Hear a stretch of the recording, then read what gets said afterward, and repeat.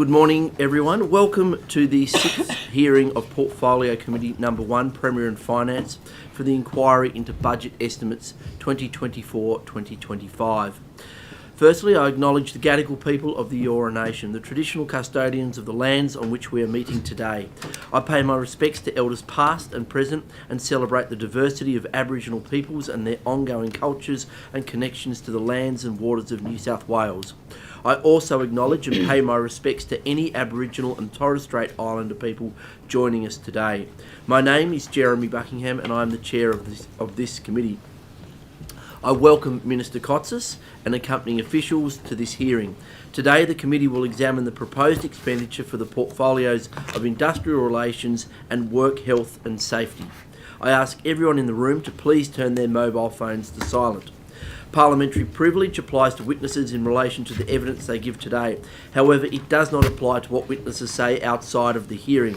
I urge witnesses to be careful about making comments to the media or to others after completing their evidence.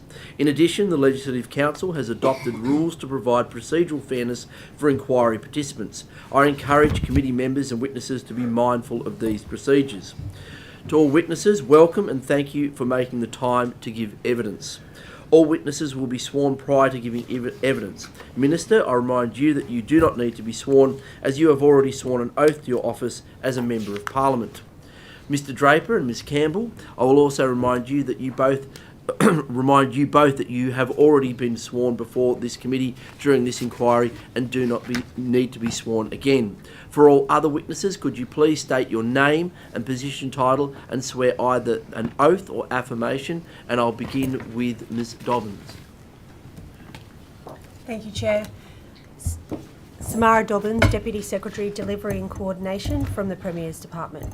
I swear that the evidence now about to be given by me shall be the truth, the whole truth, and nothing but the truth, so help me God. Thank you. Mr Head. Graham Head, Secretary, Department of Customer Service. I solemnly, sincerely and truly declare and affirm that the evidence now about to be given by me shall be the truth, the whole truth and nothing but the truth. Thank you. Mr Curtin. Good morning, Trent Curtin, Acting Deputy Secretary for Safe Work New South Wales. I solemnly, sincerely and truly declare and affirm that the evidence now about to be given by me shall be the truth, the whole truth and nothing but the truth. Thank you. Mr Farquharson.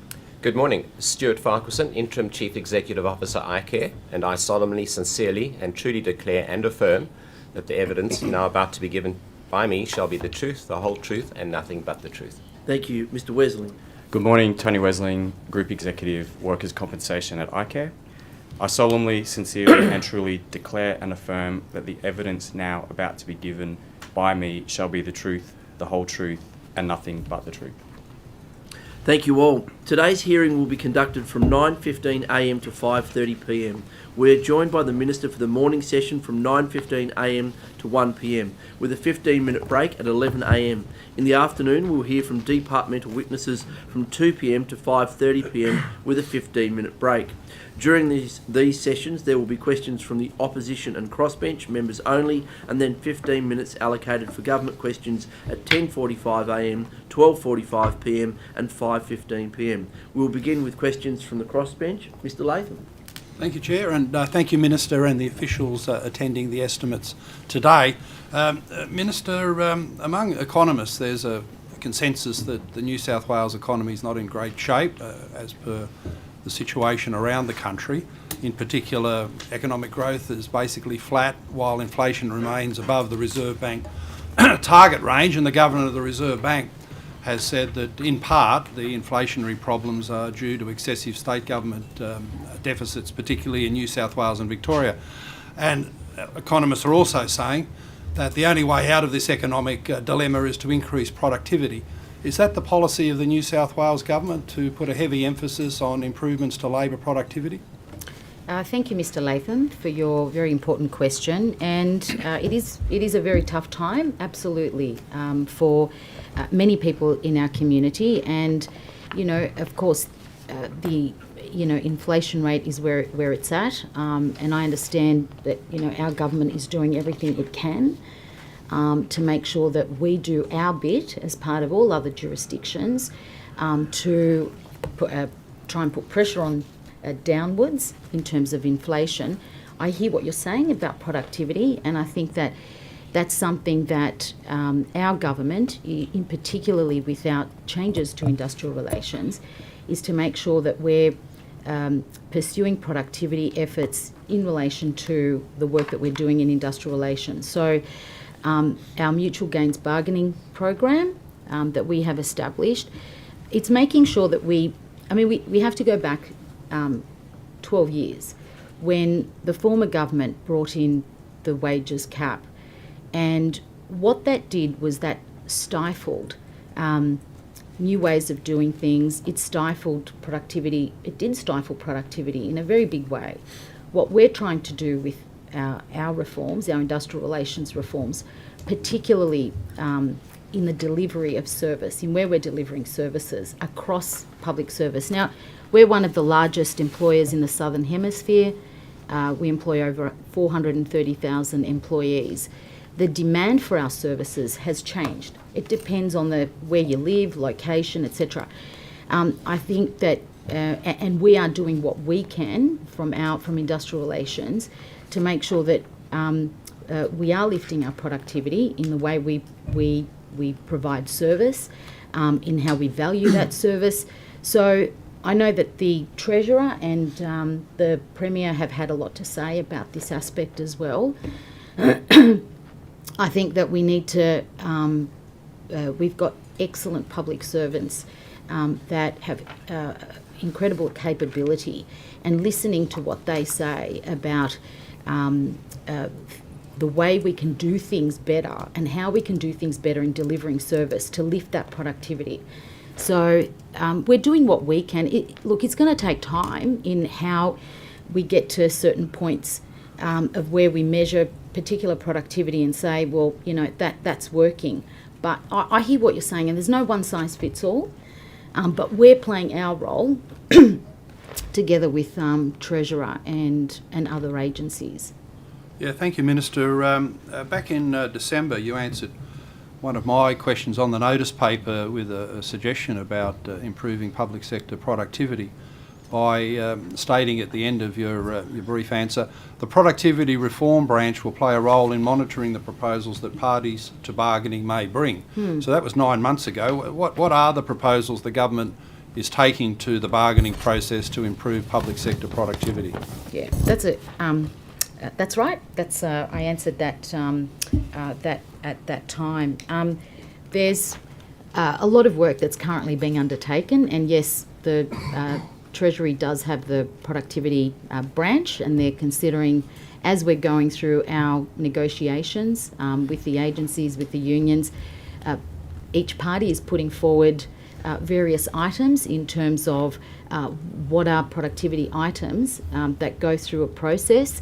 There have been a number in terms of our firefighters, for example, that we looked at for the award that we negotiated, not this one, but the one last year. So I'm happy to relay that, but I'm also happy to defer to Miss Campbell as well, or Miss Dobbins. It's not my part of the portfolio in Treasury, Mr. Latham, so I would have to take that on notice in terms of Treasury's role, but I could perhaps answer that for you this afternoon. Okay. Yeah. Well, Minister, you mentioned the firefighters. What's the productivity measure that the government's taking to the bargaining table with the firefighters? So with the firefighters, so not the current situation at the moment. Currently we've got, it's in the commission, but I'll just give you some examples with respect to the firefighters that concluded their 1 year agreement. And these are just good examples, but a lot of work has gone into this firefighter award, but also there's a lot of work that's currently being undertaken across agencies and across awards. And I just wanted to give you some other examples.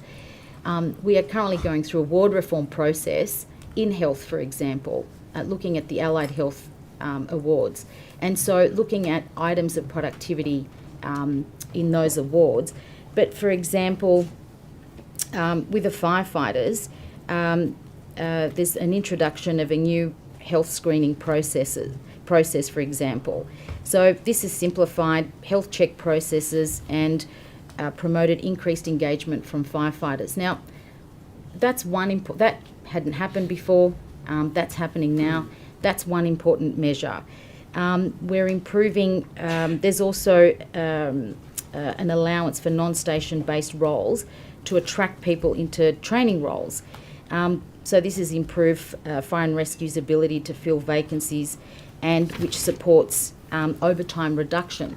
So these are just some of the things. There's quite a few items across agencies that will be identified and looked at as productivity. So productivity isn't just one thing, but for us it's about making sure that we're delivering service to the public, we're doing it in an efficient way, we're making sure that we value add, but when you're having these discussions with frontline staff, there's a lot of good ideas in how you can improve providing service. So all of these things are being put through this process and measured in various ways. Right, and what are the measurement projections of what level of productivity you can improve through the reform process at the bargaining groups? Well, at the moment, there's a number of negotiations that are currently being undertaken. I'm happy to... But does the government go to the bargaining table and say, look, if we do these things, productivity will increase by X%? Have you got those projections, or these are just general ideas that you think might be useful? Well, this is part of the mutual gains bargaining process. This is part of... But have you got projections of what your proposals will achieve in terms of public sector productivity? I can give you some information. I can give you some information on that after the break, Mr. Latham. Okay. And those firefighter improvements, they were achieved last year, were they, separate to the current? They were. They certainly were. And Right. Mr. Latham, with that particular award, we were left. That award expired in February. It did take considerable number of months, but a lot of this process, a lot of this back and forth, this process of bargaining, it takes time. And you've got to remember that a lot of these awards haven't been reformed for a very long time, for over a decade. And so you're going through, you're first of all, you're establishing an open relationship of trust and transparency, the provision of information. So it's important for all parties to have that framework, but also the provision of information, helping to get to the point where you want to get to. I think we've still got a long way to go with respect to a lot of these awards and reforming these awards, modernising, and making sure that the awards reflect the way we do work, the way we practice in terms of our work. IT has made change. IT has supported the way we do work, but also there are just so many great ideas across government that now we have that open dialogue, and those ideas can be put to the table, and that's what's currently being done. And has the productivity reform branch presented a list of recommended productivity improvements to you as Minister? Sorry, Mr. Latham. You said there's a lot of ideas, and I assume they're being generated by the Productivity Reform Branch. Have they presented to you a list of the productivity improvements they'd like to make, the reforms they'd like to make in New South Wales? Well, so that branch is working across agencies, and what's happening is that agencies are talking to the unions, and they're going through negotiating or bargaining process, and then ideas are being put forward. They go through this particular process. Are the ideas coming from the Productivity Reform Branch? That's what I asked. And is there a list of their proposals that have been presented to you as Minister? There's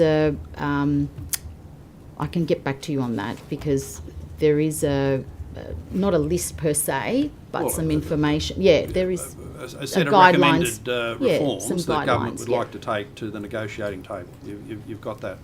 I'll get that for you. You'll get that and pass it on to the committee. Okay, thank you.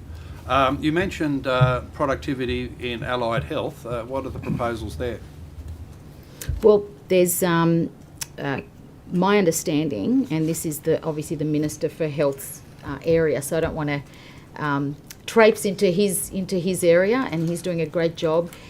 They're currently at the moment, or there are around over 30 awards in the allied health, and so most of these awards haven't been modernised for a very long time, and so my understanding, and correct me if I'm wrong, in terms of any of the officials, correct me if I'm wrong, a committee's been set up to work through those awards. So there are a number of outdated allowances, the way people work, the practice of work. So a lot of our wonderful allied health workers, whether they're cleaners or security guards, our professional social workers in the hospitals, a lot of the way their practice, a lot of the ways they do work is very different to 20, 30 years ago.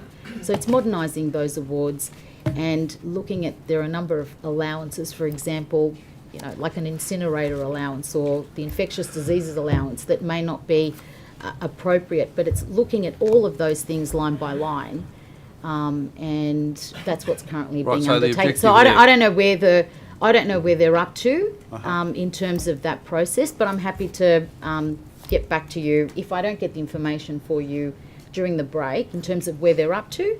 I'll take that one on notice, but I'll try and get back to you. Okay, thank you. So the objective there is award simplification. Award simplification, but modernising, and also how it benefits the employees as well, and also it's a time and motion in some of these. For example, I'll give you an example. To access one of the allowances, for example, a cleaner has to have a form signed by a superior. Now that might take 15 minutes to find that superior, it might take 20 minutes, but it's about simplifying that process and the time taken running around trying to get a signature.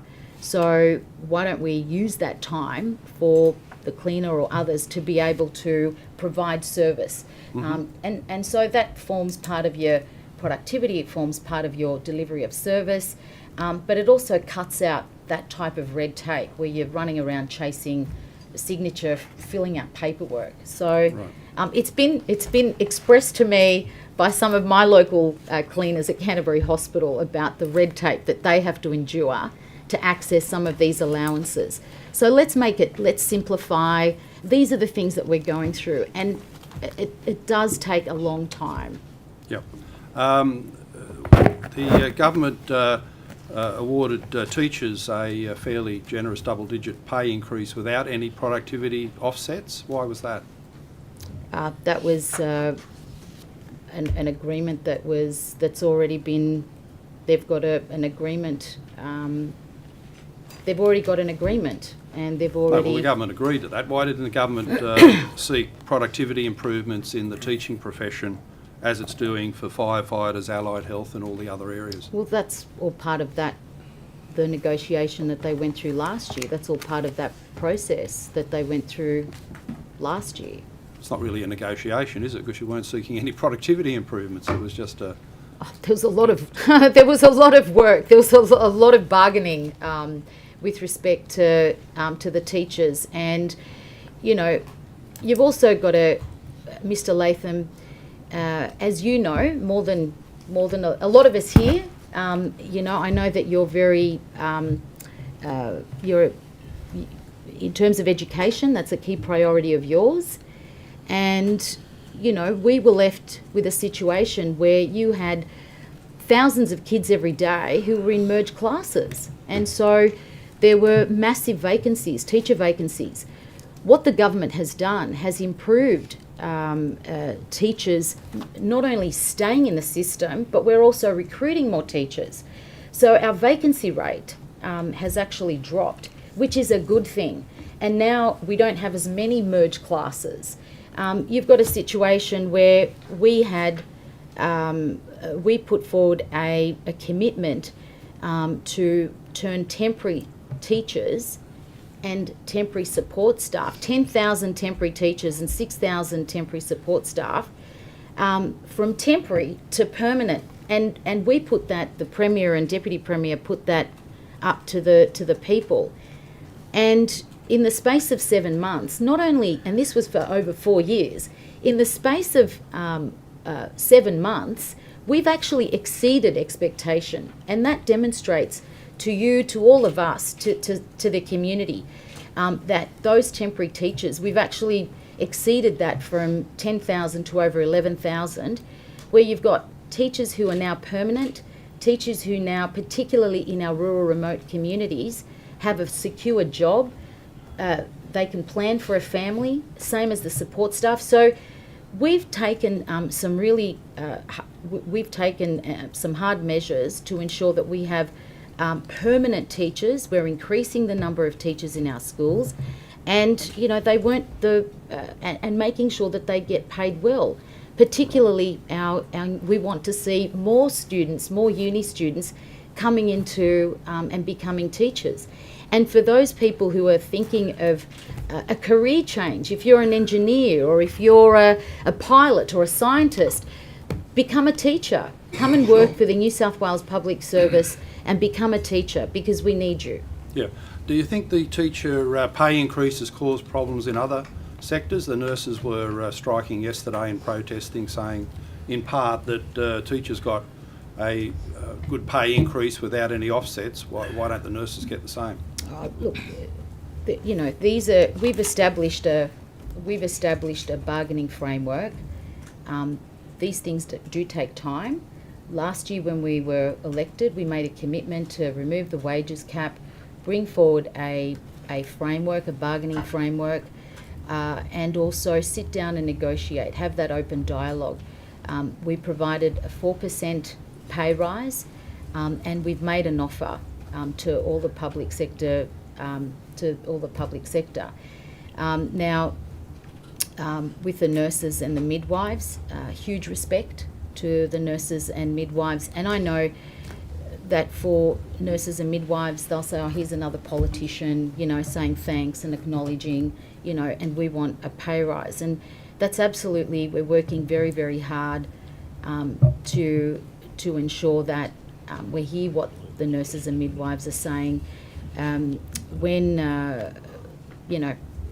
as you know, I had breast cancer a few years ago, and, the nurses, particularly the oncology nurses, I mean, they are absolutely critical in our system and vital, all of our nurses and midwives. And tomorrow we're meeting the Treasurer and Health Minister, and I are meeting with the nurses and midwives. We're listening to what they're saying, and the Premier and of course our Health Minister have had a lot to say about that. But when the nurses say teachers received a generous pay increase without any productivity offsets, without a genuine bargaining process where the teachers didn't concede any particular productivity gains or changes to the award, what do you say to the nurses in response when they make that point? Well, we're going through a process. The same as the teachers, same as other occupations, and we're. But what do you say to them? I know you're going through a process. What do you say to the nurses when they say, why can't we get what the teachers got?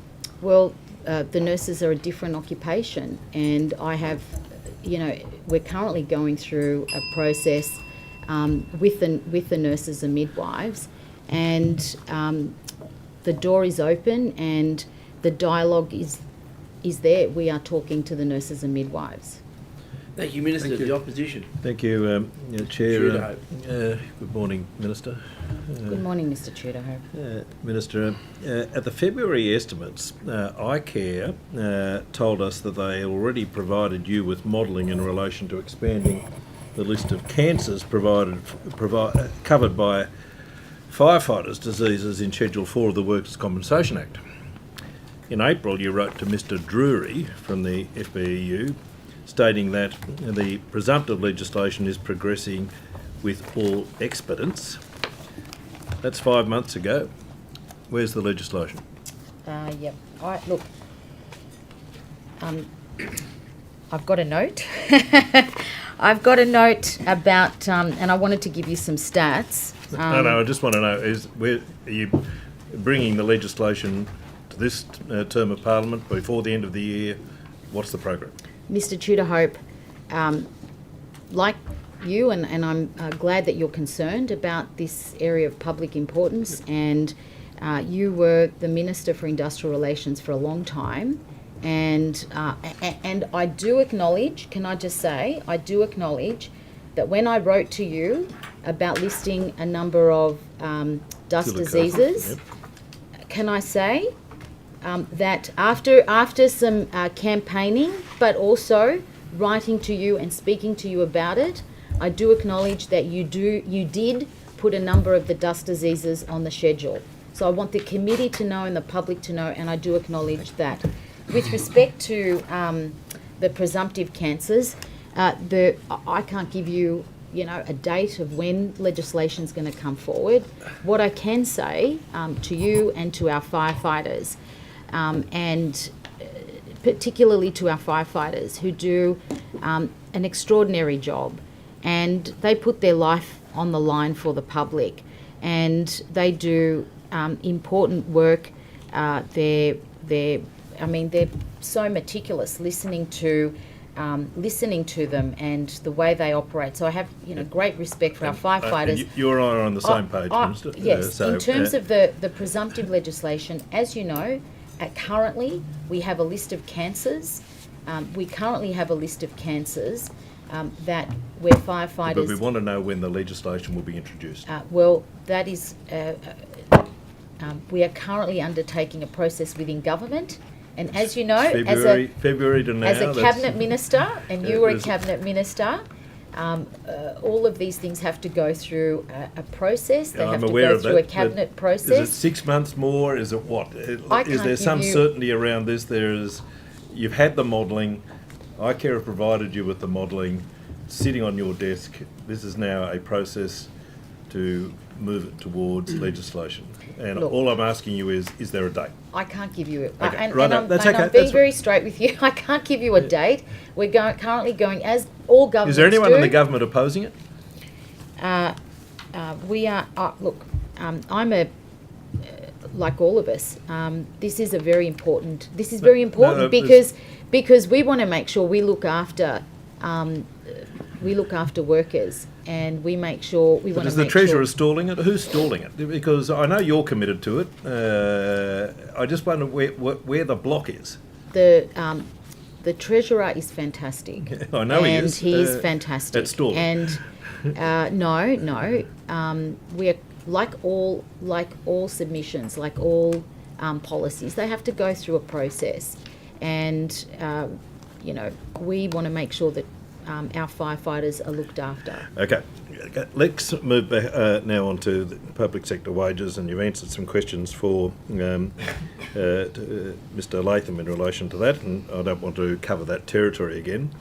However, in May this year, the Treasurer announced a 10.5% wages policy over 3 years as being the wage rise offer which he was making to the public sector, and he described the offer as giving certainty and being fair. In the same media release, you described this offer as a baseline. Is your 10.5% offer a fair and certain offer, or is it a baseline offer? Well, what I've stated in my comments is what's in my comments. So the government made... So it's a baseline. Is that what you're telling us here today? That 10.5% is the baseline. The government made an offer of 10.5%. And that's the baseline. The government has made an offer of 10.5% over 3 years. Well, the Premier has made it clear that 10.5% offer is a fair and reasonable offer, and that if the Nurses and Midwives Association, and presumably any other union, doesn't agree, they will need to go to arbitration at the IRC. Is that correct? I support what the Premier has said. Well, that means, of course, that any mutual gains bargaining or negotiation is just a waste of time, doesn't it? Because that's what you've just told us, is if you want more than 10.5%, go to arbitration. No. Isn't that what you're telling us? No. Well, there's a number of pathways that we've opened up here there are a number of pathways. There's a few things here.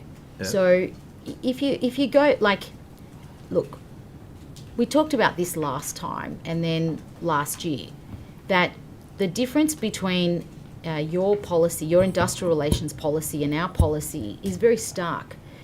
Our policy is about bargaining, open dialogue, making sure that we're recognising and valuing the practice of work, and we're valuing the efficiencies and the productivity. Minister, I'll come to that. No, You no, answered but- a lot of that. but- with no, no, answer to but if Mr. we, Latham. but the policy that you took, and I understand you believe in that policy. You voted down our legislation. I understand that. I don't understand it, but I get why you did it.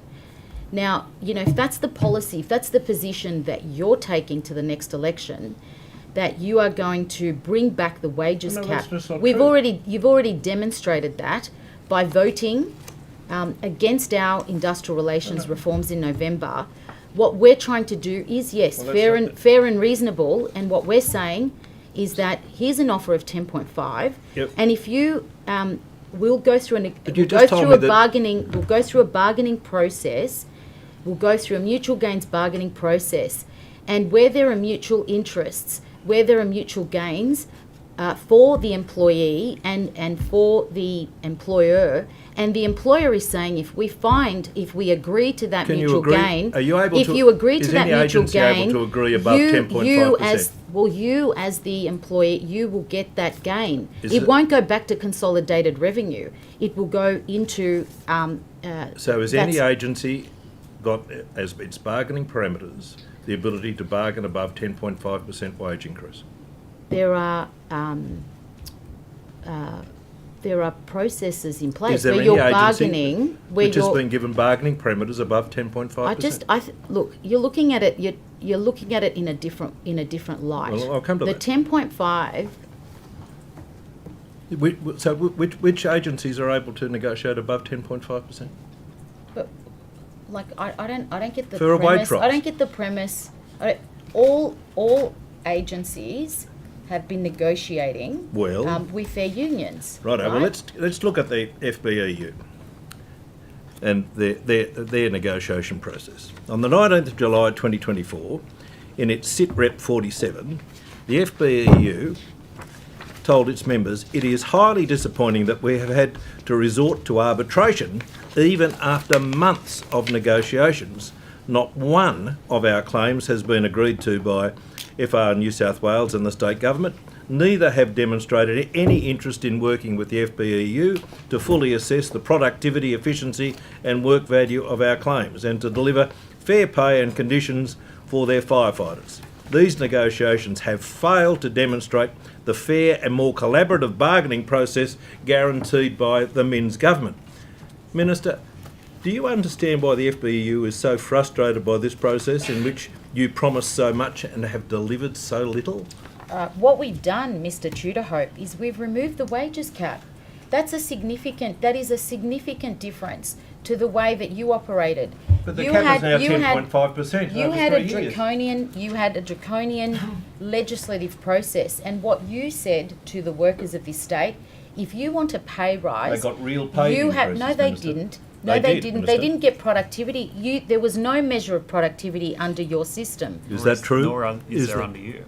So, hang on a minute. Your system was you couldn't bargain, right? So you had a wages cap. Yes, they could. You had Yes, they could, Minister. They could bargain. Their Anyway, I'm not employee. gonna- but Minister, but you're comparing a system that has currently come in and currently going through a process.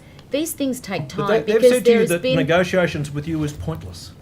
That's what they've said to the government and to their members, that negotiating with your government is pointless. And in fact, Well, your they're mutual, negotiating your with us. mutual They didn't gains negotiate. your mutual You gains know- bargaining process is nothing but words. You know, under your government, you legislated in June 2011 and you shut down the process of bargaining, and the only thing that you could bargain is your employee-related savings. So if you wanted a pay rise under your government, you didn't look at productivity or efficiency. Well, employee-related savings sounds like productivity to me. Employee-related savings is giving up your long service leave No. giving up. Yes, it is. Will you tell me what? Well, I can. What your a lot of the what things your that you view- indicated earlier. But listen, let me go on, Minister. Why did you reduce the offer to the FBU from 10.5% to 10% after mutual gains bargaining and negotiation failed? You asked this question of Mr. Of Mr. Mookie, and he responded to you. You tell me, why did you do it? We didn't. We haven't. Well, in their SIT report 47, this is what the union leadership said. Have you joined the union? In a petty move, Fire and Rescue New South Wales and the government have lowered their wages offer to 3% per year over 3 years, deducting 0.5% from their baseline wages offer in the first year after we refused to accept their, quite frankly, insulting baseline wages offer. Are they lying, Minister? I have deep respect for the firefighters of this state, and I have deep I don't respect know if for they'd the agree, work Mr. that they do. Well, you know, that's a matter for that's their matter. But from my point of view, I have absolute deep respect, and we have listened, and they're frustrated. They're all frustrated because they haven't had the opportunity to sit down and to have open dialogue with government about their wages and So conditions. how many meetings have they had with you? It's all in my diary, and they're meeting with their agency, So which how is many the meetings? appropriate. How many negotiating meetings have they had? I'll have to get back to Okay. you on that, but they're currently going When through. you go to they're the currently- arbitration commission, is the offer which you're making to the firefighters, is it 10%? Is that what you're going to argue for at the Industrial Relations Commission? What do you mean? We're going through. In terms of the wage offer which you are making to the union, when you go to the Arbitration Commission, Industrial Relations Commission, are you going to argue that the pay offer should be 10% But, over 3 years? Mr. Tudor-Hope, every when you're going to the commission, as you know, there's a conciliation process, right? And they're going. So I'm happy But to. what's the argument of the government? Are you going I'm- to argue for 10% when you go to the Industrial Relations Mr. Commission? Tudor-Hope, we have put forward a wages offer, okay, and then there is a process But of is it- bargaining. There is a process of bargaining. That's finished. We're now at and, arbitration. well, there's still open dialogue. Our door is open. Our door is always open. They've now gone to arbitration. Your door was shut. And this is a very important process. We're currently going through a very important process because you've got to remember that the frustration stems from a wages cap from 12 years ago, Minister, and the wages that is suppression. unhelpful. No, it It's isn't not part of this. unhelpful. No, it's Let not me just ask this. unhelpful, Let me ask Mr. this. Tudor-Hope. But you've got to understand that it's not. You're just trying to trap me into a number, so you can try and get a headline. So you can say, this is I said something that's contrary or whatever. There is a process, and you know what we've done? We have brought back the Industrial I'm not trying to Relations trap Court, the independent umpire. But you have to and argue we've before. brought You them- have to make an argument before the industrial court. We as have to made it what very. is your argument but in we've- terms of wages? Well, we've made it very clear. 10.5%, Okay. and the 0.5 was based on so- them coming, signing on. But you can also continue. And the to, 0.5 was you can dependent also upon them signing on. continue to negotiate. Well, you've got the press release. I have it. You've got the Minister. press release. I have, Minister. And so you did, You've in got fact, the- reduce the offer No, we didn't reduce. No, I take because that you, is you took the view that they didn't sign on. no. That is absolutely not correct. Well, let me Mr. just say this. Tudor-Hope. Why wouldn't you offer them the 3% immediately? Why wouldn't you, rather than making them wait for the determination of the IRC, which is going to be on, I think, in April of next year? Why wouldn't you at least, as an act of good faith, offer them the 3% immediately, rather than make them wait? It's not April, and I understand. It is April. It's It not is. April. Well, Someone's giving you the wrong date for the sorry, listing. it's the 25th of March. I beg your pardon. 25th of March next year is listed. Mr. Tudor-Hope, like what we look. I want to be able to see that our bargaining framework that we introduced last year is working. Well, And it's there's not working open if- dialogue. It is. But it'd There's be open good faith, wouldn't it, dialogue. to offer them the 3% now? Order, Mr. Chair. A point of order has been taken. The Minister should, as a matter of courtesy, be given more than sort of 5 or 10 seconds to answer, I would suggest. Yes. I uphold the point of order. We have to give the witnesses the opportunity to answer the question in full. So please allow the witness to answer your question in full, Mr. Tudor. Minister, you have the call. Yeah. So, yeah. I mean, we continue to bargain. We continue to talk, and that's sure that these matters have been listed. But you know, like I said to you, with last year, when we settled on that 1-year agreement with the firefighters. We're in a cost of living crisis, Minister. These are families which are going without that pay rise, and you won't give it to them now.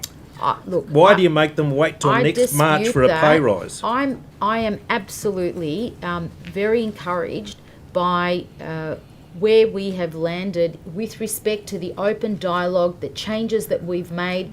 We have made huge changes to industrial relations. Why wouldn't you pay it now? Mr. Tudor-Hope, you asked these questions of the Treasurer, and he responded to you. And I refer you to those You're the Minister questions. responsible. No, I'm the Minister responsible for establishing the framework. So is it I'm the Minister Treasurer the problem, responsible for establishing the independent umpire that we brought back, that these unions can now go and argue, but also there's a pathway of bargaining as well. And we are listening. I am acutely aware of what people are going through in terms of cost of living. Absolutely if acutely you were, aware. those families would be getting that 3% The government now. is absolutely aware. Okay, can I move on to the nurses and midwives? How many mutual gains bargainings, negotiations, meetings have been had with the nurses and midwives in relation to their demands? Mr. Tudor-Hope, Is there a number? Do you know? that's a matter for the Health Minister and his agency. So that's a matter for the Health Minister and his agency. Well, is it? What do you mean? It's for you, Minister. It's for you. You're the responsible Minister. For the framework, Well, but in yeah. terms of it's the agency, the Health Department with the union. Portfolio ministers must seek concurrence of the Minister for Industrial Relations on all decisions relating to the proceedings, including the decisions on whether agencies can commence proceedings, seek to progress the matters to arbitration. That's for you, Minister. So, Minister, how many have occurred? Mr. Tudor-Hope, the Health Minister answered those questions, and there have been more meetings combined Have you attended than any? what your government organised over 12 years. Have you attended any? With respect to The nurses and midwives? I'll be talking to them tomorrow, and our agencies have been involved, and it's a matter for health. Why has it taken so long? They've had 10 meetings already, mutual gains bargaining. Why is it the first time they're meeting with you and the Treasurer tomorrow? A point of order has been taken. Mr. Nandra on a point of order. Chair, my point of order goes to relevance. The Minister has already made it clear that the day-to-day management of negotiations with the trade union is not within her portfolio responsibility, but the Minister for Health's. To the point of order, the Minister's meeting with the union officials tomorrow, and she's the Minister for Industrial Relations. I think that's highly relevant. If that's not relevant, I don't know what questions we would be asking the And I Minister. point the member to the New South Wales You don't Government have- Fair Pay you and don't have Bargaining to, Policy. You don't have to. I don't uphold the point of order. The question's clearly within the remit of the Minister's responsibilities, but we might have to come back. Well, can I just get an answer to that one? Why is it the first time tomorrow? With respect to The Treasurer and yourself to meet with the Nurses and Midwives Association. Look, 10 meetings. we have had a lot of dialogue on many issues, whether it's safety issues, whether it's industrial relations reform, whether it's work health and safety, whether it's psychosocial claims in the workplace, many discussions. With respect to the bargaining process, it is appropriate that the agency and the union sit down and work through these issues. Thank you, Minister. Mr. Latham. Yeah, thank you, Chair. And Minister, you said earlier on that the pay rise for the teachers was in large part designed to get teachers back in front of the classroom. Why didn't the government also address at the same time some of the incredibly generous leave and job share arrangements that actually take teachers away from the classroom? What do you mean?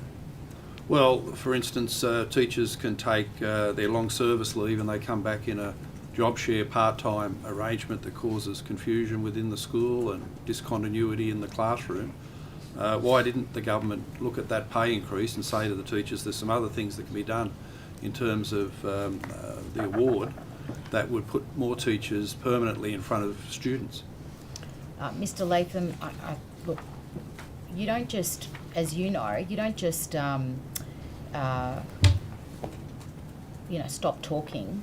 You're going to continue talking to look at ways, better ways of doing things. We need to increase, we need more teachers in our schools. We need more specialist teachers. But in terms of the specifics, you'll have to, I can take it on notice. I can refer you to to Simon or Mr. Draper and Ms. Dobbins. And, the specifics are a matter for Department of Education and... Right, what about the Productivity Reform Branch? Are they having a look at the Teachers Award for these further discussions and negotiations? I'd have to take that. Take that on notice? Okay. When the Premier issued his Back to Work order, was that regarded as a productivity measure? I can refer you to Mr. Draper, who issued the memo. Yeah, Mr. Latham was actually issued by me as the head of the public service. The primary focus of that circular was not about productivity. There's frankly a lot of debates about the productivity elements of it. That wasn't the primary focus. The focus was really about trying to develop public sector agencies and institutions where people have a much stronger sense of belonging. They're working together, they're connected to their organisation and providing services to the public. So obviously that was all disrupted when COVID hit us, and it's well and truly time to make sure that we're remedying that. I think as I think I've said it in that previous hearing, I think the reason why the public service did so well during COVID was because prior to that, the public service was so connected, the public institutions were so strong. We've just got to make sure that we spend time replenishing that and making sure that's a continuing factor. Right, people working cooperatively in their physical workplace, isn't that a productivity gain in itself, as opposed to various satellites working from I think home? there are definitely benefits from it. That's one of the reasons why we're promoting it. I don't want to buy into there's competing research about people saying they're more productive at home than they are at work, etc. I don't want to buy into that because there's different views. But I think when the type of work we do in the public service, there are clearly benefits to the public and also to employees for being much more connected. Yes. Well, Minister, what's your view of the optimal productivity outcome that would be achieved in the balance between working in the office cooperatively with colleagues, that collegiate sense of belonging to a workplace and knowing your colleagues and sharing ideas and so forth that Mr. Draper mentioned, as opposed to working from home? What's the best outcome the government can achieve for productivity and the service consumers in New South Wales? Yeah, look, Mr. Latham, I think that it's not, it's obviously a matter for our secretary, but speaking to staff in my agency, for example, I think that there is an important balance, and I think getting that balance right in terms of service delivery, the work that we're doing to deliver services for the people of New South Wales, and also making sure that we provide flexibility, and particularly, and I don't want to sort of gender this, but particularly for women in the public service who make up over 66% of the public service. And what I found, and this is from my own experience. So when I've travelled up to our regional centres, for example, where we have, particularly in my areas, where we have women who are doing whether it's case management or front line, front office, in terms of the specialisation of service that they provide to the public, whether it's in eye care or safe work or long service leave, for example.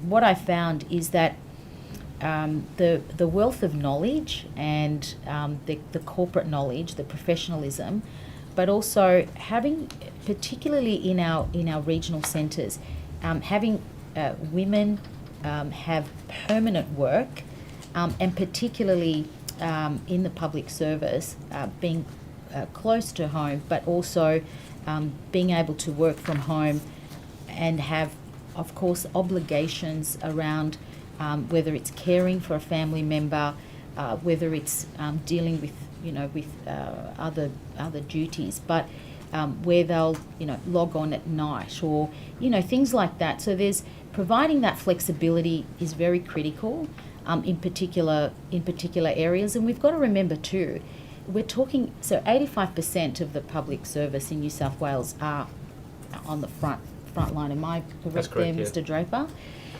So you're talking about 15%. And for me, when I see, particularly in our rural regional communities, where we have women in public service that have permanent work, it's important not just for them, but for family. It provides that stability, that work security, but it also means they can plan for the future. They can plan to have a family. They can be involved in the P&C. They can be. It's about for me, it's about the being involved and engaged in society, and this is where I think working in the public service, which is a very, very noble. We've got excellent people that work across the public service, but I think in particular for women in those areas, that permanent work is really critical. And I think that the policy that Mr. Draper has put forward is important. Getting that balance right, making sure that we have that flexibility as well.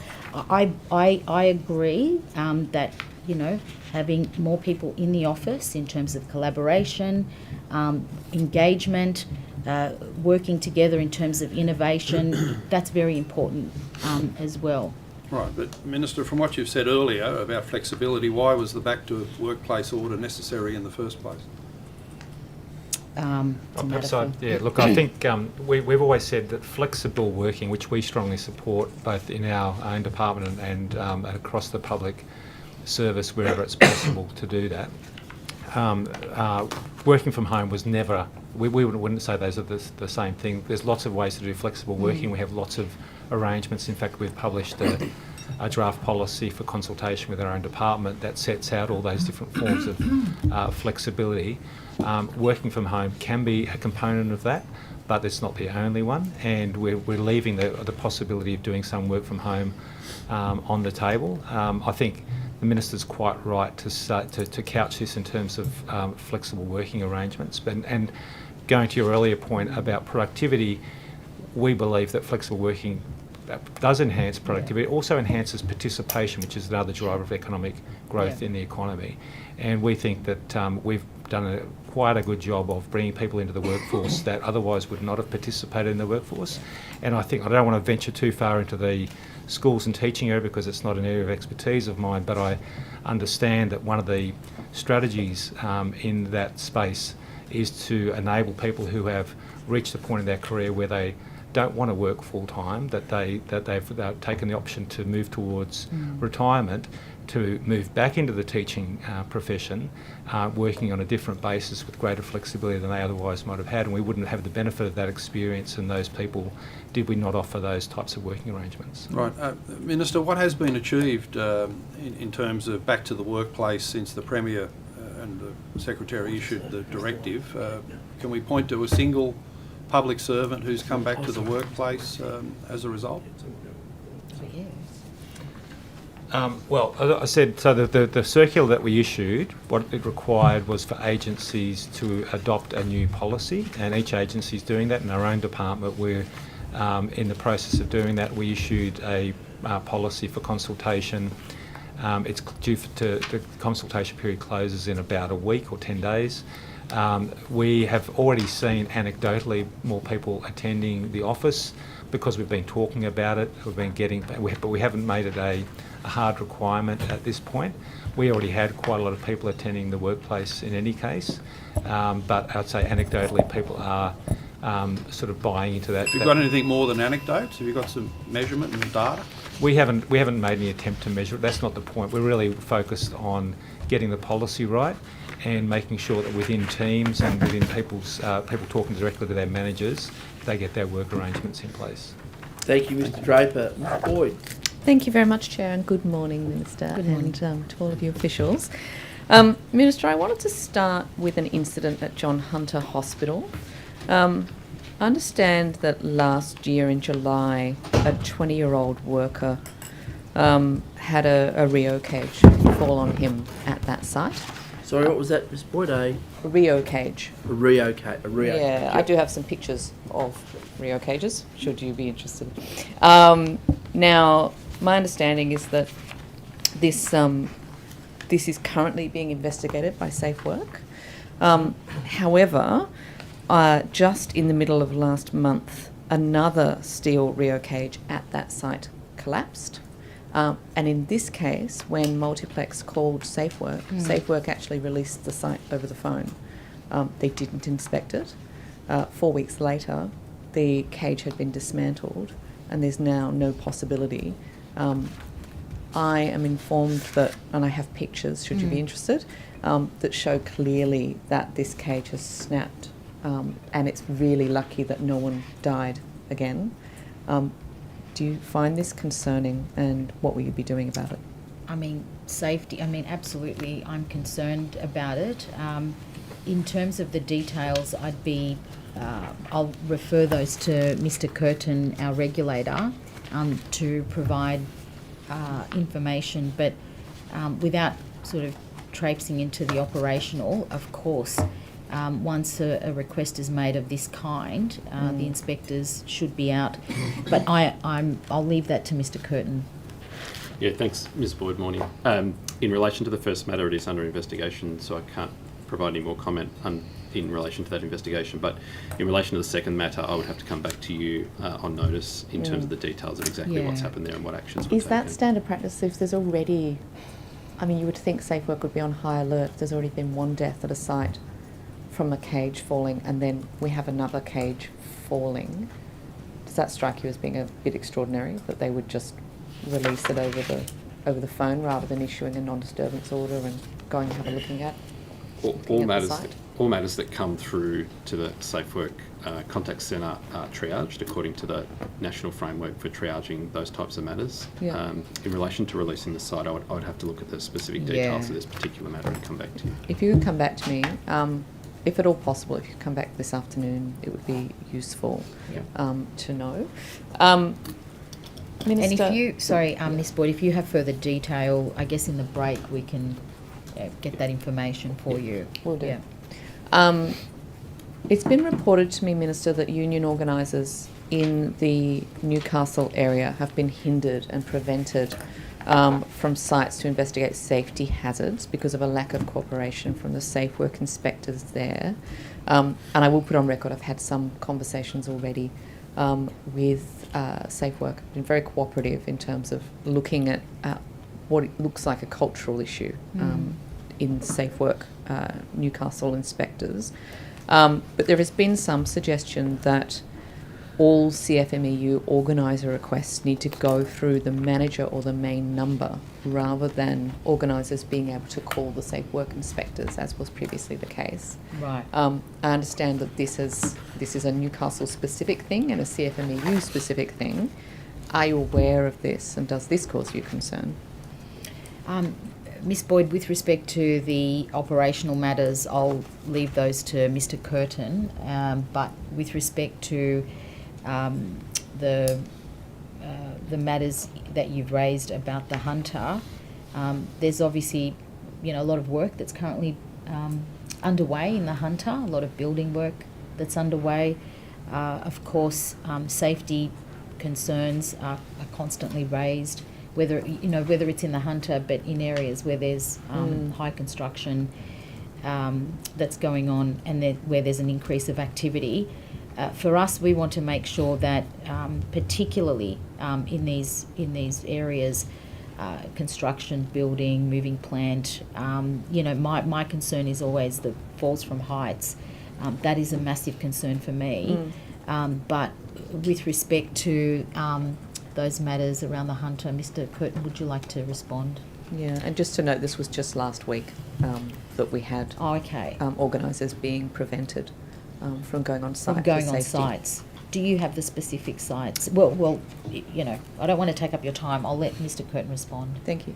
No, in relation to specific sites and specific interactions with CFMEU officials, I'm not aware of any concerns being raised with me or at a more senior level in the organisation about union officials being restricted from entering sites. SafeWork has an important role to play in terms of negotiating concerns in relation to entry permit holders and working alongside health and safety representatives to resolve disputes with PCBUs. So it's a normal part of our business. We take a very impartial approach to that. In relation to a specific protocol that might be in place in Newcastle, I'm not aware of any specific protocols about the manager being involved. But I will say in relation to the CFMEU, when we became aware at SafeWork that the government were taking steps in relation to the administration of CFMEU, I did put in place an additional protocol to make sure that matters that related to CFMEU known sites were triaged at a senior level to make sure that additional safety protocols were in place to look after our inspectors. And so if you're referring to that protocol is currently in place for CFMEU related sites. Okay, sorry, can you just clarify that? So for anything related to CFMEU, there's a separate protocol in place? There's an additional step in place just to make sure that the safety of our workers is forefront, and the triage process involves a review by an executive at SafeWork just to make sure that those protocols are in place.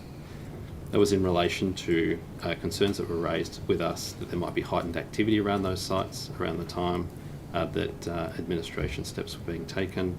And so we wanted to make sure that we had appropriate steps in place. SafeWork has a violence and aggression protocol for our inspectors. There are various concerns across all industries and all areas where SafeWork inspectors can at times be abused or confronted, and we wanted to make sure that the additional had there been abuse? Was this preemptive? That was preemptive, correct. Right.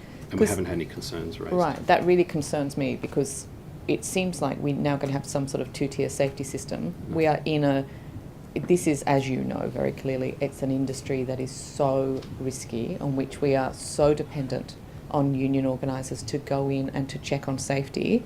If there's an additional barrier in place just because someone happens to be CFMEU, that seems to be quite it's not a barrier. No, there's an additional... No. It means, so it's, what do you have, 2 inspectors going out?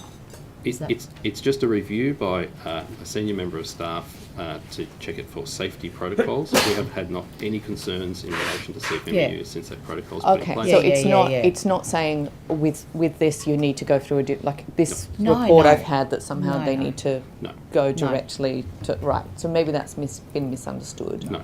And in relation to the relationship with unions in Newcastle, I've met specifically with Hunter unions to make sure that there's an open dialogue between SafeWork and unions in the Hunter region. Okay. Given what is happening with the John Hunter Hospital site and what we're hearing in the Newcastle area in particular, will you issue a direction that there be no additional obstruction for CFMEU officials? Is there... Our inspectors take an impartial approach regardless of who the requester is. Okay. And there is no change in terms of the operating protocols for our inspectors. Okay. Would you look into that for me? Because if that is happening and that's delaying safety inspections, that's quite a concerning, I would hate for there to be another accident because somebody hasn't been allowed on site when they should have been. If you've got details of the specific matter, I Okay. can look at that. That's Another bit of feedback I've had is that Safe Work is refusing to attend sites where there is a bargaining process ongoing. I understand that there's like over 200 companies currently with EBA bargaining going on. Is that a policy that, no? Right, okay.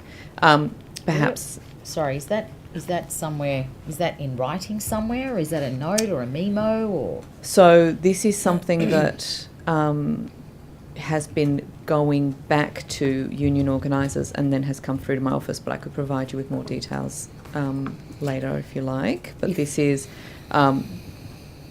what Newcastle, it's the Newcastle side again, are saying that they don't attend the sites where there is an EBA negotiation on site. Okay. Minister, I understand there was some direction from the Premier that ministers weren't to meet with CFMEU. Is that applying to you as well? Are you still meeting with them in relation to work health and safety issues? So, Miss Boyd, there's, as you know, we've appointed an administrator, and in terms of the operational matters, it's business as usual. The organisers have to do a job representing their members, and making sure that they're on site, or working together with Safe Work, and any issues raised, we'll tend to those, and of course, as we said, there's an administrator in place, and same process in terms of if there are any issues of concern, they'll raise those. The administrator will raise those with myself in terms of safety, and particularly safety. So it'll go through the administrator for those systemic issues that'll come through. Of course, yeah. But it doesn't, in terms of organisers going out, doing their job, they've got a job to do, representing their members with respect to safety. Where Safe Work is here to listen, we're here to listen, and Safe Work takes its role, and we take our role very seriously when it comes to safety in the workplace. So our door's open. Thank you. Thank you, Minister. The opposition. So, if I can just return, Minister, to the nurses and midwives. Before negotiations started to take place with the nurses and midwives in relation to their log of claims, did you approve a set of bargaining parameters? There's a process, as you know. There's a internal government process. So you approved a set of bargaining parameters? As you do with Yep. Going through the parameter process. Did any of those bargaining parameters allow for any increase above 10.5%? For a wage claim? Mr. Tudor-Hope, like I said, and like the Health Minister said, that the door is open. We're in dialogue. Where I know that there is frustration, and we will continue to be talking to nurses and midwives. And I refer you to what the Minister for Health said yesterday, and he made it very clear in terms of his expectations, but also the bargaining process takes time, and I know it's frustrating, but it does take time. No, I understand, but I'm just asking about the bargaining parameters that were put in place. Was there any scope within those bargaining parameters for any increase over and above 10.5%? Mr. Tudor-Hope, as you know, going through a bargaining process, any bargaining process, where you have mutual agreement, of course, there will be an opportunity to look at a mutual gain over the 10.5. So yes is the answer. There was opportunity within the bargaining parameters. No, you're putting words in my mouth. You're putting words in my mouth. There is, from my understanding, there have been discussions with Health and the Nurses and Midwives Association with respect to their agreement. It might help, Mr Chair, because I wrote those original letters with the baseline offer, but those offers set out the baseline offer, but it also alluded to the fact that there was scope for where there was mutual gains to be made, there was scope for further discussions around those things. Well, what do But you're asking about negotiating parameters as if there's a sort of a numerical number that we can pull forward. That's not the case, because that's part of the negotiation process. There's a baseline offer, and then there's a process to go through to identify other gains that can be then quantified for people. Okay. So, in relation to that, then, in the course of negotiations, have you been able to identify any productivity or negotiation parameters which would allow for an increase over and above 10.5%? Sorry, is that for the Minister or for me? Minister. Yeah. I'll just say that we don't conduct in those negotiations. The Minister was quite right earlier when she said that the employer is the Secretary of Health. They happen through the portfolio agencies. As you noted, we have a framework around when they want to bring forward proposals. There's a framework around taking those things forward through our senior officers group and through the government, but the actual negotiations are conducted by the agencies. And I accept that, Mr Draper, but I just so, has any proposal come to you, Minister, to increase the offer above 10.5% arising from those negotiations? Mr Tudor-Hope, there's obviously a lot of discussion and dialogue, and we will continue to have discussions with the Nurses and Midwives Association. Under the Section 10 of the Section 210 of the Industrial Relations Act, nurses have rights in relation to ensure that they are free from victimisation. Isn't that the case? Of course. So, midwives who are on strike in support of their 15% claim, none of them have been threatened by the New South Wales government, have they? This is the first I've heard of this. Well, what about nurses who wear badges at work relating to their campaign? Have they been threatened by managers in relation to adverse consequences? Mr Tudor-Hope, I understand that one of your colleagues asked the Minister for Health this question yesterday, and Minister for Health answered this. I am very pleased that you have a newfound respect for, it's not newfound, union. Minister. Well, I mean, under your government, Don't pass on the reflection on me. It's not newfound. Well, your government had their particular views about particular type of, of activity, of union activity. No one should be threatened or intimidated or bullied in the workplace, anywhere, whether it's in the public service or private sector, and full stop. In respect of the action which was taken yesterday, there was an order of the IRC for that action not to take place, was there not? That's correct. And in contravention of those orders, the strike activity still took place, and there was a significant impact on health services being provided across the state, was there not? The Health Minister, Mr Park, responded to that, and all action was taken with respect to care and making sure patient care was a priority.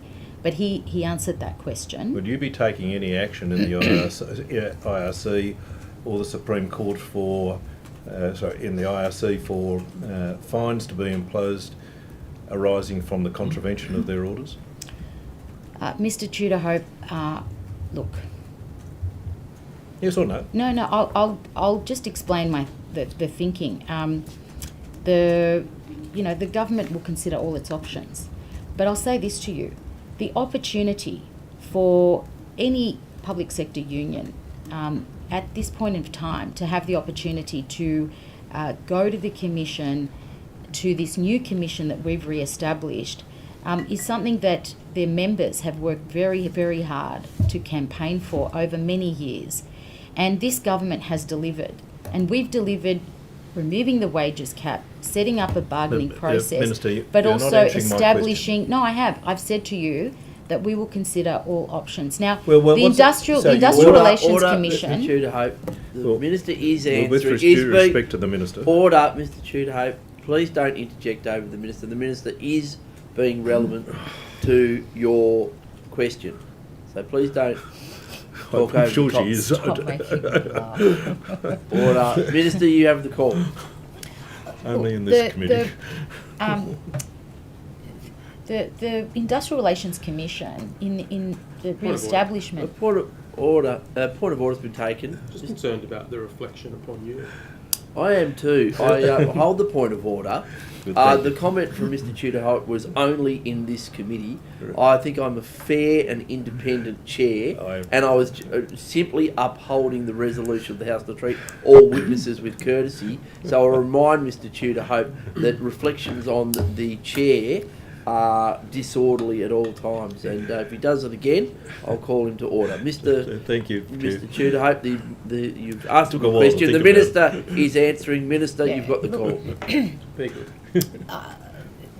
This is the fact that we were able to re-establish the independent umpire after many years of campaigning, also by the nurses and midwives and other public sector unions, is a credit to their campaigning, but also to our government that has delivered on that promise, and that and as Mr Tudor Hope has said, that orders were issued with respect to the union, and it's disappointing they defied the orders of the independent umpire, but there is pent-up frustration from 12 years of wage suppression, and this is what happened.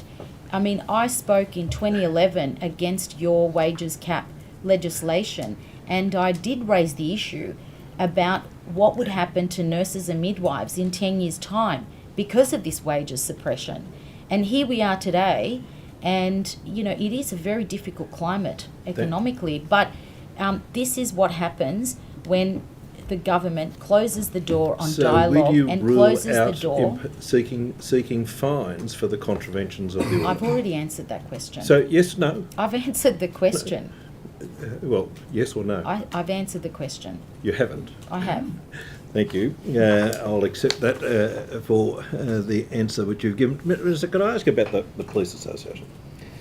The current demand of the Police Association is 25% over 4 years, not including superannuation. Are you aware of that? I'm aware of their offer. Yep.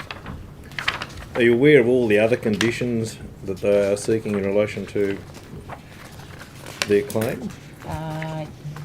Yep. Yes, I am.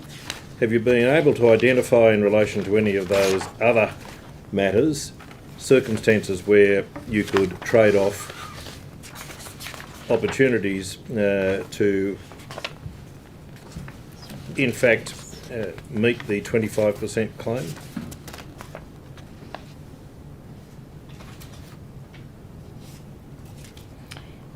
Sorry, Mr. Tudor Hope. It's best for me to just give you an outline. With respect to the Police Officers Award, the Police Force and the Police Association have actively engaged in mutual gains bargaining and have been meeting regularly to progress bargaining discussions. Productive discussions are continuing and ongoing. So, in relation to that, have you been able to identify any opportunities to trade off conditions or productivity enhancements in respect of meeting their 25% claim? Yeah, look, I think. Or are they wasting their time, and should they just go straight to arbitration? Look, I think it's important that with respect to all of these award negotiations, that they are done, of course, without prejudice, and which is what's happening, and also in the confines of their, confidentiality, and there's a lot of back and forth, and it's all done without prejudice. So my understanding is that the police discussions are ongoing, and I don't think it's very wise of me or anyone else to disclose anything further. Those discussions are currently, at hand with the police, New South Wales and the union, and also the other great thing that the government did was paying student police officers while they study at Goulburn Police Academy. Can I ask you about child protection workers? Child protection workers are wanting a 15%. But that's a great thing, because we've got more police students who are coming through, and it is, but it's great. It's I'm really sure you'll good. get it. Minister, child protection workers, they're demanding 15% wage rise for 24-25. What's the government's current offer to child protection workers? So they all come under the Crown employees, Mr. Tudor-Hope, as you know. What's the current offer? Mr. Tudor-Hope, you already have been told, but can I just say in terms of child protection workers, now, again, in 2011, unfortunately, let me tell you, in 2011, the former Minister for Family and Community Services, Prue Goward, basically pillaged $1 billion, $1 billion from Family and Community Services. I asked a specific $1 question billion. about what is the current offer. Okay. This is not responsive. And to well, what I'm is talking. the current You've offer. asked me. Minister. Further to the point of order. Further to the point of order. I would say that it is relevant. It's quite clearly relevant because there's background and context. Well, it's not context. It is a specific order, question. Miss What Order. is the current Order. offer? Order, Mr. Tudor-Hope. I don't uphold the point of order. The Minister is providing some context, some wide latitude is given, but I asked I asked the Minister to come back to the specifics of the question. Mr. Tudor-Hope, and I know that you care about child protection workers. We have high vacancy and we have high turnover, and you have to look at the background of this. There are, and Minister Washington is doing an excellent job in doing her very best in making sure that we recruit, we retain, but we need to do a couple of things. It's not just a one-size-fits-all. What is the current offer? The government has made an offer. What is it? We're in bargaining, but this is a certain sector. It's not one-size-fits-all as well. You've got to understand this is child protection workers, where we have a retention and retain problem, and we have high vacancy, and we have a high turnover as well. So we've got legitimate issues here and challenges that we have to address. Minister Washington is doing, as I said, an excellent job in trying to ensure that we're recruiting, retaining. And yes, Mr. Tudor-Hope, pay is an issue. It absolutely is an issue. And this is something that we have to look at, not because it's about vulnerable children. We have to make sure that we've got the very best in terms of people dealing in this area, and of course, we advocate very strongly for them. But we've got to go back to history. Can I ask and the historical context is that there was $1 billion that was taken out of You facts. haven't told us what the current offer is, so I'll move on. Minister, the Public Service Association is demanding 13% over 3 years. Have you rejected that demand? As in the Crown employees, the whole Public Service Association, yeah. Well, they represent, as you know, Public Service Association. Department of Community Services. Yeah, that's right. Prison officers, child protection workers. They represent a whole lot of. Have you rejected their claim? National park rangers. Have you? We're in discussions. We're in discussions, Mr. Tudor-Hope. So, is the offer to those? Is there an offer on the table for the Public Service Association?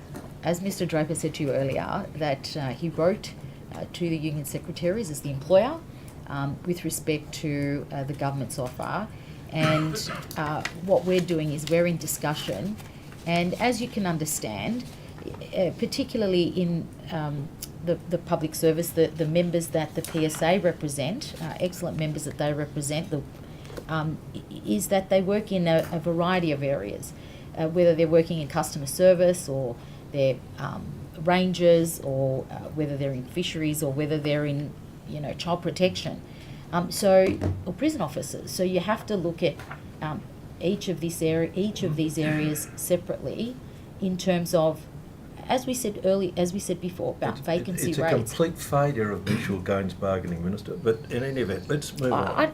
I Minister, disagree. Are you supporting it's or The point of order has been taken. Mr. Again, Primrose. I think by editorialising, the Honourable Damien Tudorhope Well, has the shown Minister's gross editorialising. discourtesy. The Minister has sought to Editorialise. respond, to fully answer a question, and then is cut off, and a comment's made, and then another question is sought to be made. The Minister should be allowed to answer her question. Yes, I uphold the point of order. It is discourteous to just make comments and, as the member has said, editorialise. So please desist from that, Mr. Chair. Minister, I want to just move on to the combined rail unions. Are you supporting or opposing the RTBU's application to the Fair Work Commission for a single interest employer authorisation covering light rail as well as Sydney trains and New South Wales trains? Sorry, I'll get your a response because I read it just before I came in. So, Well, it's good. just give You're me ready for me. one moment.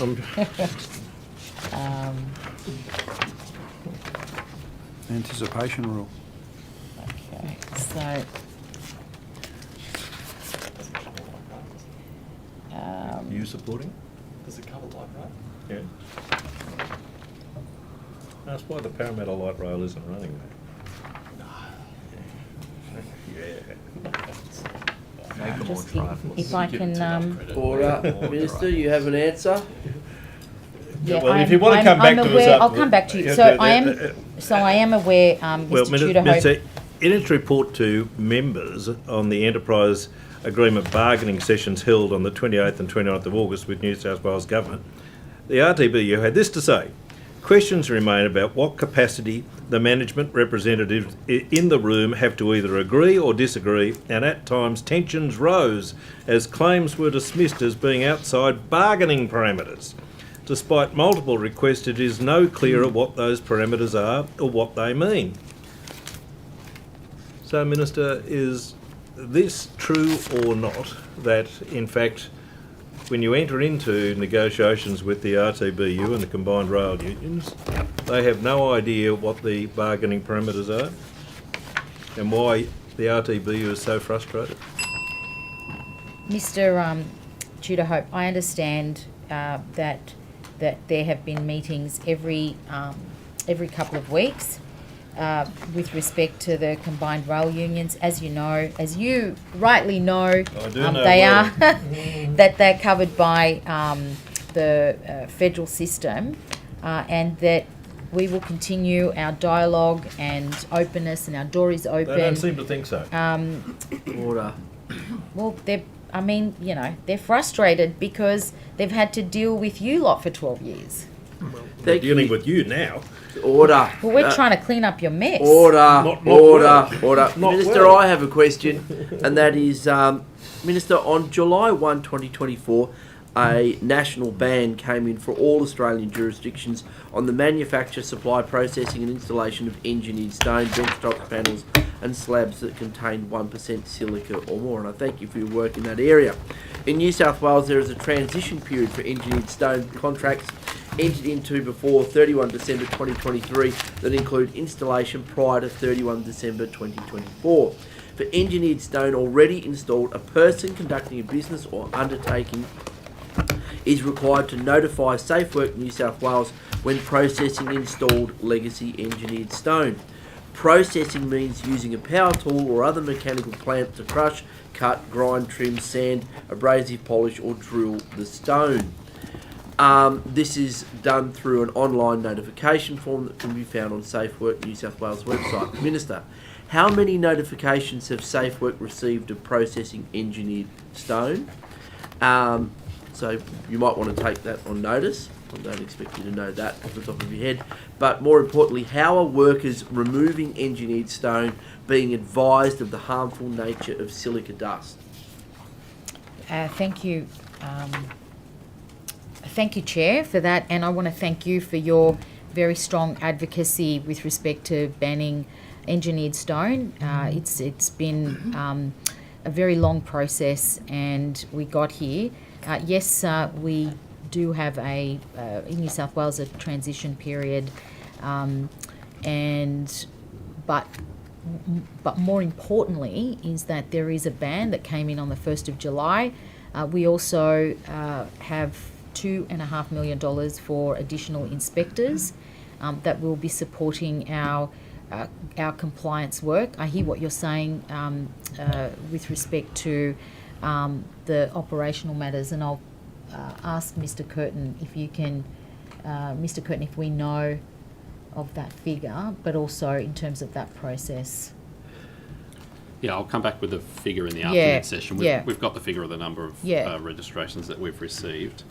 As the Minister said, the ban on engineered stone came on 1 July, but we've also had a further change to regulations from 1 September which provide a stronger regulation around the processing of materials containing crystalline silica across all industries. And we've been doing a range of work in terms of sending information directly out to industry and hosting webinars and providing fact sheets and other information in collaboration with the Commonwealth and other jurisdictions to make sure industry right across the country has got the information they need to transition to those new, stronger requirements. Thank you very much, Mr. Curtin. Well, the time being 10:45, and in the absence of any government questions? No government questions. No government questions. We will have a short recess and be back at 11:15. Thank you, everyone.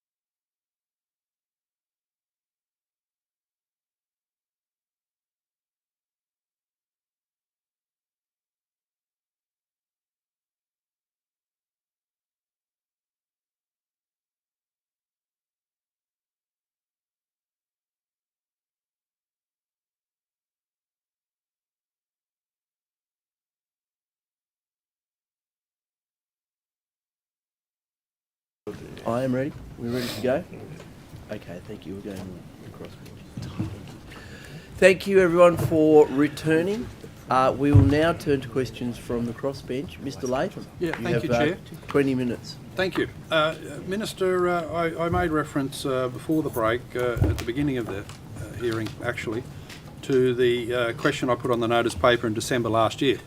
And I itemised, I don't remember the list was this long, but it obviously is, 29 political programs and activities engaged in the New South Wales public sector. And you can recall the list and you know how extensive it is. Are any of these items on the agenda for public servants actually doing their job instead of engaging in this multitude of political activities that obviously eat up a lot of time that would otherwise be engaged in serving the public? It's critical race theory meetings, white privilege walks, degendered pronoun training on how to do a welcome to country. 29 of them, I won't read them all out, but they do appear to be growing in number and obviously time consuming. Is the government worried that there's politics in the public sector instead of customer service? Mr. Latham, I think that the matters you're referring to, I do have a copy of those in front of me. You asked a question of myself. If you're referring to matters, for example, well-being and mental health sessions, for example, I think for something like that, well-being and mental health sessions, I think that's an important part of any workplace, and particularly as the Minister for Work, Health and Safety, it is my absolute priority, whether it's in the public sector or whether it's in the private sector, that in light of the number of psychological claims that are being made, that we as an employer provide the support to people who are currently facing issues, whether it's mental health or well-being. So you've outlined that in your question.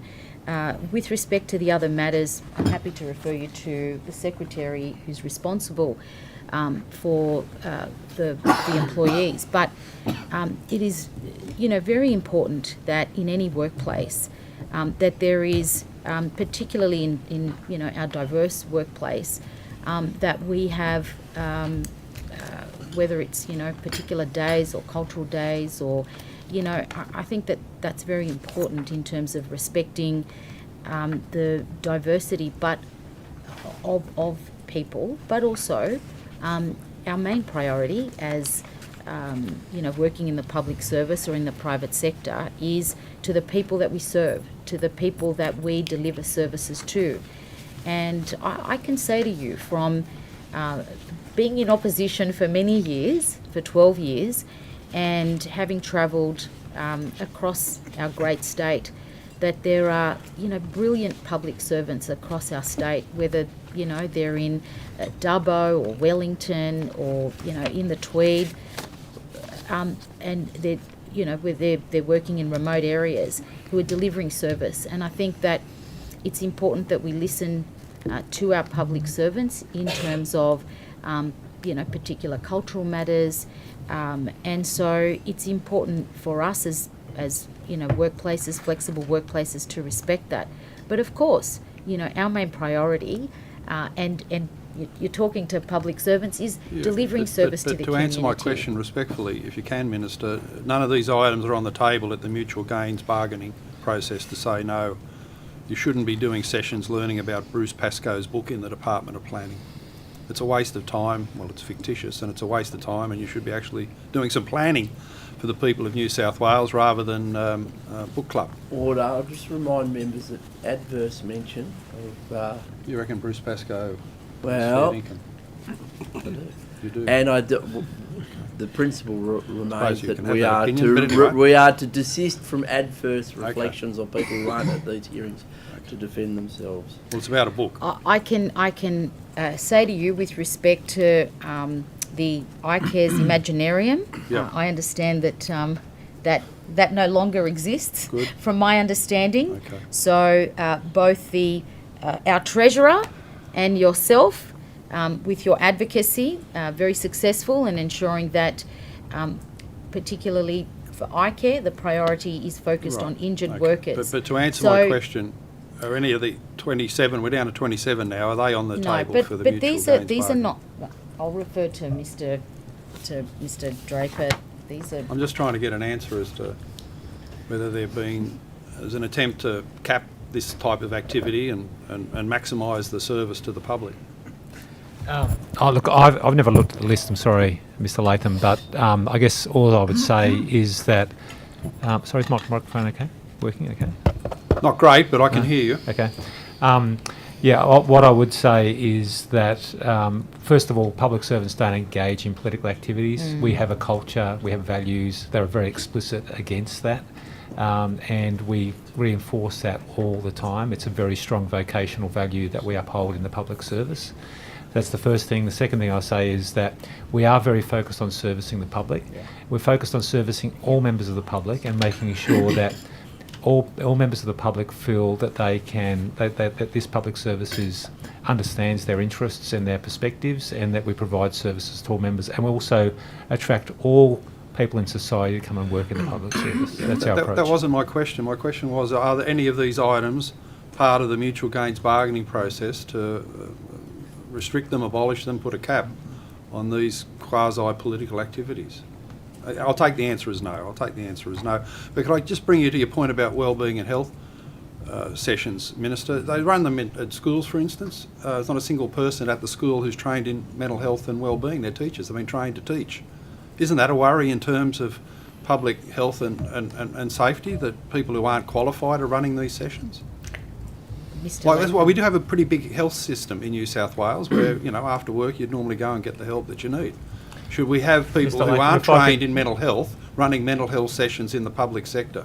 Yeah, that's very, very contrary to best practice in dealing with any health issue. We have a lot of agencies, and I don't have a list of all of them, but we generally try and provide mental health first aid, we would refer to it as. People who are on the spot, who are in the workplace, who can observe those colleagues around them and provide support on the spot, and that doesn't require a medical degree to do that. It requires some level These are of training and organised sessions, support. you see. Yeah, well, it's not on the spot absolutely, because of an absolutely. emergency. These are organised sessions. Yeah, well, we regard mental health in the workplace as a high priority, and I think most people who work in that space would think that was a good idea. Okay. Could I go to a safe work issue? Whatever came of the serious problem of asbestos at Castle Hill High School? What's been the outcome there? Mr. Curtin, can I ask you to Please respond to that? I'll get. I'm very aware, Mr. Latham, about that matter. I'll get a note for you. But if Mr. Curtin has additional information, that would be really good. Yeah, Mr. Latham, SafeWork New South Wales has filed charges against the Department of Education in relation to that incident. The matter is currently before the court, so I wouldn't want to provide too many details about that. When was it first listed in the court? On the 15th of February, SafeWork filed charges in the district court. Right. Is it just against the department or certain individuals as well? I would need to check. I can come back to you, but I'd be pretty sure it's just against the department. Right. And has the remediation at the school been achieved? Yeah, SafeWork's been closely engaged with Department of Education. We had issued notices at a point in time, and I understand that those things have been remediated. Right. Thank you. Minister, there are a range of organisations in the public sector that have sort of a limbo status in terms of government authority. They've been established by the Parliament, so you might think of them as statutory bodies, but they're not responsive to a minister. What jurisdiction do you have regarding their workplace practices? What do you mean? Sorry? Well, there are a range of organisations. The three racing codes, for instance, have independent bodies, controlling bodies established by this Parliament under legislation, but the sole role of a minister is to appoint people to a board, not to have any ministerial oversight. So they're not accountable to the Parliament, they don't come to budget estimates, they're not subject to SA 52, they're not subject to ministerial directive, most importantly. Yeah. What jurisdiction does the government have over their workplace practices if something goes wrong? Well, all workplaces are governed by work health and safety laws. So if there are matters of concern with respect to safety, there's people can contact Safe Work if they have concerns about safety. But if you have any specific matters, I know that we don't want to air any private matters, but happy to take those on board. Or Mr. Is there an investigative capacity beyond Safe Work within your department? It depends on what the Mr. Latham. It depends on what the matter is. Right, so okay. if it's a matter that's covered under the Work Health and Safety Act, if it's a duty with respect to safety, work health and safety, obviously Safe Work have the legal capacity that have to do the go through the process of inquiry investigation. Okay. With respect to I think I understand what you're talking about in terms of particular bodies. They'd have to, if there's a work health and safety matter, it would go to Safe Work. If there are other matters, Mr. Draper. Yeah, the bodies you've referred to, they're not. Those people are not employees of the government. They're not. I mean, they may have a role sanctioned by Parliament, but they're not part of the government sector. Right. So they're not public servants as such. No. So what do you recommend to a staff member at Racing New South Wales where trade union membership is discouraged, if not banned? There's no HR department, there's no complaints process, there was no inductions process, there's surveillance of staff, compulsion, coercion to show their private WhatsApp messages, high staff turnover, management ignoring complaints about atrocious working conditions, and also pretty strong evidence of cronyism and favouritism. What does a worker do in that circumstance, working at an agency established by this Parliament? If I may answer that question on behalf of the Minister. Because workers are asking me this question. How can they have been placed in this situation when there's public money, a lot of public money involved, and a statute involved to establish the body? I understand. I'd need to look into the particular circumstances, but they're likely to fall into the jurisdiction of the Fair Work Ombudsman, and employees with those kinds of issues should make inquiries of the Fair Work Ombudsman. Right. And if they make those inquiries, it's pretty well understood within the organisation that they'll be sacked. Again, that would be under the jurisdiction of the Commonwealth, but if you were sacked for example, membership of a union, that would be contrary to Commonwealth law. Okay. So there's no state industrial relations coverage of any of these employees? Not unless they're, as the Secretary said, within the New South Wales government sector or an agency of the public sector. Minister, are you happy with that general situation? We won't go into the specifics, but the general situation in terms of workers' rights?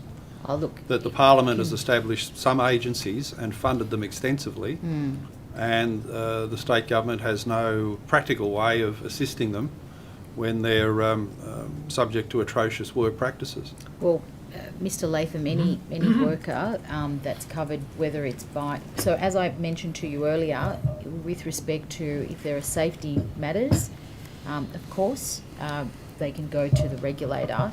As Ms Dobbins previously answered about going to the Fair Work Ombudsman, with respect to rights of workers, every employer has an obligation with respect to the duty of care that they have for workers, but also workers come under federal, these workers, I assume, come under the federal jurisdiction, but in terms of workers' rights, those apply as per the Fair Work Act in terms of, no intimidation, victimisation, harassment. There are also other bodies, other federal bodies that workers can go to with respect to the Ombudsman, but also there's the, I understand, Human Rights Equal Opportunity. There are other bodies as well, but in terms of the matters that you're referring to, I can't give you exact details. No, well, some of these workers say, well, there's a racing minister, but what use is that to us when if we write a letter to the racing minister, it can't have any impact because he's got no oversight of the organisation. Can I just ask Mr Draper, does that change if there was ministerial oversight of an organisation? Does that mean the workers become public servants? No. What does it take? Well, The Government Sector Employees Act defines what is the government sector, so it would have to fall within the definitions within that act. Right, and those definitions are? Well, I'll have to refer you to the act that this Parliament passed. Sorry, say again. It's in the act. I mean, I can pull out the act for you, Right, but okay. But generally, can you just inform the committee what makes for a public sector employee? I might have to get Graham Head to help me out, because he was actually the Public Service Commissioner when this was passed, but I think it includes the public service, other services in the government sector, such as the teaching service, the police service, transport services. But Mr. Head might want to add to that. No, that's pretty much right. There's the sort of departmental staff, the public service, the transport service, the health service, the teaching service, the police, New South Wales Police, and what are called other services of the Crown, which are typically statutory entities where the Parliament has set up enabling legislation, and that enabling legislation makes clear that the people who work for that organisation are employees of the Crown. So there are some public sector entities that are constitutionally prohibited from employing staff, and their staff would be provided by the department that. Right, so it needs to be written into there. the statute that Yes, this body is answerable to the Crown, and this body has employees who are part of the Crown. Usually that's the case. That's yes. the way in which it's usually done. Okay, thank you. The opposition. Thank you, Chair, and thank you, Minister, for appearing today. Minister, on 9th of May 2012, you moved an amendment in the Legislative Council specifically to prevent a minister appointing an administrator for the CFMEU and dismissing its leadership. You said back then that although the opposition objects to the minister having that power, it is appropriate that an independent court could be able to appoint an administrator to an industrial organisation that has become dysfunctional. What changed your mind so that you gave yourself as minister that power that you opposed giving to a minister in 2012? Mr. Rath, a very important question. And as you know, that the government and the Parliament, not the Greens Party, supported the appointment of the administrator to the CFMEU Construction and General. And we're supporting the Federal Parliament. With respect to what you've raised with respect to 2012, I did respond in the chamber a few weeks ago when we were raising, when we put forward our legislation. The matter that you're referring to is about appointing the administrator to the HSU. Is that what you're referring to? Yeah, your quote specifically in 2012, opposing administrators to be appointed to unions because it was an overreach, which you have now done in government. Well, it was the concern that the shadow cabinet had, and as the shadow minister that had to reply, it was a shadow cabinet decision at the time, and the reality is that your government, your former government, I don't know if you worked for a minister at the time, but your former government, the track record of the 2011 destruction of workers' compensation, the wages, introduction of wages cap, what the former government did, the former O'Farrell government did in 2011, people are paying the price for that, whether it's injured workers, whether it's our public sector workers who are frustrated and taking to the streets because of the wages suppression. And so when we did support the administration, we did support that legislation in 2012, but the reality is we didn't trust your government that you would be, and at the time, I don't know if you remember, but there were many concerns with respect to the way that you were treating working people. So basically your answer is that you shouldn't trust a Liberal government to appoint administrators, but it's good when you do it. We should trust a Labor government to appoint administrators. No. That's essentially your answer, isn't it, Minister? You've got to read you have to read it all in context, and you have to read it in context. And you're just taking bits and pieces out of the speech that I made. We supported your government putting an administrator into the HSU. We supported that. And the concern of unions at the time, particularly after what you had done, destroying the workers' comp system, was concerns. You may not have been around at the time, but it was a very anti-union, anti-worker government at the time. Now, these concerns with respect to what we've done is we have put in an administrator, and it is specific to this union. It is specific to the construction, to the CFMEU construction in general. It's a good idea. We supported it. We supported the legislation. I'm just trying to figure out, if it's a good idea now, why wasn't it a good idea in 2012? But we supported your legislation. We supported your legislation in 2012. Well, that's not what your comments say. But anyway, Minister, I'll move on. Obviously, you've been involved in the union movement for a long time. How long have you been involved with unions in New South Wales? I've been in Parliament, Mr. Rath, for... You're a member of a trade union, I assume? 2. You're a member of 2. What are the 2 trade unions you're a member of? I'm an equal opportunist, so I'm a member of the UWU and USU. All right, so you've been involved for a long time in the union movement, but when did it first occur to you that the CFMEU is corrupt? Was it any time before July 2024? What do you mean? Like the... So we've all read the headlines and the news reports. We saw the 60 Minutes piece. Was there any time before July 2024, so the recent media that's come out, was there any time before that where you were concerned about CFMEU conduct, and in particular the possibility that they were indeed corrupt? Point of order. A point of order has been taken. Mr. Lawrence, on Just point of not order. sure how a question so broad, it seems to go back in time, presumably through the Minister's whole life, could be relevant to the task of the committee.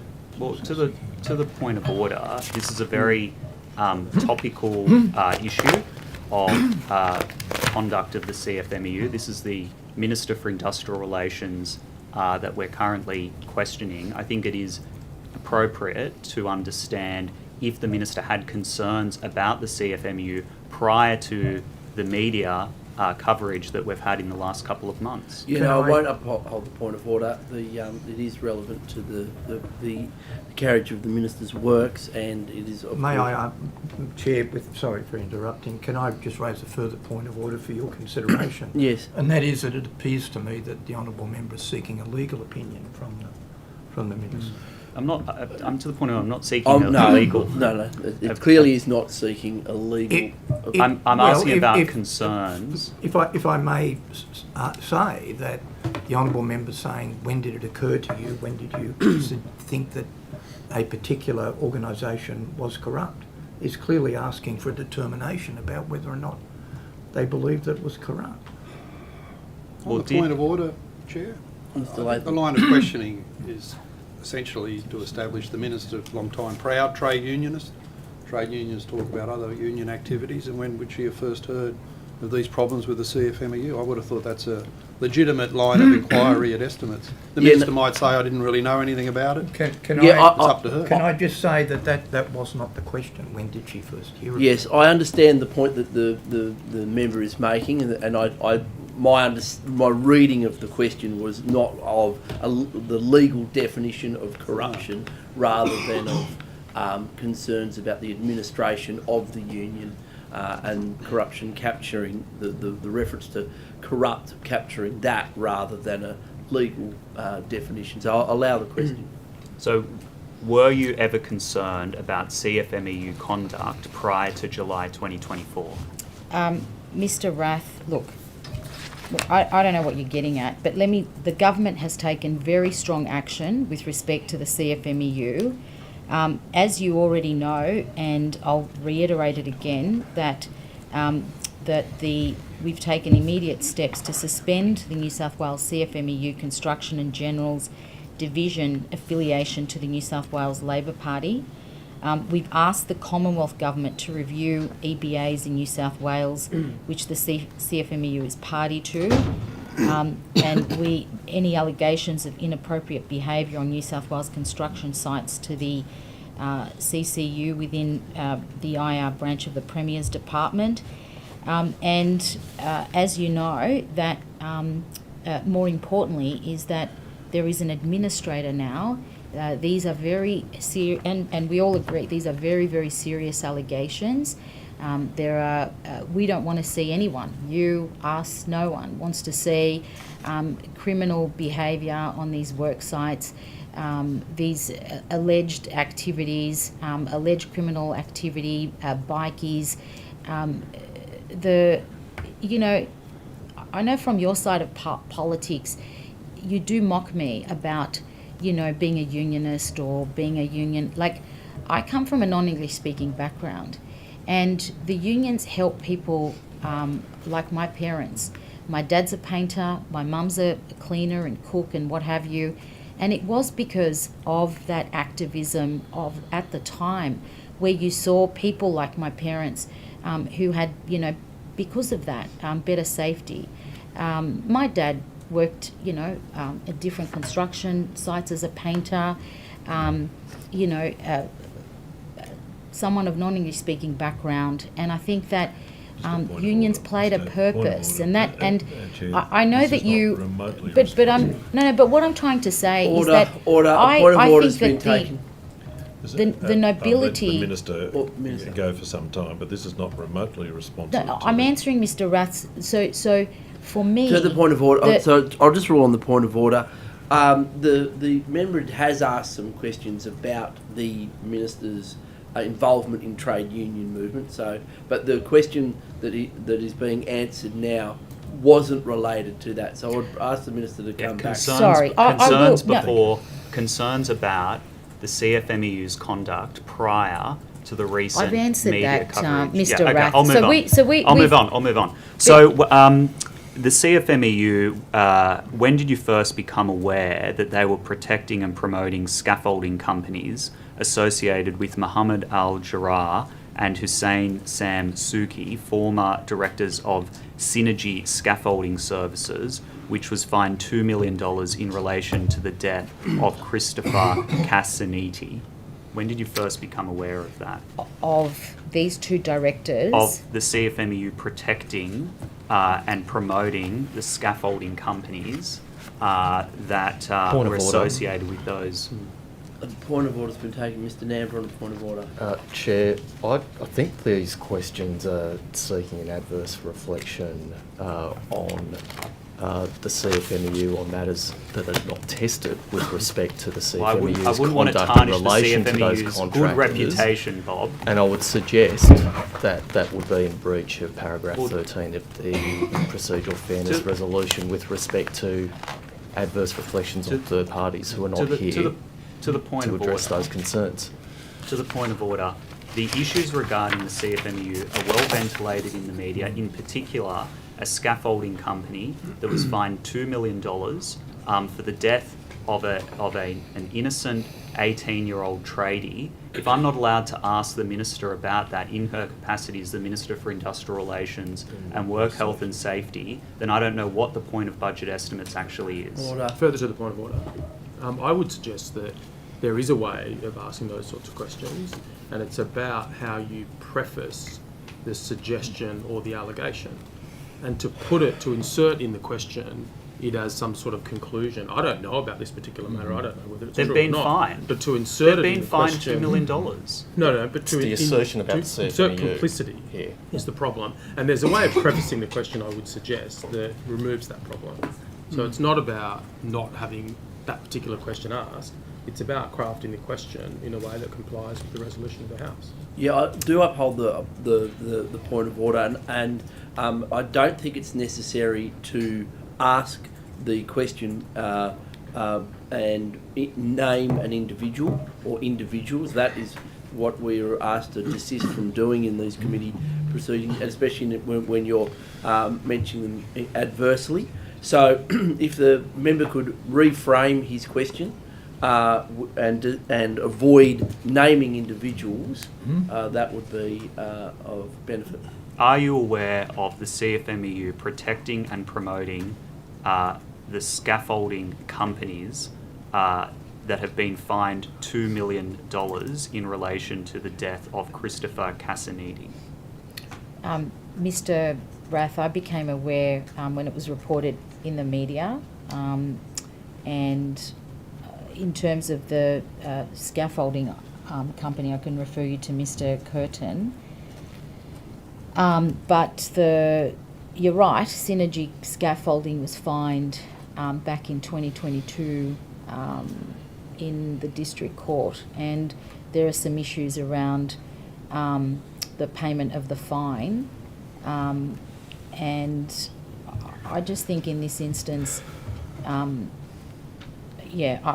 we just became aware of it when it was reported in the media. And what steps has SafeWork New South Wales taken to ensure that no successor or associated company related to Synergy Scaffolding Services are working on building sites in New South Wales? Can I refer that to, Yeah, SafeWork New South Wales has been working with New South Wales Fair Trading and the Building Commission to look into parties that might be related to Synergy Scaffolding. We have reviewed those organisations, and we're not aware of any particular safety issues concerning those organisations at this point in time. So they're still conducting business with the New South Wales government? As I understand, there's a range of related entities that are, I'm not sure about in relation to the New South Wales government, but there are a range of entities that are related to Synergy Scaffolding that are in Is existence. one of those Yaga Corp, YAGA, that is providing safe access platforms to Fort Street Public School? Not to my knowledge. Minister, under section 4.4 of the New South Wales Industrial Relations Guidelines, Building and Construction in Procurement, for which you are responsible, it explicitly prohibits any New South Wales government construction project from discriminating against independent contractors. With that in mind, what action is the Construction Compliance Unit taking to ensure compliance with the guidelines at Shellharbour Hospital, where the main contractor has an EBA with the CFMEU as a party? Mr. Rath, I understand that this question was asked yesterday of the Minister for Health. I can refer you to his response. I can also ask Ms Dobbins to outline what the CCU is currently doing with respect to these matters. And if I've got anything further to say, I'll add. Ms Dobbins? Thank you, Mr. Rath. We're monitoring those correspondence to the Minister and media reports constantly. What the unit is doing is Mr. Draper's written to the Fair Work Commission and the Fair Work Ombudsman and asked them to undertake, as the Minister mentioned before, a review of all the CFMEU enterprise agreements operating on New South Wales government construction sites, and we're working closely with those regulators on that review. Outside of this, the New South Wales government doesn't have control over federally registered agreements, and our guidelines are subordinate to the provisions of a federally registered agreement. So the provisions of those agreements at this stage, on our observation, are not in conflict with the guidelines. However, we are conducting investigations on all actionable intelligence regarding potential breaches of our guidelines or our legislation.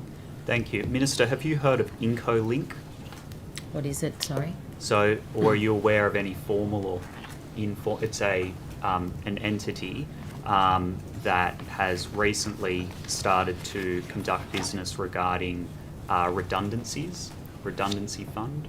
Not aware of it. Sorry, can you what's the name of the fund? Incolink, Inco- INCOLINK. Incolink. Never heard of it. Incolink, providing service to government. Yeah. Has Ms Dobbins heard of Incolink? No, I'm sorry, I haven't. Have you heard of EBA agreements which contains requirements for redundancy payments to be paid into a fund? Not personally, but as I say, those are enterprise agreements in the Commonwealth system, so I can't say that my team's not aware or that the Fair Work Ombudsman's not aware. Are you aware of Construction and Building Industries Training Limited? I'm not, no. Or any ACERT? Any of the officials? No. Right. Well, I might ask some of those as supplementary questions, because I've got some questions on that would be good to come back to. Minister, your administrator, Mark Irving, has criticised the New South Wales Police for a lack of action in addressing criminal activity by the CFMEU, its officials and its associates. Do you support this criticism by Mr Irving? Oh, look, Mr Irving has made his views. The New South Wales police are brilliant and excellent men and women of the force, and I have enormous respect for our New South Wales police. They undertake they do some extraordinary work, and I want to shout out to them for the extraordinary work that they do. With respect to Mr Irving, I assume that he'll have discussions with the relevant authorities. Have you met with Mr Irving? Have I met him? No, I haven't. You haven't met with him, so you've appointed him as the administrator, but you haven't had a conversation. The federal government with us have appointed Mr Irving. He has made a couple of appointments here in New South Wales, and we're establishing the contacts with the two people that are currently here in New South Wales. We just keep going. Keep going. Damien, do you want to? Can I just return to the RTBU? In mutual gains bargaining, do you expect that the employer's position would be put on the table as part of that process?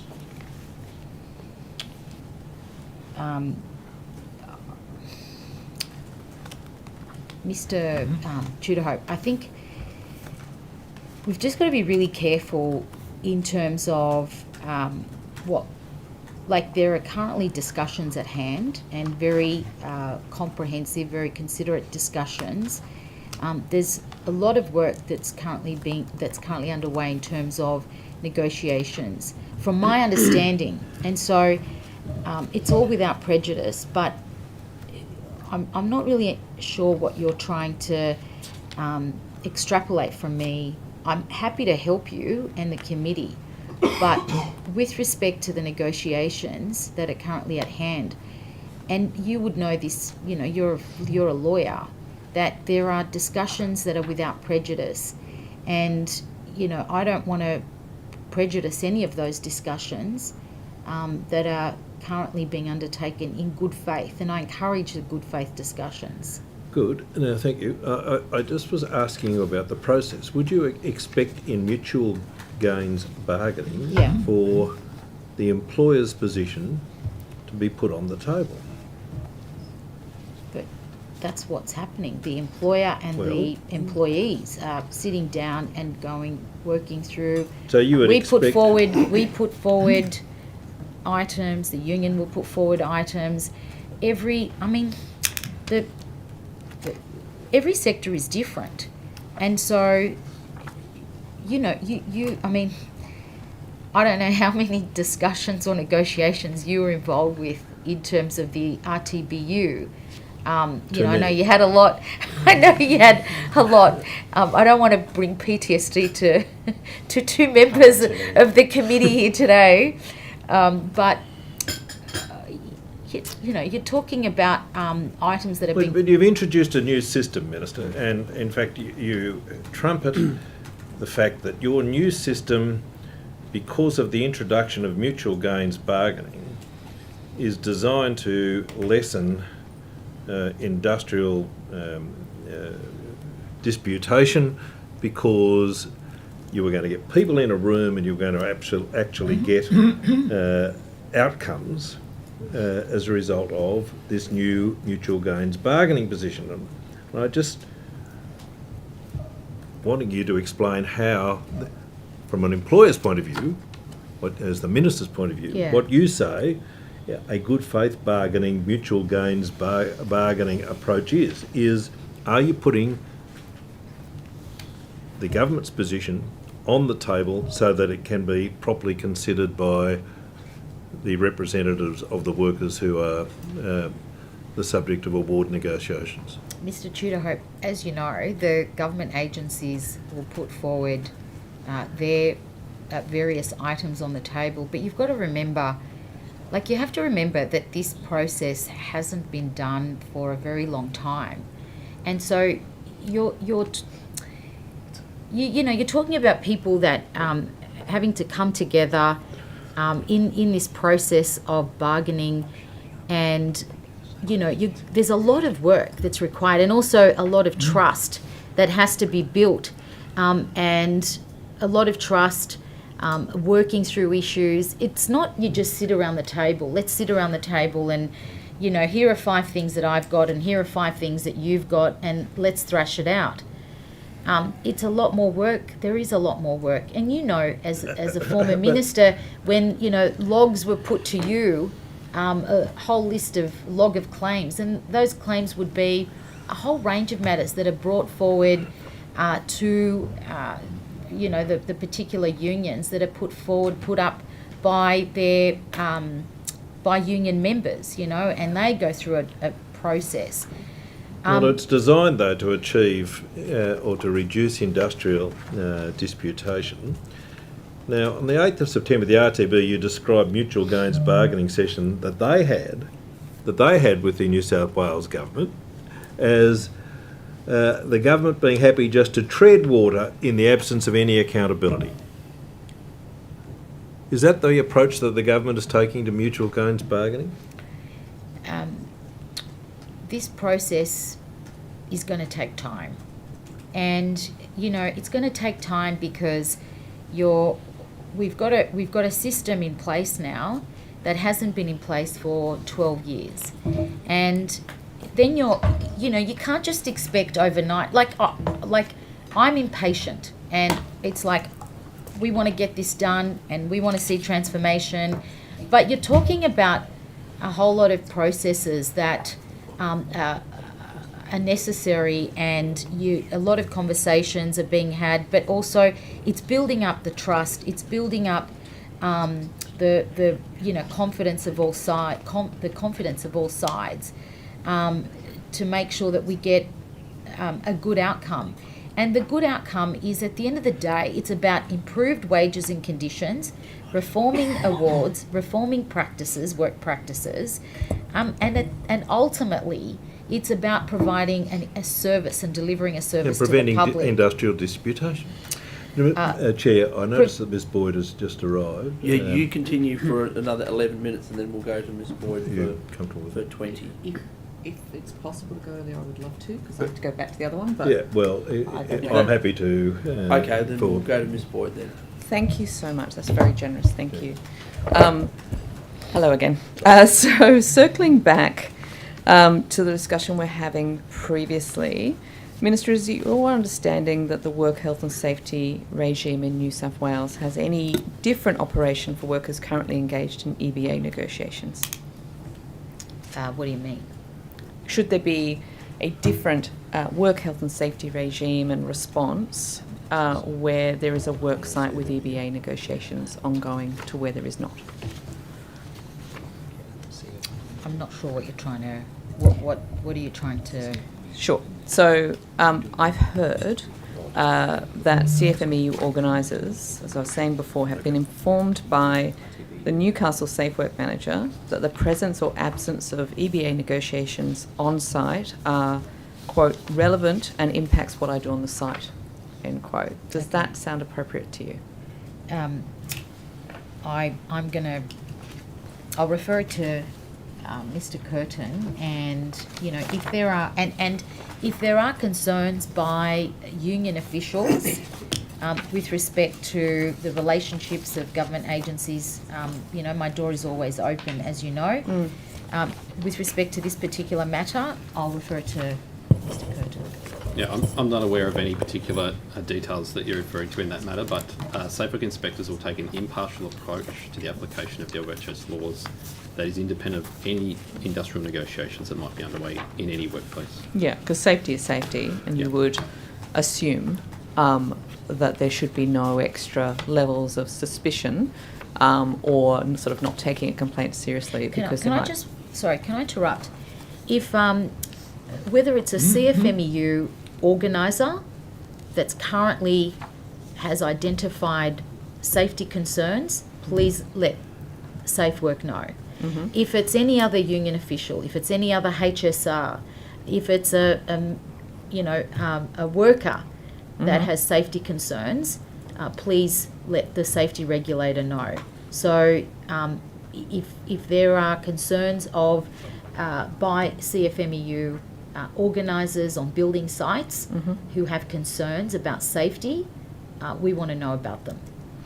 So, okay then, but will you give a clear direction right now then, just to avoid doubt, to Safe Work, that the presence or absence of EBA negotiations is not relevant in determining their response? Well, I need to see the exact memo direction, what has been actually put, and we need to investigate this. I'm not going to make a but as a matter of principle. I'm not going to make a policy decision on the run. I need to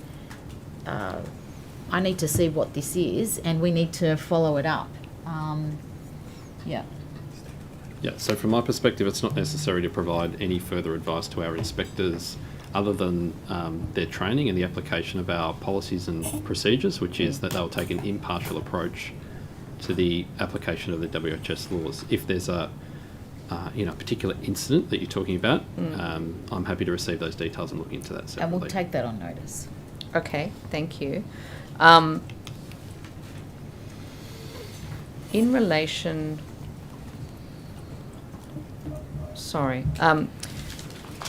given that the CFMEU is now in administration, are you concerned, Minister, that you may not be getting some of the systemic issues brought to you that otherwise would have been brought to you through the union's normal processes, so that and because the rank and file don't necessarily feel as confident going to the administrator to let them know about these issues?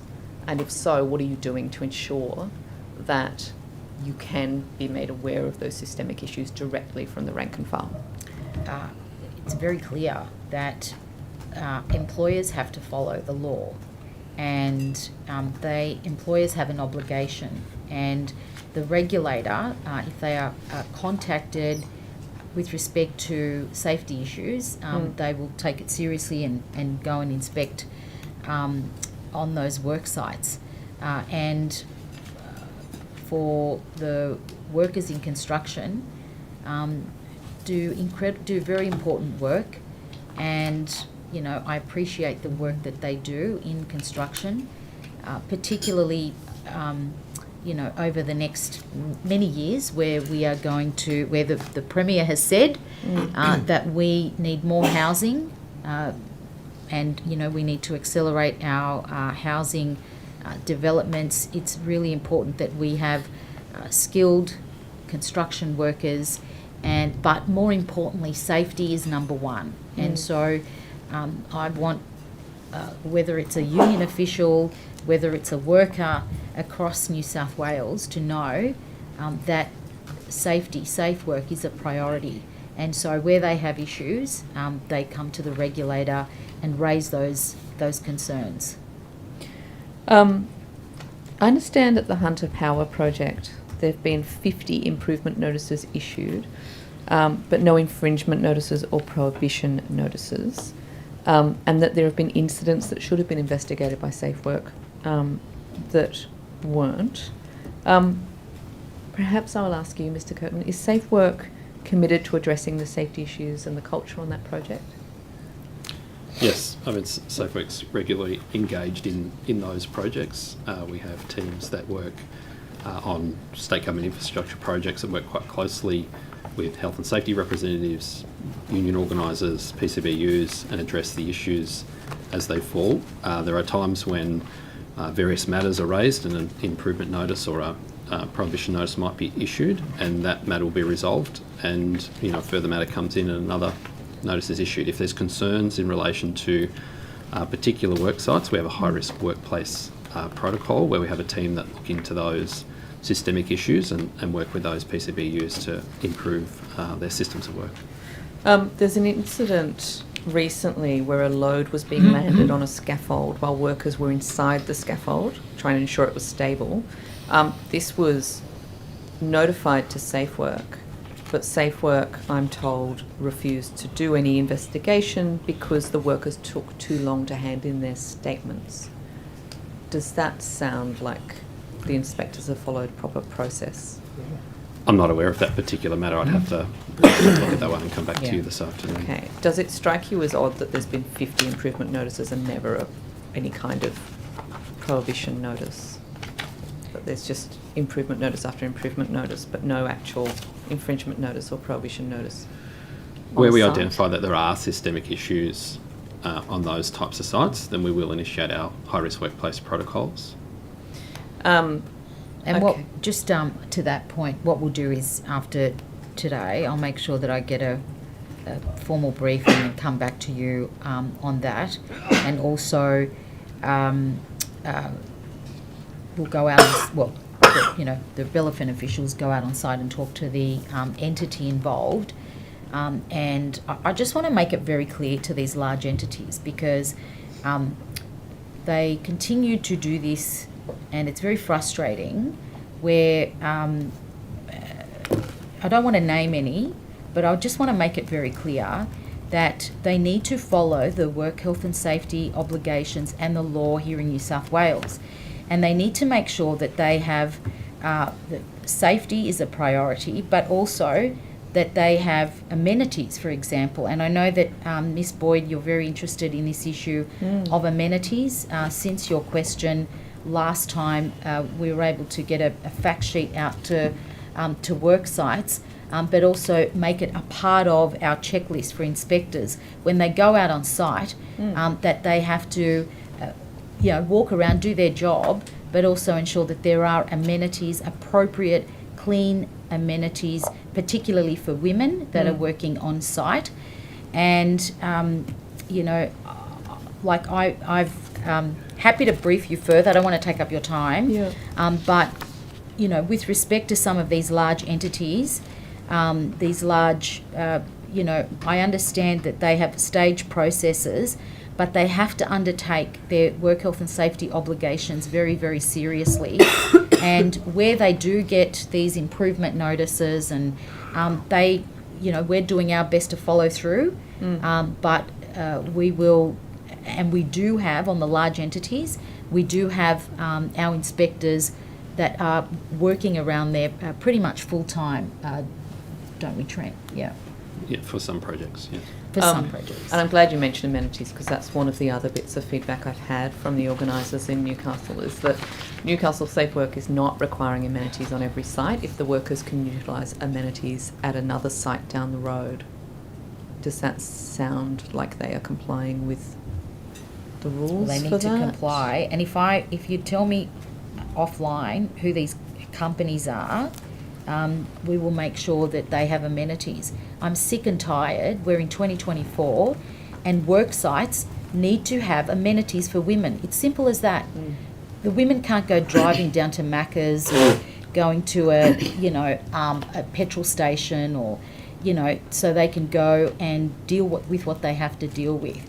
I'm sick of getting these complaints about women who have got UTIs because there is not enough amenities or no appropriate amenities on site. So since you raised this, I have written to Safe Work. I've made it a priority because this is general health and well-being, but it's also about women's health in the workplace. And women's health in the workplace is everybody's business. So these bosses have to do the right thing and make sure that they have amenities, clean and appropriate amenities on site. And if I have to take further action, I will. But I've got a report from Safe Work that from January, also prior to us coming in government, to June 24, that we'd received 244 requests for service within construction industry, where at least one of the top 3 hazard categories related to amenities. It's a disgrace, and we are doing our best to change it.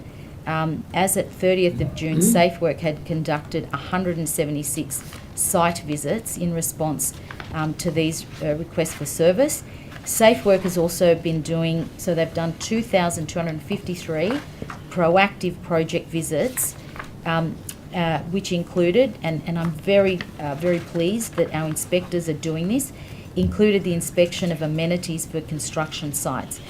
It's part of the amenities facilities checklist, the checklist process, but we still have more to do. I agree. Like it's actually a disgrace what is happening, and 100%. If this doesn't change, we're going to have to take tougher action, because women should have proper amenity on work sites. I'm very glad to hear you say all of that.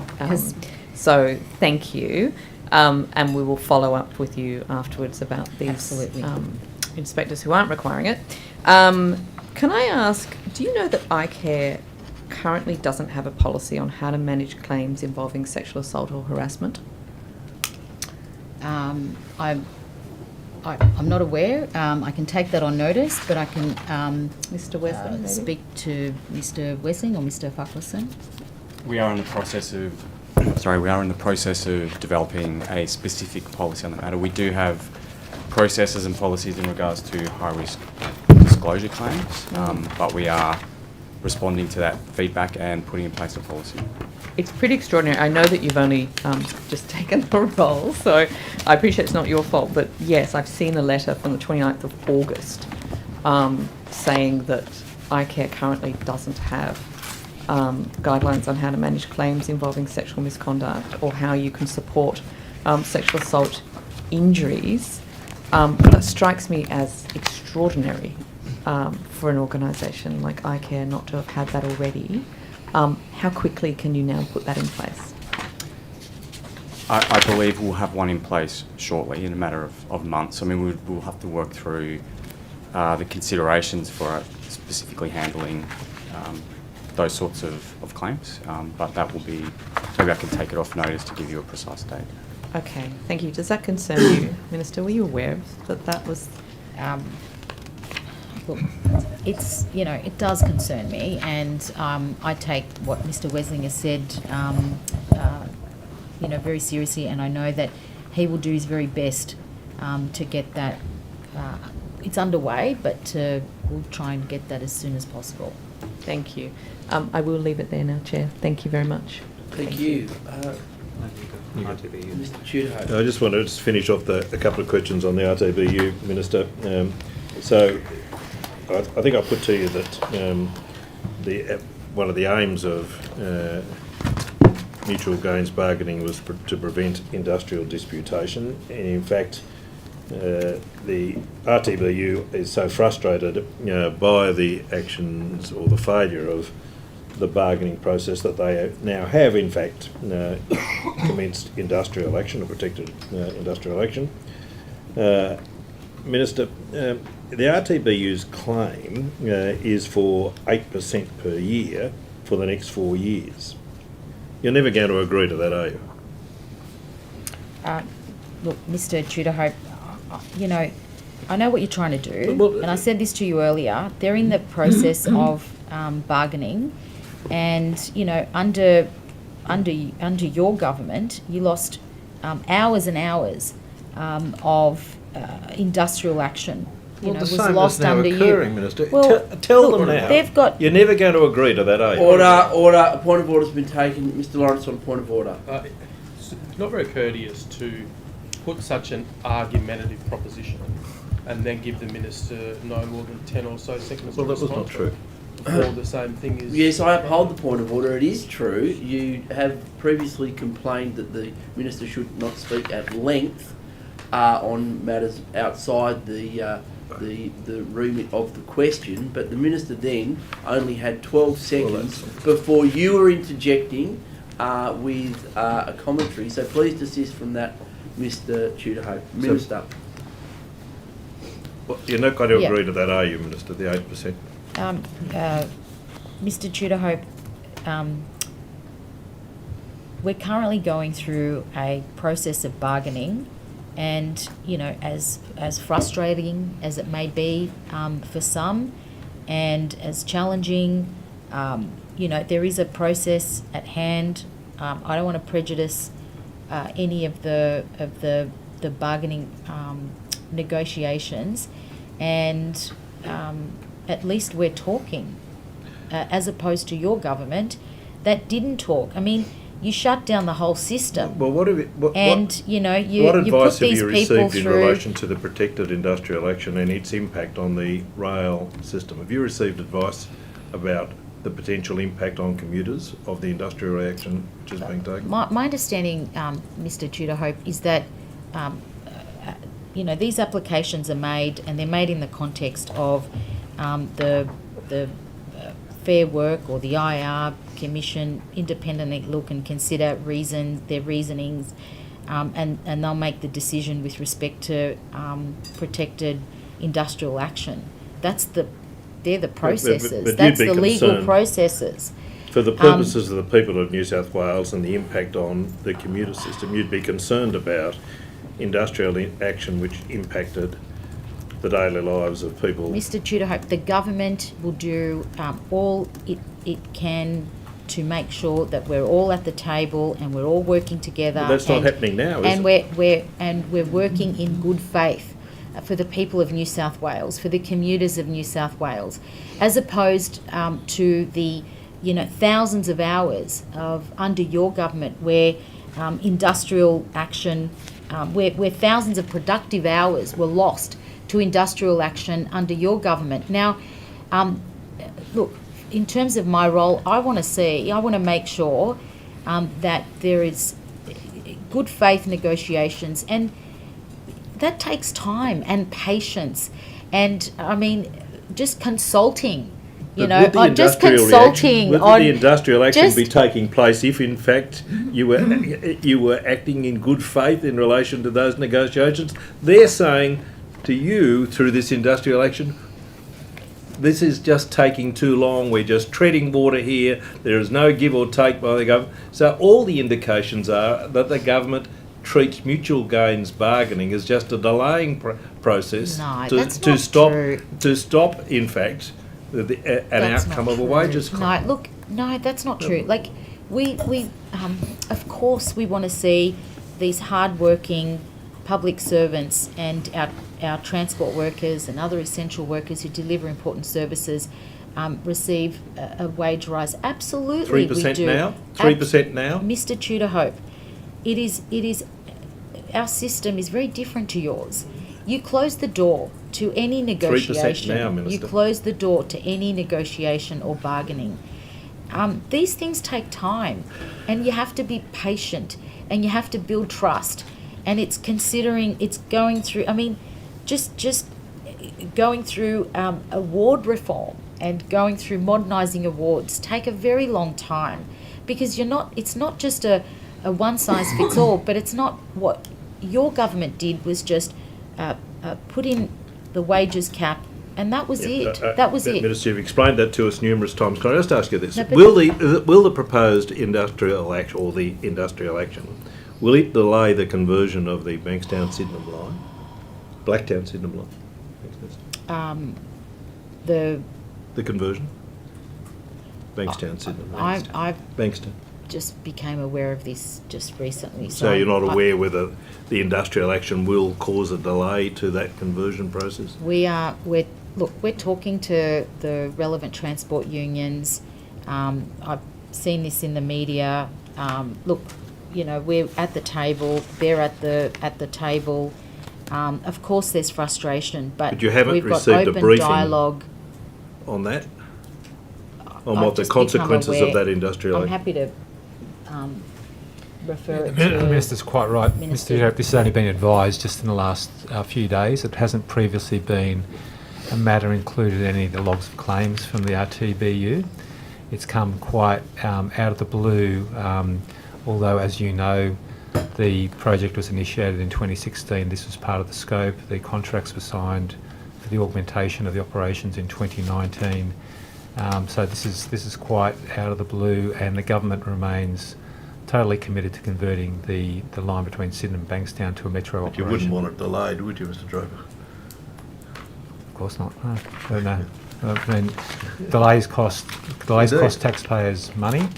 So I'm sure we'd have the support of everybody in hoping that there is no delay as a result of this action. So there is potentially an economic impact on the economy by virtue of this industrial action, should it in fact cause delays to the delivery of that line?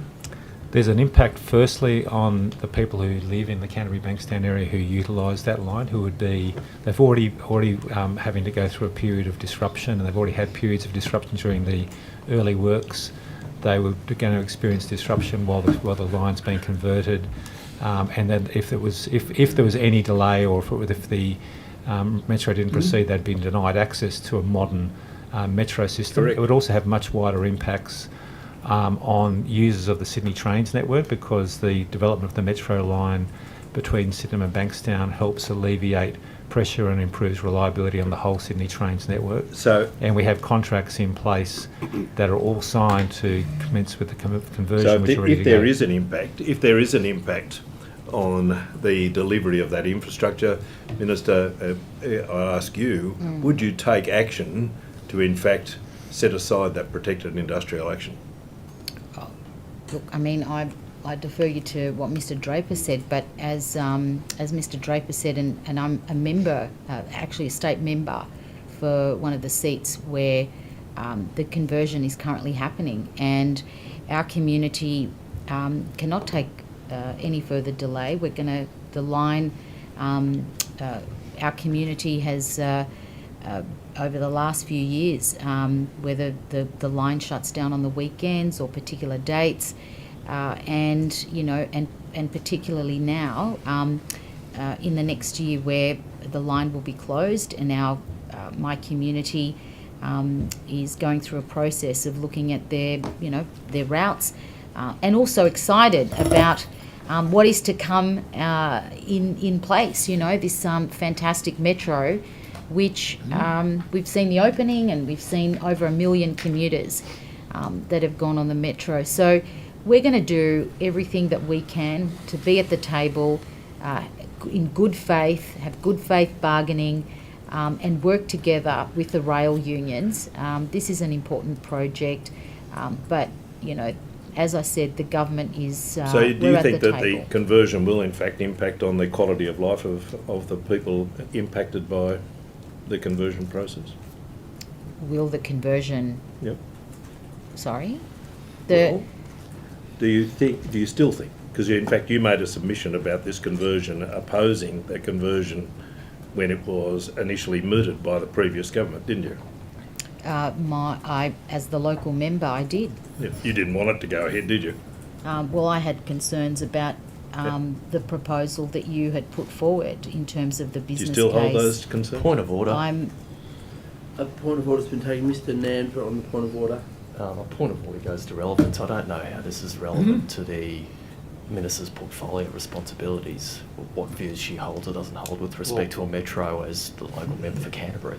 Well, to the point of order, it's highly relevant because there's industrial action and industrial disputes regarding this process. These are questions regarding the RTBU, and I think the comments that the Minister previously made in 2019 are relevant now in her job as the Minister for Industrial Relations. No, they're not. Yeah, I do uphold the point of order because the original line of questioning was about industrial disputes. And this line of questioning... I'll make the link.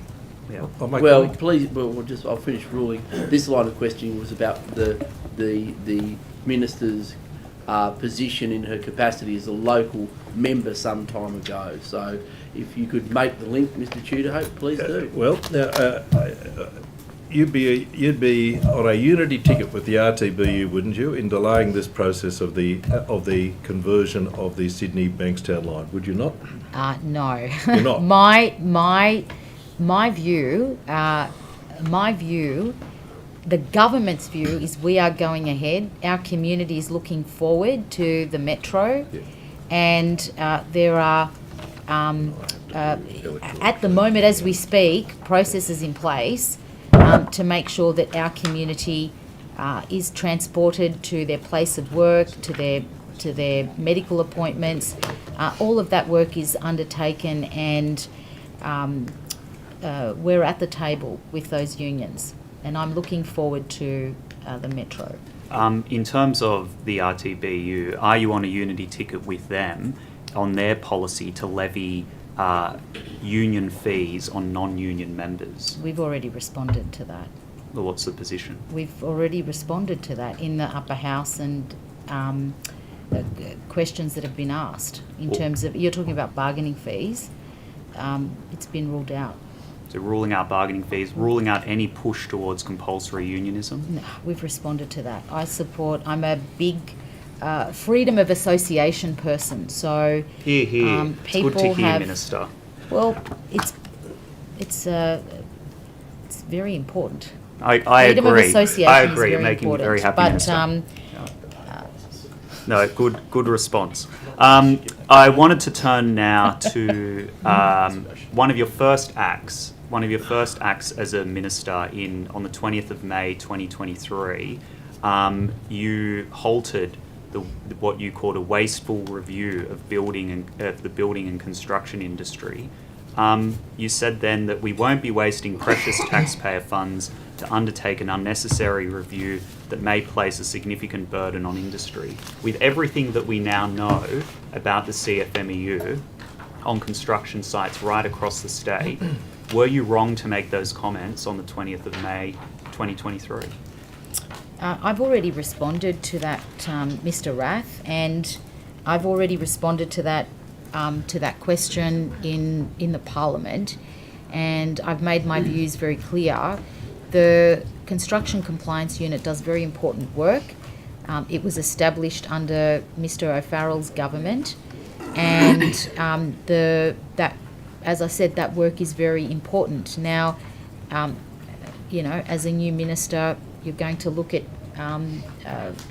your agency, and you're going to look at things, and I think that is a priority for us. That agency is a priority for us, and in particular with the work that it's undertaking and continues to undertake. And we haven't made changes in terms of... But you stand by rescinding this review into the construction industry that you announced in May 2023. But the guidelines are still in place. It's still in place. It's still there. There's no change that's been made. It still operates. It is the same outfit that you guys established in 2013. Is that correct, Ms. Dolan? Yes, that is correct. It's the funding and the personnel remain as they were. So why then do a media statement if it's exactly the same, except for a headline? Why then do a media statement on the 20th of May 2023 talking about wasting precious taxpayer funds and unnecessary review into the construction industry if nothing's actually changed? Why on earth do a media release if everything's staying exactly the same? What's the point of this media release? But what do you... I don't get your point, though. I don't understand your point. You're saying nothing's review. Changed. So You're saying nothing's changed since our time in government. But then you did a media release on the 20th of May, one of your first acts as minister, saying that you're rescinding a wasteful review into the building construction industry. So that was the guidelines. Well, that was it's either the review into the guidelines. It's either one or the other. Either nothing's changed and it's the exact same policy that we had when we were in government, or something's changed and you've watered it down and you stand by this No, I media watered release. it down. This was I think you guys, a few weeks out from the caretaker, you had announced, and the former minister for, I don't know, I think the treasurer. Mr. Draper, have you got something that you'd like to add to that? No, sorry, I was just stretching my neck. Minister was in the middle of answering a question. So you've got bikies and shadowy underworld figures. You've got all of these problems that we've seen on construction sites right across the state, and you're saying that we don't need a review into the building construction industry. No, that's not true. You're talking about the guidelines. Is that? I'm talking about your media release on the 20th of May 2023. Do you So remember? the guidelines are in place. It was the review. The guidelines are in place. But you rescinded the review. Yeah, that's right, but not the guidelines. The guidelines. So why did you rescind the review? Given mean- all the problems in the construction industry that we now know, why did you rescind the review? Well, Wasn't it a mistake? What did you do? That's not my question. No, but what did you we're here to do? ask you the questions, No, but what Minister. did you Unless do? you want to change places, I'm happy to be the we've Minister just for Industrial appointed- Relations. But We've we're asking beefed up the you, powers. why did you rescind the review? We've just appointed an administrator. We've just appointed an administrator, and it was a. Minister, I'll just ask you some questions about the ETU. You're aware that they are conducting industrial activity which are impacting numerous work sites, numerous housing opportunities, numerous businesses and workers and apprentices. And they currently, that protected industrial action is ongoing. Are you aware of that? I am, Mr. Tudor. Yeah. Have you received any briefing in relation to the impact on the New South Wales economy as a result of that activity? As we know, that there are four. You're talking about four entities here. So you're talking about four entities that are currently, whether they're negotiating or whether they're in the commission, the Fair Work Commission. These are all matters before the Fair Work Commission, and there are different protected industrial action that's currently being So undertaken the four entities by. you're talking about are? Sorry, The so it's Transgrid. They're the employer groups. But Transgrid. But the ETU Energy is Australia, conducting. Essential Energy, Endeavour Energy, Ausgrid. Yeah. And remember, you privatised these. No, of course, but You I'm just saying, privatised them. are you aware of the potential impact on the New South Wales economy? It was spelled out in some detail in a Daily Telegraph article earlier this week, was it not? Mr. Tudor Hope, that these four entities are at different stages of bargaining with the ETU. Now, my understanding is that they're, I don't know if you're already aware of this, but the two entities, I believe that Transgrid has gone through to the Fair Work Commission, and my understanding, I might be wrong, but my understanding is that there will be they've gone to the Commission for an intractable bargaining process. The other two, I understand that Essential Energy and Ausgrid are at the early stages of their bargaining process. Ausgrid, in fact, put an offer to workers which was rejected yesterday. But let me ask you,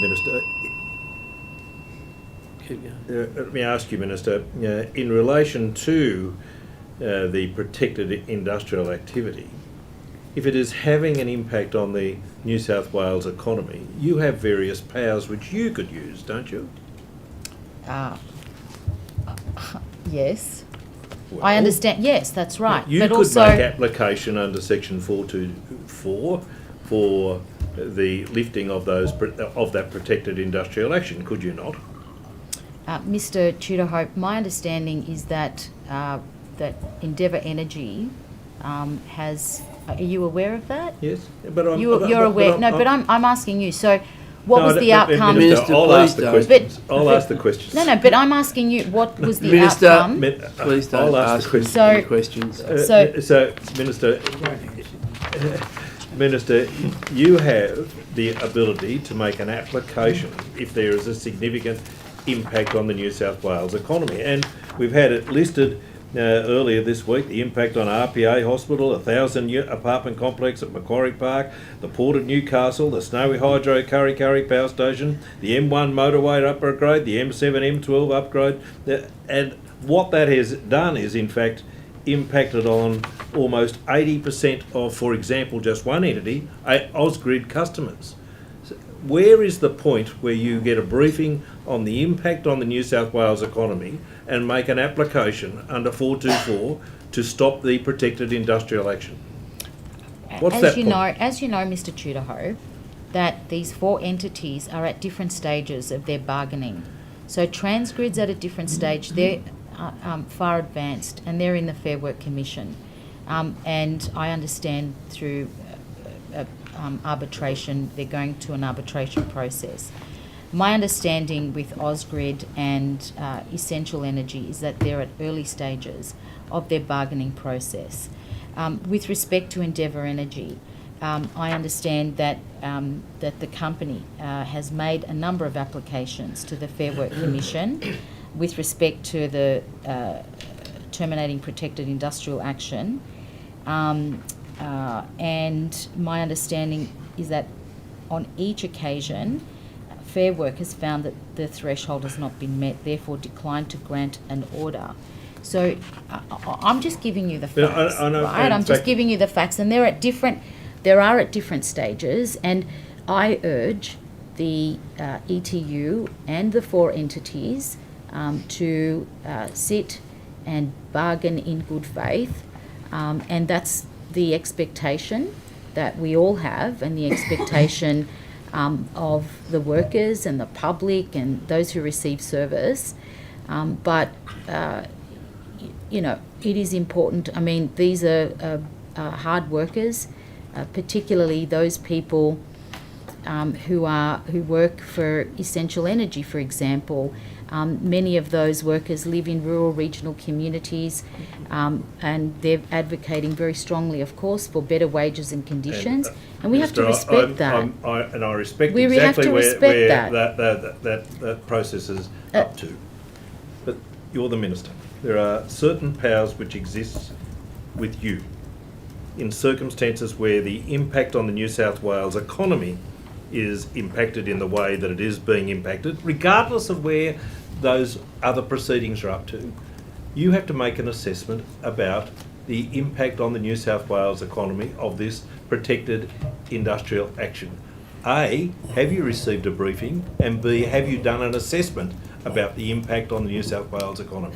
Mr. Tudor-Hope, of course, we are closely monitoring developments. Absolutely we are. And it's every government would do the same. Your government, but you've got to understand that these 4 entities are at different stages of their bargaining. You look at Essential Energy, mainly rural regional communities who are served by Essential Energy, but the workers of Essential Energy live in their communities, in their rural, regional, remote communities. They're putting forward their log of claims, they're going through a process, and that process has to be respected. These people, Essential Energy, are at the early stages. So that you will not take action. Mr. Tudor-Hope, Ausgrid, again, early stages. What I'm saying in terms of Ausgrid and Essential, they're Transgrid and Endeavour are at different stages to Ausgrid and to Essential Energy. My understanding is that with Transgrid and we know about Endeavour, where they've gone to the Fair Work, canvassed this, Minister. You've explained this to me. And they've declined. But Fair Work have declined their application. So what about And- you, Minister? What about you making an application? But Mr. Tudor-Hope, both the Treasurer, Premier were asked the same question. And I refer to their responses. We are closely monitoring. The answer is we are closely monitoring. Nothing. Mr. Tudor-Hope. Well, it's the questions about. These entities are at Point different of order has been stages taken. of their Mr. Lawrence on a bargaining. point of order. The Minister's attempting to answer the question, and she's attempting to have words put in her mouth, and she's being spoken over. Well, to the point of order, the Minister has given the same answer on about 3 occasions already. I understand the point she's making about the various stages the entities are up to. She has given that explanation 3 times. I want an answer to will she, as the Minister, take that action? To the point of order, the honourable member keeps repeating the same question. Yes. So the Minister's being very appropriate, and I'm interested in hearing. Yes, the I'll answer. hold the point of order. The Minister is responding repeatedly to the repeated questions, which But I've been listening she closely doesn't to. answer Order, and that's what Mr. Tudor-Hope can expect. So it's disorderly to speak over the top of a witness giving an answer. So please ask a question, Mr. Tudor-Hope. Have there been any changes to the industrial relations guidelines for construction since you came into government? The construction guidelines. I'll have to take that. I'll take that on notice. What? Ms. Dobbins or Mr. Draper? I'm not aware of any changes, but we can confirm that. Yeah. This afternoon. Yeah. Okay. What about in August? 8th of August? We'll come back to you after lunch if that's okay and confirm. Thank you.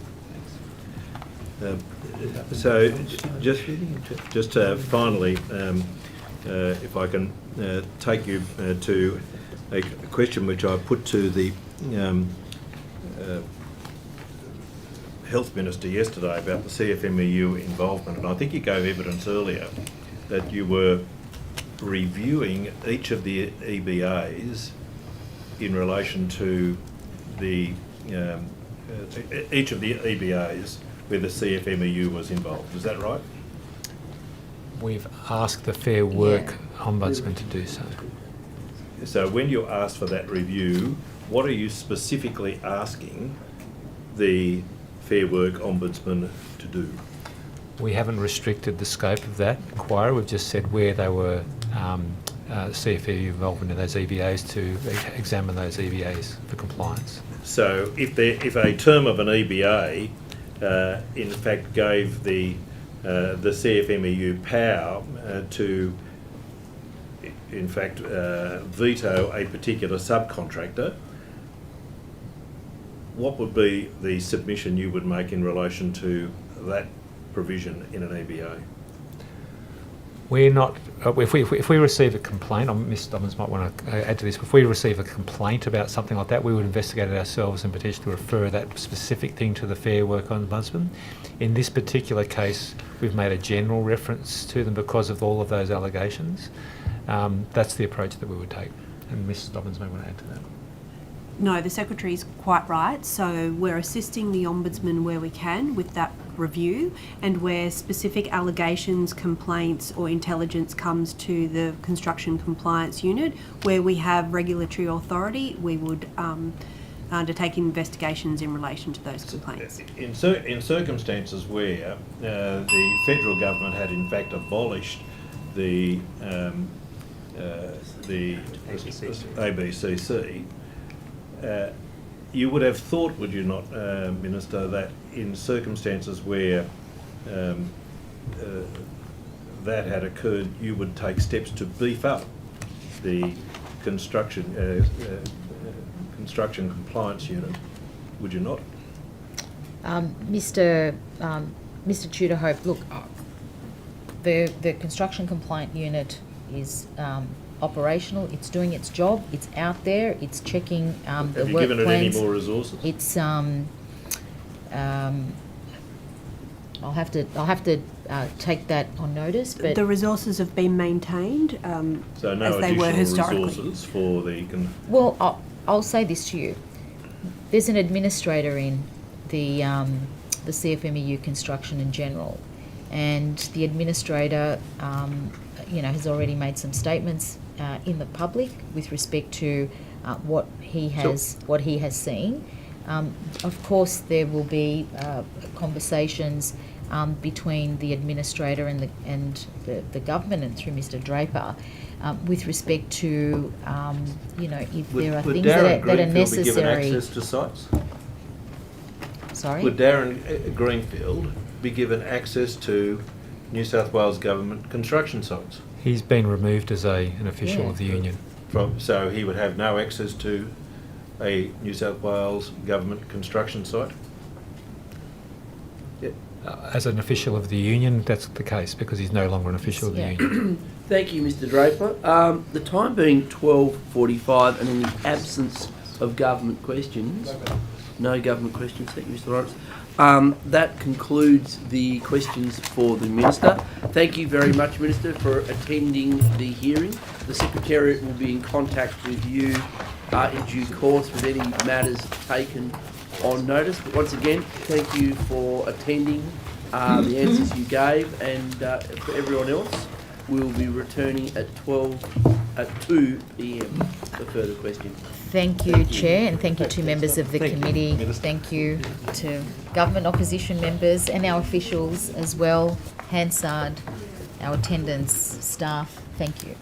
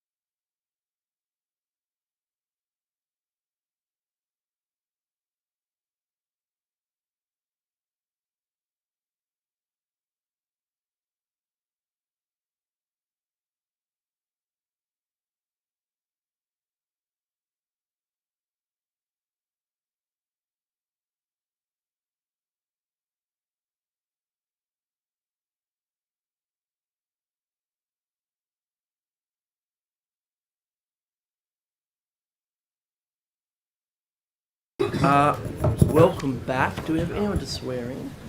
We have no one to swear in. So we will recommence the hearing with questions from the crossbench and Ms. Boyd. Thank you very much, Chair. I just want to come back to the questions asking this morning if there's an update of any kind on that. Yes, so in relation to the John Hunter incident, so the incident occurred on the 17th of August and came through to our after hours manager, who assessed the information provided to the after hours manager at the time and determined an administrative response. In the days after that, so on the 20th of August, it was then reviewed by our local management team and determined that an inspector response was appropriate. And the following day, on the 21st of August, an inspector attended the site. A number of improvement notices, or an improvement notice was issued to GVK New South Wales in relation to systems of work that related to that incident, and a whole range of steps have been taken by Multiplex and GVK in relation to improving safe work method statements, their high-risk construction workshop, and toolbox talks with their workers, and a whole range of issues have been dealt with as a result of that process. Okay. Did they tell you that when an inspector did eventually attend the site on the 21st, that the cage had already been dismantled, which then basically has hampered any kind of effective investigation? Yeah, so on the information provided to the after-hours manager, the determination was made to release the site at that time. Yeah. And so because of that mistake, we have now got no potential for a effective investigation into that matter. This matter hasn't been referred for investigation, is my understanding. Okay. Okay. Any other updates on the other aspects? I'm not sure. I can't remember what I asked you when I didn't. The Hunter Power project we covered. Yeah. And just generally the safe work site inspection at Newcastle. Just giving you a chance to tell me anything else if you've got something. No, not specifically. I mean, in relation to UGL, we haven't had any interaction or request for service since July, so it's been reasonably quiet from our perspective. But any requests for service from that site, safe work inspectors are used to attending there, and we'll treat that with the same impartiality of any normal matter that they would deal with there. Okay, thank you. Can I ask you, Mr. Wesling, I understand there's been reports of redundancies or a restructure in iCare with 236 roles being removed, 104 new ones being made, and there being some sort of overlap there. Can you tell us what's happening with that restructure? Can I refer that to Mr. Yes. Yes, I'm very happy to answer that question. So that is correct. We are working through an organisational restructure currently. It's part of the broader savings plan initiatives that we've been working on with Treasury over the course of this year, following a directive from our Minister to work with Treasury to review the expenses of the organisation.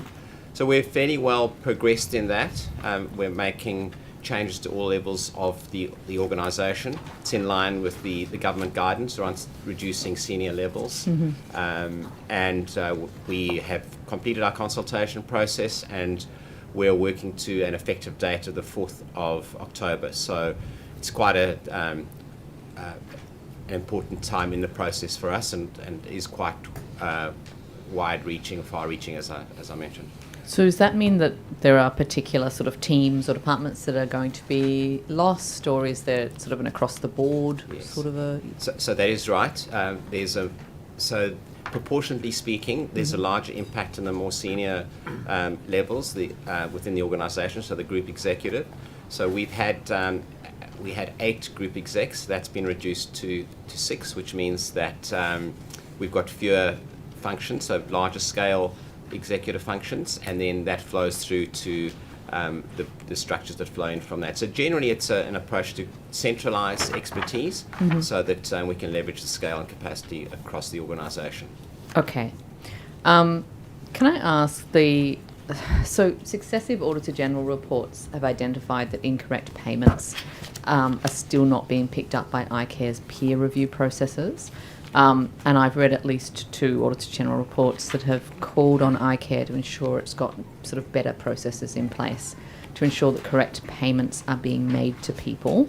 To your knowledge, what has iCare done to respond to that recommendation, appreciating that you are new? And No, that's fine. I mean, we are, and we have been working on improving our systems and processes, and we continue to do that. Specifically in regard to those issues, I think Tony might be in a position to provide a bit more input.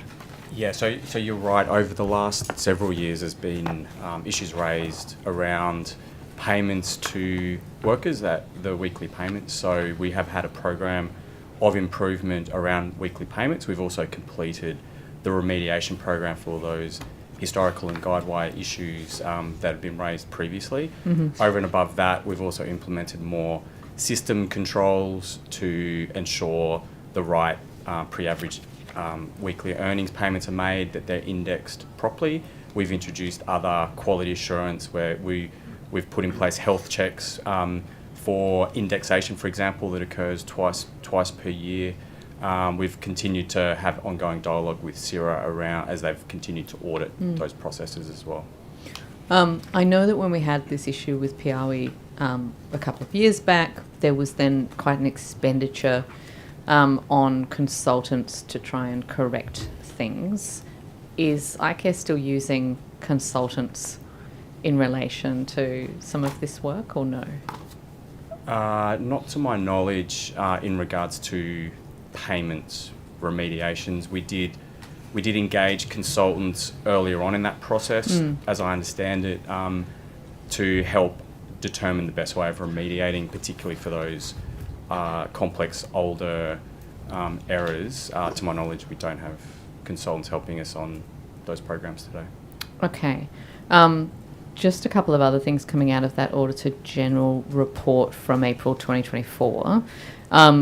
2 things. The first was the Auditor General noted that there's been this overlap in research being undertaken by iCare and CIRA, and has asked somebody to sort of sort that out. Do you know where that recommendation is sitting and whether that's been agreed?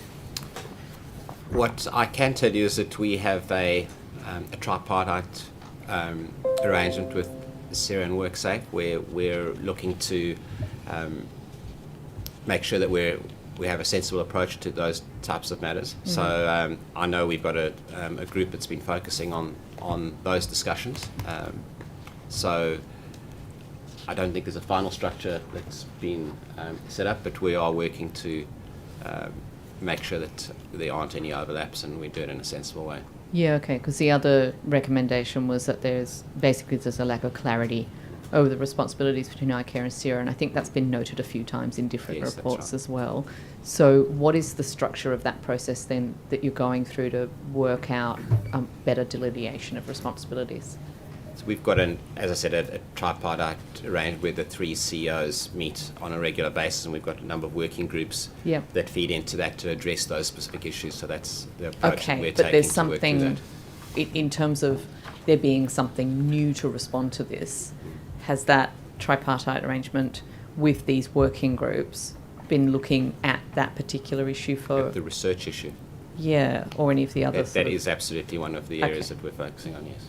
Okay. Does anyone from the department want to add to that? Do you know if there's work being done to delineate those responsibilities? Mr. Curtin could talk about the safe work bit. CIRA, of course, is within Minister Dibb's administration. I'm ex officio on the board of CIRA, but not part of the organisational structure. But what Mr. Farquharson said is, as I understand it to be from my regular meetings with Ms. Young, who's the new CEO of CIRA, but I'm sure on notice we could provide you with a bit more information about that. Yeah, I'm particularly interested in a timeline as well as to when these issues are going to be resolved. Yeah. Okay. I think this might be my last one. Just a quick one for you, Mr. Curtin. I know that the Respect at Work strategy for safe work sets out a number of activities to undertake to implement that strategy. I just wanted to see where those activities were at and what the status is.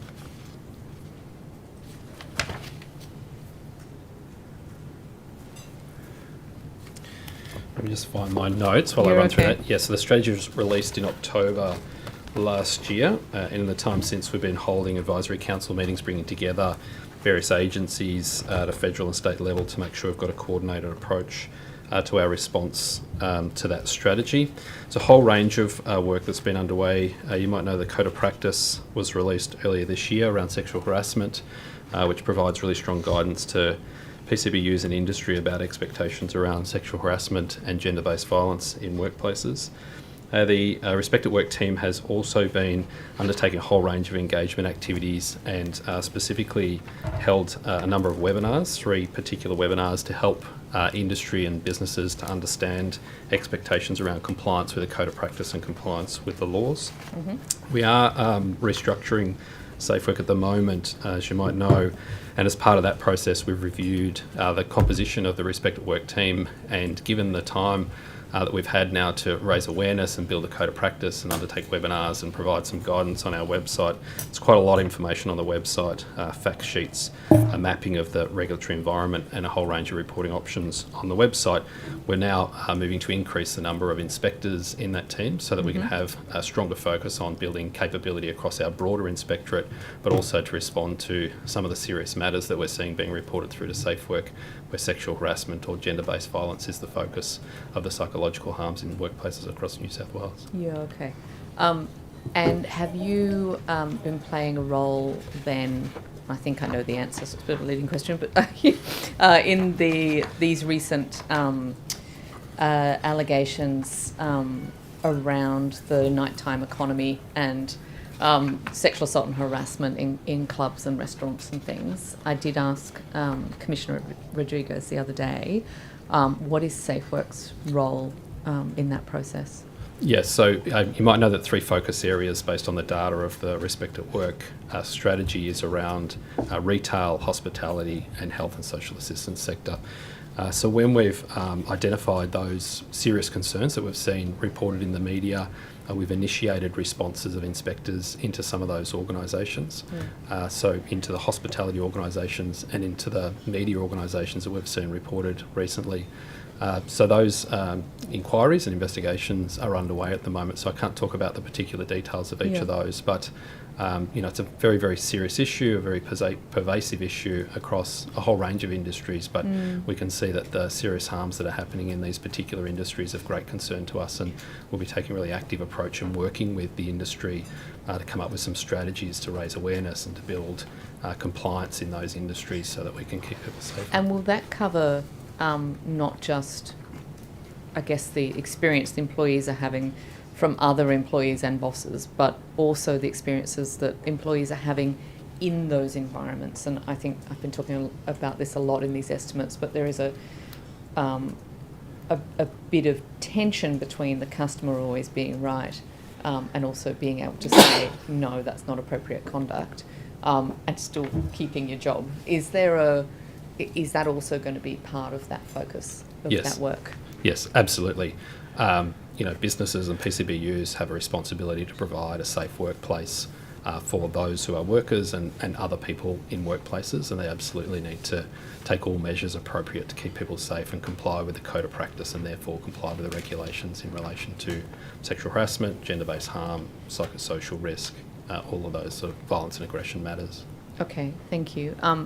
A final sort of cheeky question. I think we've spoken about this before, the Parliament being a workplace. We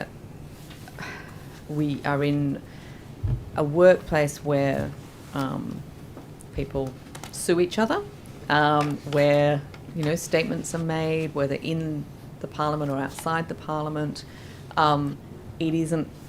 It's well known not to be a sort of a normal sort of workplace. I understand that.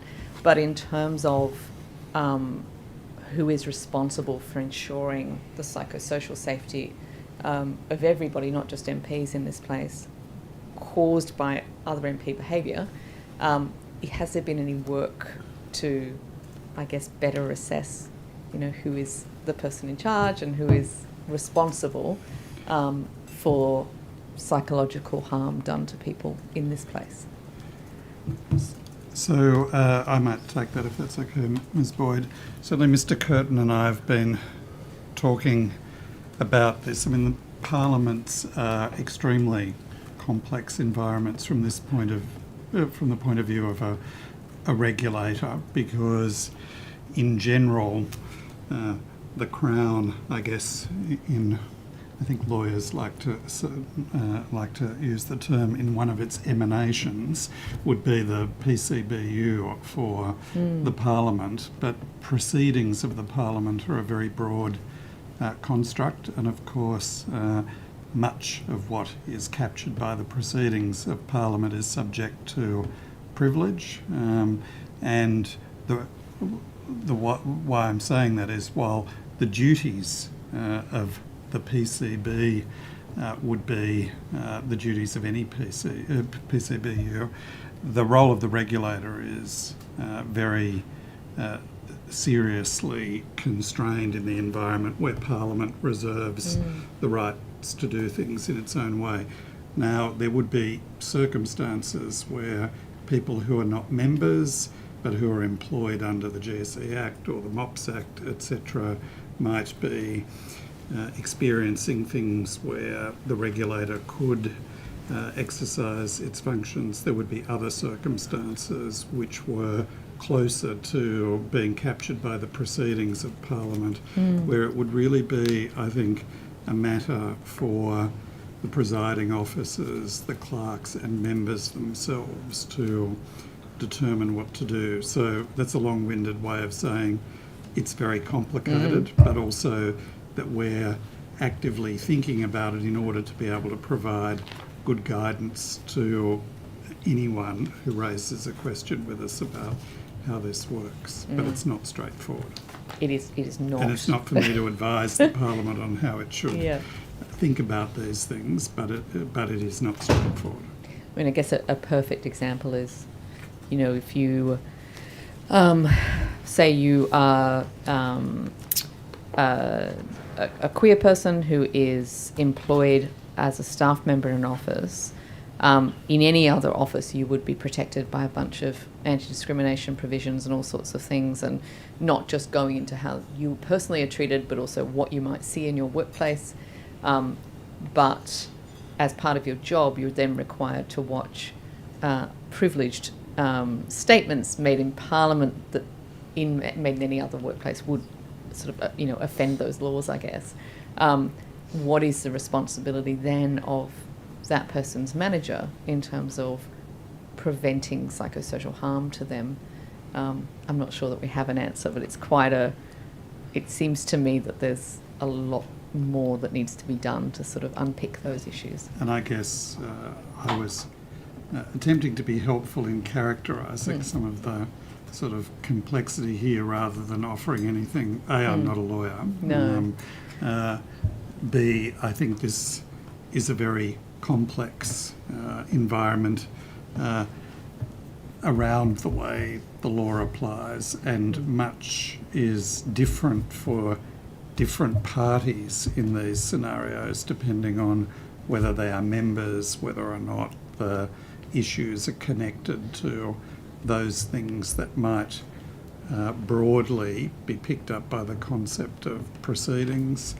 And I know that there's, case law around in sort of analogous situations that deal with judicial immunity, etc., that are sort of probably relevant to people thinking about this, but it is much of this is not the role for safe work in the same way it would be for many other environments. That's not to say safe work never has a role, but it would depend on who it related to, the nature of the behaviour, whether or not it was an employee, either a MOPS Act employee or a GSE employee or a staff member of the Parliamentary Services Division, whether or not the behaviour itself was in some way captured by things that are determined to be proceedings, even if they're not proceedings inside the chamber. Fascinating.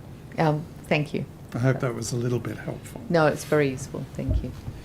Thank you, Mr. Head. Thank you, Ms. Boyd. Mr. Tudorhope. Good. Thank you, Anna. I don't know, Mr. Header, whether this is a question for you or for Mr. Draper, but what date did Mr. Harding finish as the CEO of ICARE?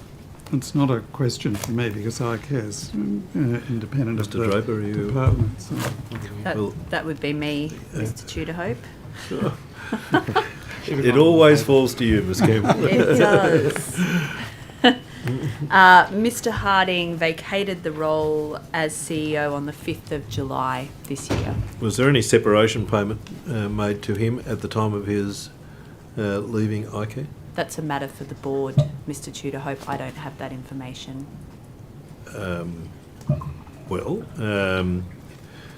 If there was to be a separation payment, where would that be recorded? Where would I find information about that? I'm not sure that you would find information about that. As I said, it's a matter for the board. Yep. Has his position been advertised? Or has the position of CEO been advertised? I believe it has not yet currently been advertised, but the board, who are responsible for that process, are in the process of finalising the role description and advertising that role. And in fact, that will also, no doubt, include a remuneration package which would attach to the role. Of course it would, yes. Yep. Perhaps this is also for you, Ms. Campbell, is there is a policy position to abolish the net asset holding policy, and this is information gathering on my part. So, yes. What will be the new requirements to ensure the Treasury managed fund always has sufficient assets to cover its liabilities? So, what's the new model? So, Mr. Tudor-Hope, I'm aware that you asked this question in the Treasurer's estimates, to which my colleague, Ms van der Walt, provided an answer. The department is still working on the policy position to replace the NAHLP. Okay, so if I was to say that whatever the policy is, it would have to ensure that it was a policy which enabled the fund to obtain comprehensive reinsurance, would it? I would expect that would need to be an objective, yes. Yeah. Can I just now come back to you, Ms. Dobbins, as you probably expected I would. There was a media release in May where the new wages policy was announced by the Minister and the Treasurer. You recall that announcement. And the announcement was that a fair and reasonable wage offer would be 10.5%. That's correct. Is there any other document which evidences that policy position by the government? So there is, as you know, there's a fair pay and bargaining policy, but it doesn't re-describe that wages offer. However, Mr. Draper, as the head of the Premier's Department, did send letters to all the secretaries of the public sector unions outlining the terms of that offer. So those documents exist, yes. So it's not contained in the fair pay and bargaining policy document? No, the fair pay and bargaining policy document just refers to the government's wages policy. Which is, as you described, the 10.5%, yep. Inclusive of superannuation, but that also incorporates 0.5% as a discretionary payment for unions who sign up in a timely manner. You're anticipating me, aren't you? I'm afraid I am, Mr. Tudor. Because I was coming to that. So, when the FBEU complain about the offer which has gone now being made in its arbitration proceedings, they are right, aren't they, in saying that it has been reduced to 10%? I wouldn't say that, no. I would say the letter that went to the Secretary of the FBEU was very clear that the 10.5%, a component of that, was discretionary based on the union signing up in a timely manner. And when they did not accept that offer before the matter was listed for arbitration, then when the application was lodged in the Commission, they the offer was reduced by that 0.5% because they had not yet agreed. However, my understanding is if they do come to an agreement before that first day of arbitration, then that It's discretionary, 0.5% so may be payable. But at this point, the Fire and Rescue's award application, as you say, was for 10%. correct. So there is room to move by the Minister if she, or the Treasury, depending on who makes the decision, to increase the current offer before the Commission from 10% to 10.5% in accordance with that discretionary expenditure. If they consider that the union has agreed to the offer in a timely manner, yes. When will the government put on its evidence in relation to that arbitration? I'm sorry, I don't have that detail in front of me. As you know, the matter's listed for next calendar year. Let me just see if I've got a note of when evidence is due. But it wouldn't be until later in the year. My understanding is that the President of the Commission is keen to hear the Crown employees' matters prior to the Fire and Rescue matter. Also, the Fire and Rescue matter is very wide-ranging, as you know. How many matters are currently listed before the IRC for arbitration? There is currently 53 award applications before either, and including the Industrial Relations Commission in New South Wales or the Fair Work Commission in the Commonwealth. But a lot of those applications are grouped together. So, for example, the Crown Salaries Award application includes a total of 11 different awards. So in relation to wages, I anticipate that the situation is that the government evidence relating to its wages offer will be fairly similar, will it not? In relation to the fiscal and economic position of the state, yes, I would imagine it would be very similar evidence in each of those cases. That's right, because a component which the IRC will have to determine is the economic circumstances, and I think that's contained in the legislation, is it not? Yes, that's right, in the objects. There are 53 matters either before the IRC or the Fair Work Commission. Some of those, you've just told me, are grouped. How many are subject to conciliation before either the IRC or the Fair Work Commission? All those matters are subject to conciliation with the exception of the FBEU matter. With the Crown employees matters, the Commission is about to timetable for arbitration. Just repeat that for me.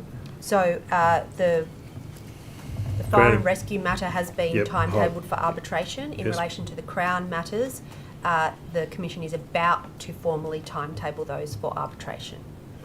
So the conciliation process has completed? The formal conciliation process in relation to Fire and Rescue has completed, yes, and the formal conciliation process for the Crown matters is close to completion.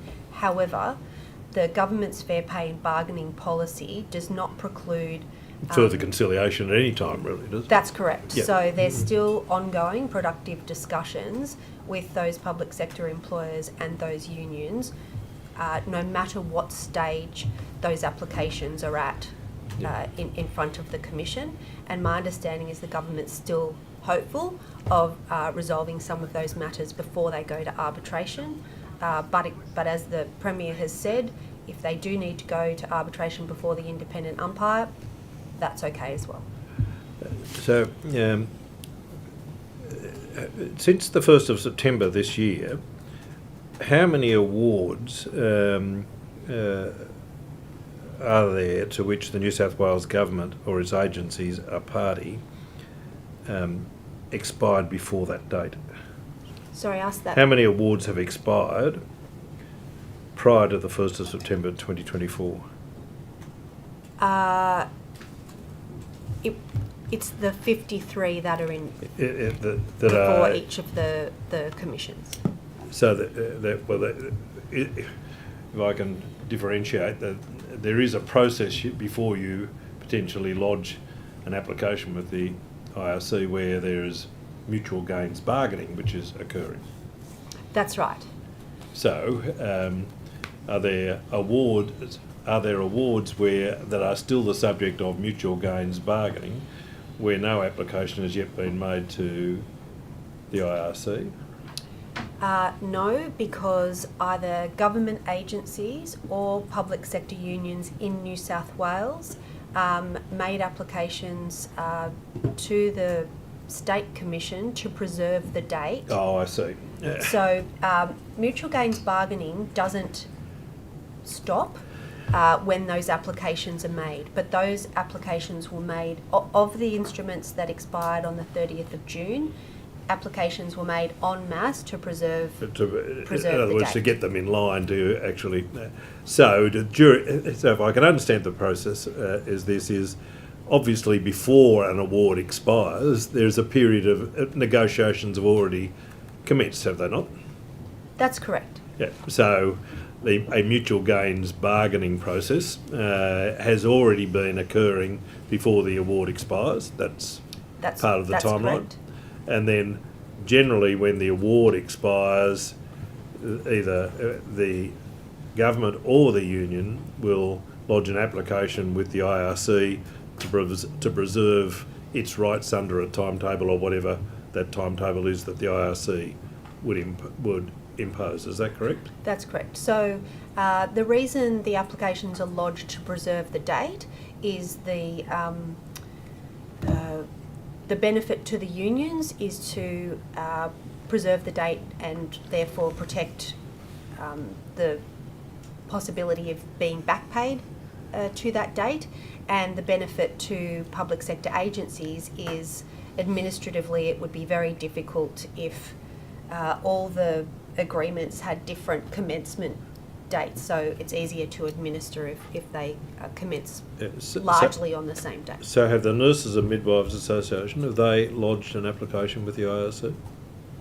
I can't remember off the top of my head if New South Wales Health lodged the application or if the Nurses and Midwives lodged the application, but an application was lodged, yes. Yeah. And what do you tell me is the date on which they will be appearing?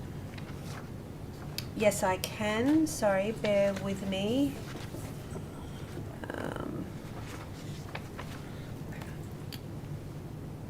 Okay.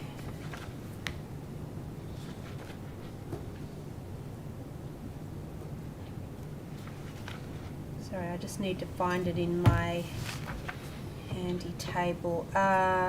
Nurses and Midwives State Award, listed for conciliation on the 18th of September. That's next week. Yes. Yeah, that's for conciliation. Yes. And then a date for arbitration. That hasn't been set yet. Okay. In respect of questions on notice, which are directed to the department in relation to industrial relations matter, who prepares the answers for the Minister's office in relation to those questions? If the questions are directed to the Premier but relate to industrial relations or directed to the Minister for Industrial Relations, we would prepare drafts on behalf of the Premier and the Minister, but the final answers are the answers of the Minister. So there is an answer which is prepared by either your office, assuming and someone in your office, and signed off by you. Yes. And that would be then submitted to. I'm pretty familiar with this process. Yeah. And it's submitted to the Minister's office. That's correct. For approval. Now, you provided me with a series of answers to various questions I've asked you this afternoon. One of them was how many matters are currently subject to arbitration before the IRC or the Fair Work Commission. You gave me an answer to that, did you not? I asked you a question, how many are currently the subject of conciliation before the IRC and the Fair Work Commission? You gave me an answer to that. And how many are currently the subject of active mutual gains bargaining? And you've given me an answer to that. When I asked that question and sent it to your office, sent it to the Minister, the answer I received was the government continues to have productive negotiations with the public sector unions. Did you provide that answer? Did you approve that answer? I'll have to take that on notice because I don't recall, but I would say that may have been true at the time, and now we're at a different point in the process. Well, I'll just put it to you this. You have given me quite detailed answers in respect of each of the matters that I have put to you, which, in fact, it's uncontroversial. There's no controversy attached to that.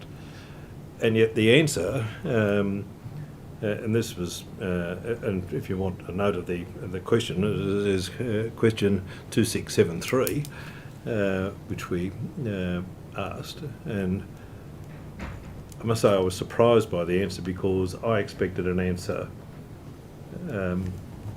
very similar to what you have provided me with. Is it the case that answers that are provided by your office to the Minister's office in answer to questions on notice are changed by the Minister's office? I need to be clear, the answers are the Minister's answers. Oh, no, I accept that. He signs them. He or she signs them. Does the Ministerial Office often change the recommendations or the drafts as supplied by your office to the Minister's office? I'm sure they do from time to time, and that's their prerogative. It is certainly their prerogative. Would you agree that the answer, the government continues to have productive negotiations with the public sector unions, is non-responsive to the questions I asked? And given your caveat that that would depend upon the time that the question was asked, but if it was asked in the last fortnight, would it have been a non-responsive question? Point of order, yeah. Mr. Tudor-Hope, you're asking the official to provide an opinion, and it's also hypothetical. How so? It's also going to be the point of order that I raised, Chair.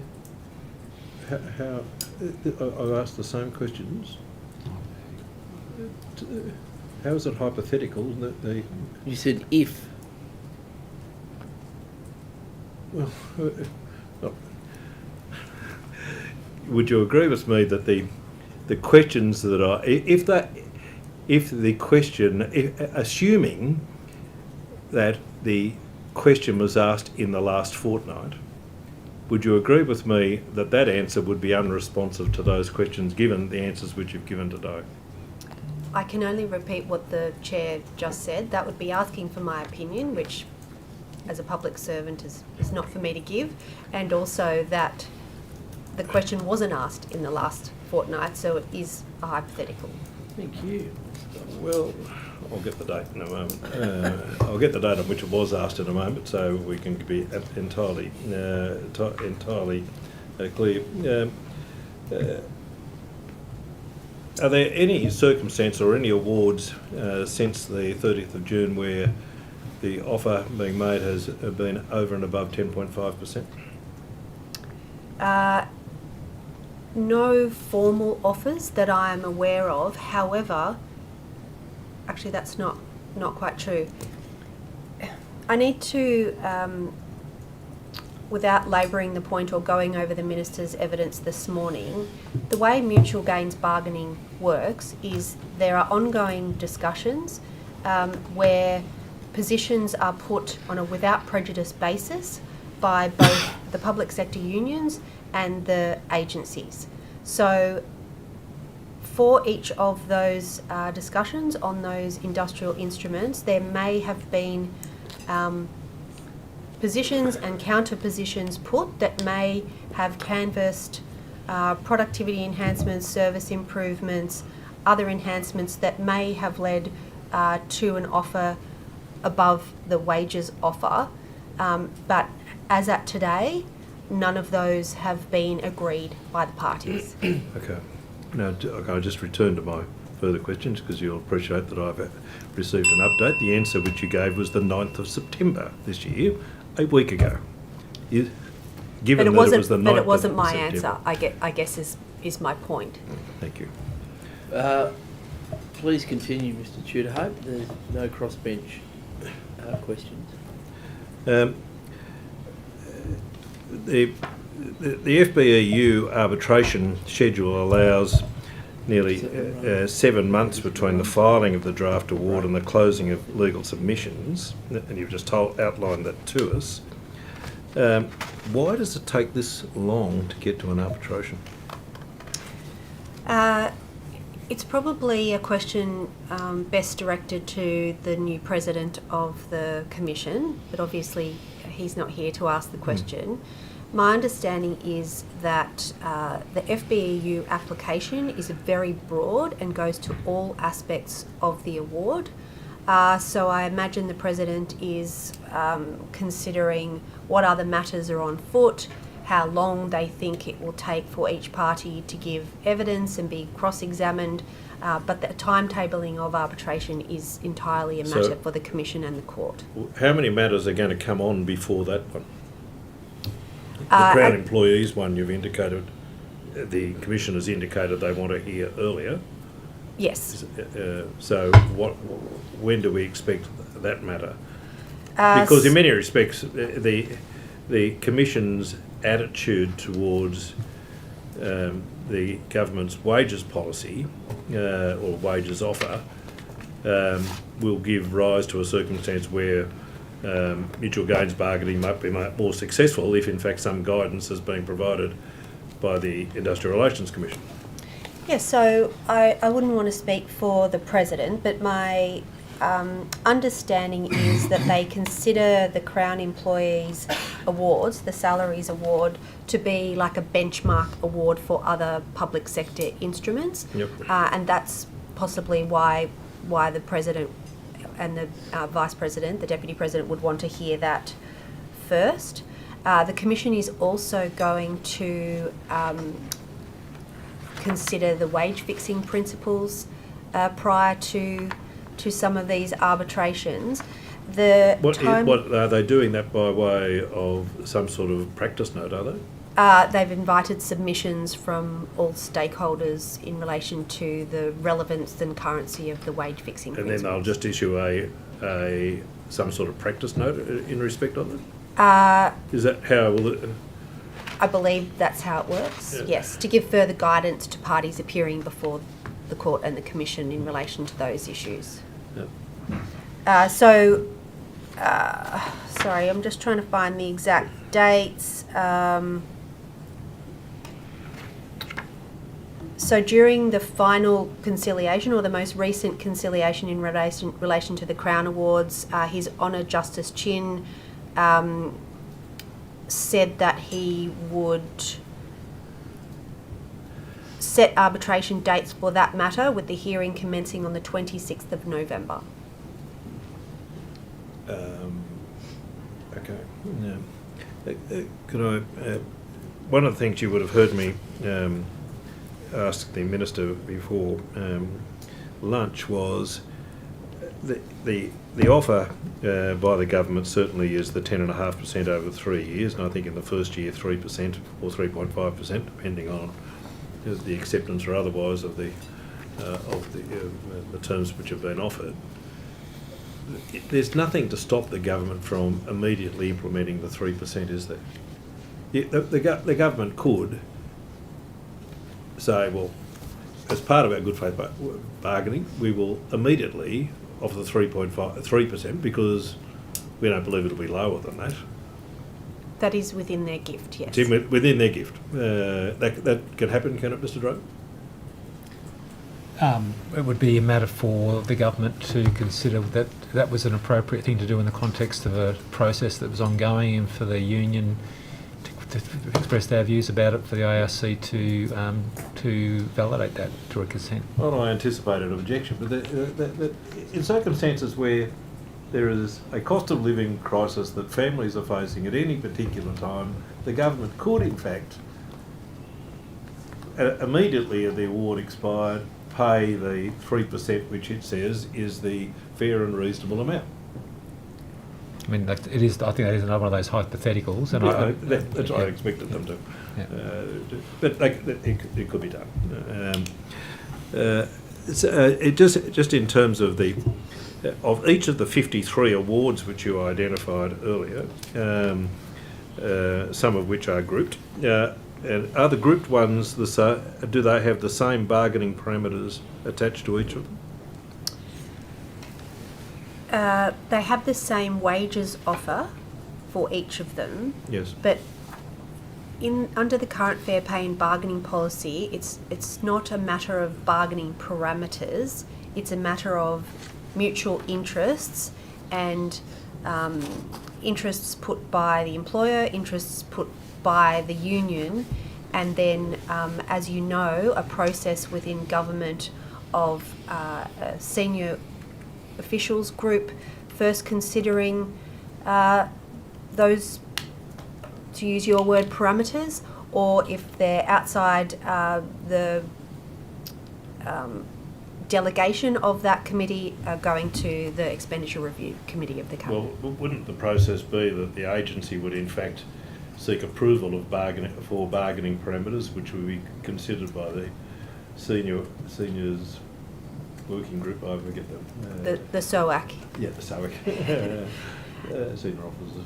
Yes, so I think we might have discussed this at the last hearing, but it's a two-stage process where agencies put to either the SOAC or the ERC interest areas to commence those mutual gains bargaining processes, and then the second stage is they are required to seek the approval of either the senior officials or the ERC before a final offer is made. So, but I just confirm that in relation to every one of them, the wage offer is the same. Yes.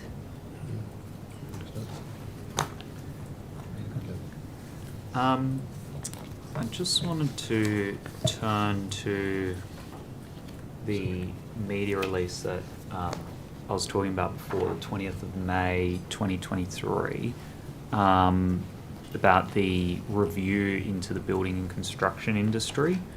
I just wanted to get a bit of a clarification as to the difference between the guidelines that the Minister said hasn't changed, but the review that has been halted. What's the difference between those, or what's the what was exactly changed on the 20th of May 2023? So there's two issues. First of all, the previous government announced a review of the guidelines, and we commenced that review. When the current government came in, they determined that we were not to continue with that review. I believe the decision was based on feedback that they had received, that there wasn't widespread interest in a review, and there'd only been a scant number of submissions for that review, so that review was halted.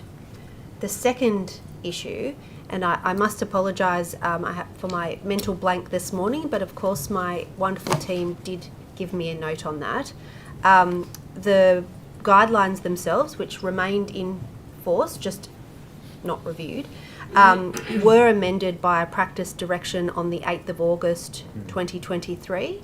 The reason for that practice direction was we had received advice identifying an issue with the guidelines with respect to the workplace instrument-based conduct changes to the Fair Work Act, and the obligation, and in relation to the abolition of the ABCC, we'd received advice that our guidelines required a clarification. So the Feds abolished the ABCC, and as a result of their changes, we needed to change our guidelines. We needed to clarify our guidelines. Right. And that clarification was primarily to say that the guidelines are subordinate to any provision in a federally registered enterprise agreement. Right. Okay. So it was basically a tidy up to harmonise it with the feds. I'm not sure I could characterise it that way. It was to make abundantly clear the hierarchy of the guidelines in relation to federally registered enterprise agreements. Right. Well, would you construe it as a watering down? Again, I think that asks for my opinion, but Well- that wasn't as I said, the advice was based on the identification of an issue, and so we took steps to clarify that issue by issuing a practice direction. Well, can the CCU do anything other than report issues which arise to the Fair Work Commission, the Fair Work Ombudsman, or the police? Can it institute prosecutions itself? Yes. It can. It hasn't. Yes, but not. So the data I've got here is. Sorry, let me just turn to the specifics of the CCU. Well, I might have only data in relation to the inspectorate in its entirety. Oh no, here we go. So the inspectors undertake approximately 200 site inspections and assess more than 100 workplace relations management plans every year. Yeah.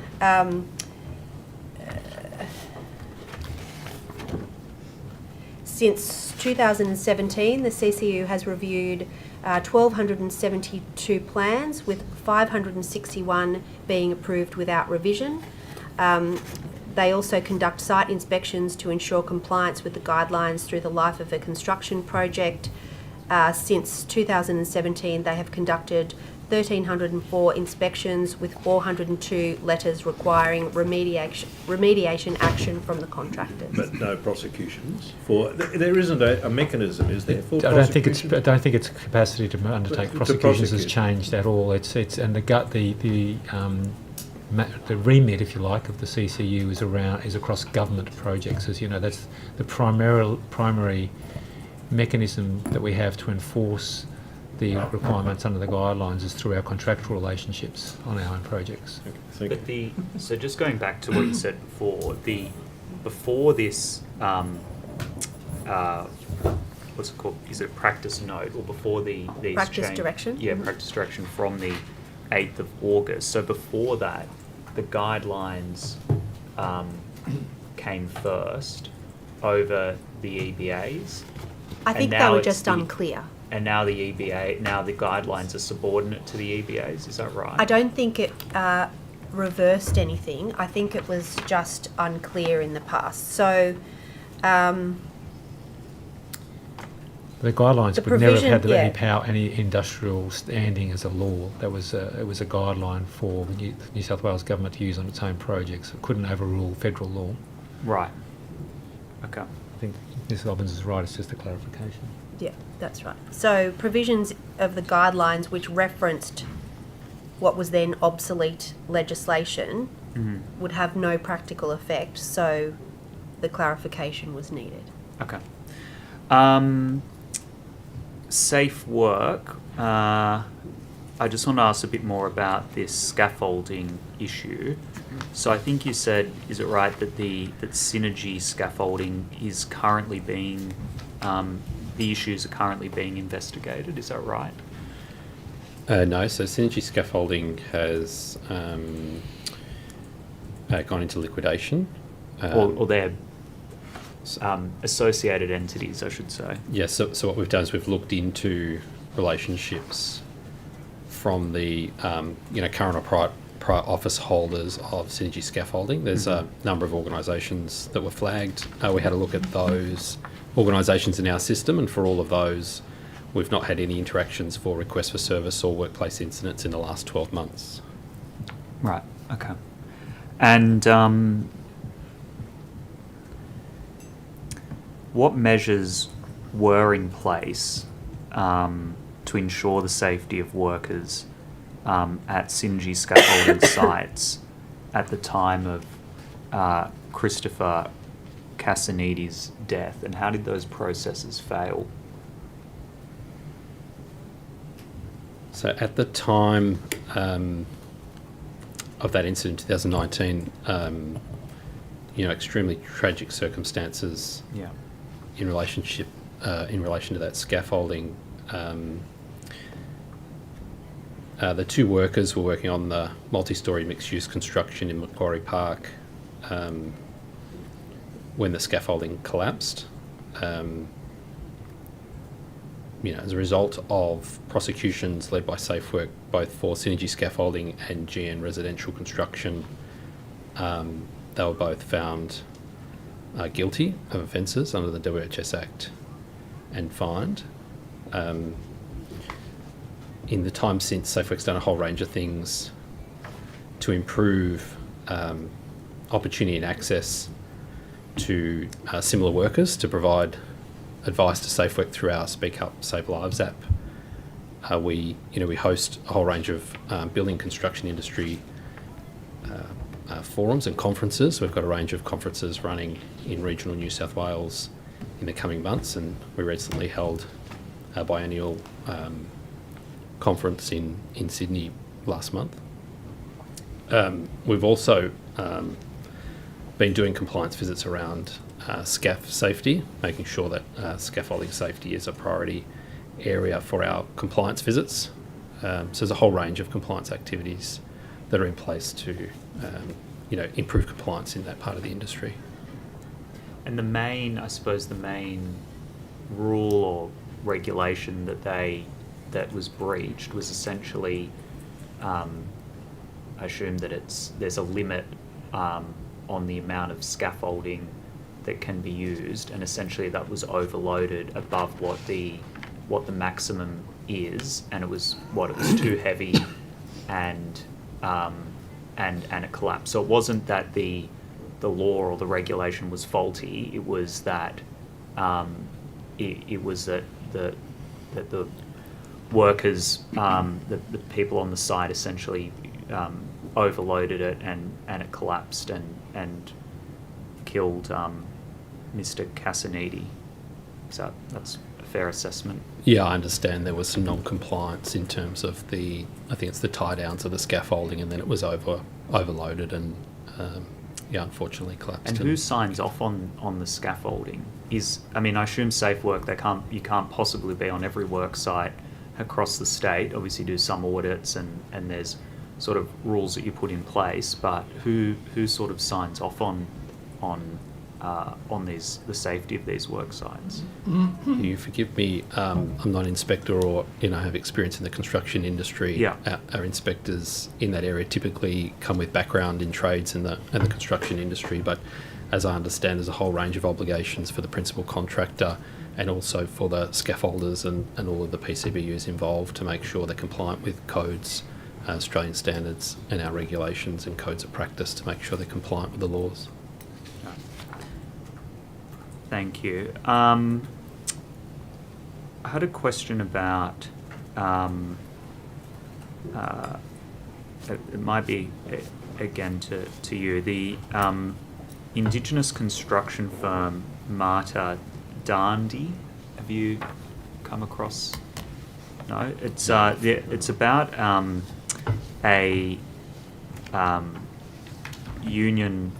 It's about a worker of an Indigenous construction firm who committed suicide, a 19-year-old Indigenous man, after his first day on a CFMEU building site.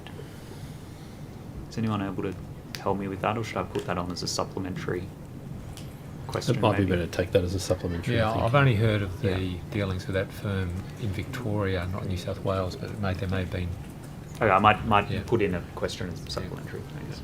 Can I just ask, just going back to one thing, you heard some questions before lunch about the RTVU and not the RTV, the ETU, and the potential impact on the New South Wales economy.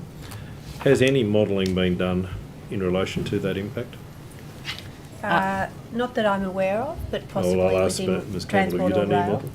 Yeah, Mr. Tudhope, I can confirm that we have not done any modelling on that, and I'm aware that you asked this question also in the Treasurer's estimates, to which Mr. Gellibrand, the CEO of INSW, provided you with an answer around the fact that we are monitoring that, the complexity of it, and obviously there's a large number of variables in terms of the where those projects are up to. I can tell you that I, in capacity as investment managers for our shareholdings in some of those businesses, and discussions, energy, correct, and residual interests in Ausgrid and Endeavour, that I am speaking, with the chairs of those boards about the conversations the boards are having around catching up on major project work across the New South Wales Government Infrastructure Program.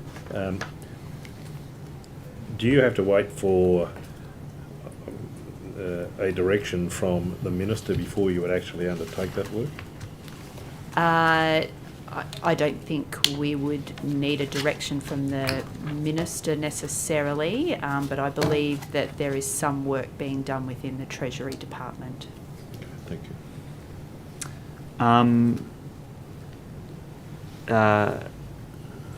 Also probably safe work. So the Swill House sexual assault issues, what you're aware of this?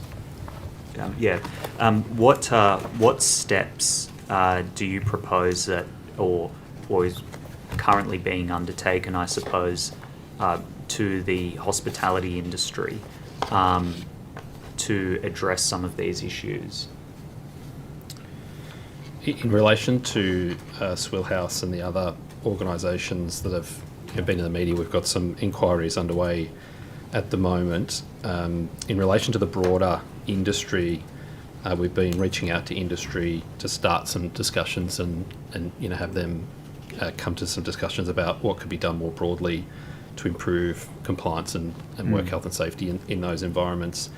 It'll be a good opportunity for us through looking at Swill House and a couple of these other organisations, and to work with them really closely to understand what are the key drivers and what are the opportunities that we can seek from these particular examples that we can bring back to industry and work with the peak industry bodies and some of the larger organisations that will have quite a big impact on the industry, and we can see other parts of the industry follow. So there'll be a range of activities that we'll bring forward in our program of works in relation to the hospitality industry specifically, and some in relation to retail that'll help us provide much better guidance as a result of these circumstances. But in relation to those particular PCBUs, those inquiries are underway, and we'll look at those specifically. Yeah. Okay. So anything you could provide in terms of what SafeWorks doing to look into the Swill House case in particular? Maybe if you wanted to come back to us on notice on that, and also what steps could be taken in the future to sort of reduce the prevalence of sexual assault, in particular in the hospitality industry. And I think you've mentioned, some of that in terms of what lessons can be learned from this, terrible case. But I would highly recommend any organisation that has experience with sexual harassment or gender-based violence, particularly those high-risk industries with vulnerable workers, young workers, migrant workers, people working alone, anyone in retail and hospitality. Those organisations should be getting onto the SafeWork website today, downloading our webinars, looking at the information that's on our website, and particularly the code of practice. And if particular organisations have got experience with sexual harassment and they don't have the right systems in place, we will be enhancing our compliance approach for those organisations. They should get ahead of that and make sure they've got in place all of the right systems and processes. They're consulting with their workers on the risks that they're facing and making sure they've got a documented approach to how they're dealing with sexual harassment and gender-based violence.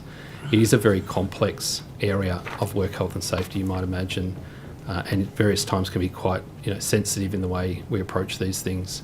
So we are providing a whole range of advice and education to industry, but this is such a pervasive harm, and there's so much that people can be doing in workplaces to help solve this community problem that we'd like to see action by associations, large organisations leading the way and supporting Safe Work and all of the other organisations like the Australian Human Rights Commission, Anti-Discrimination New South Wales and other peak bodies to support significant improvements in this area.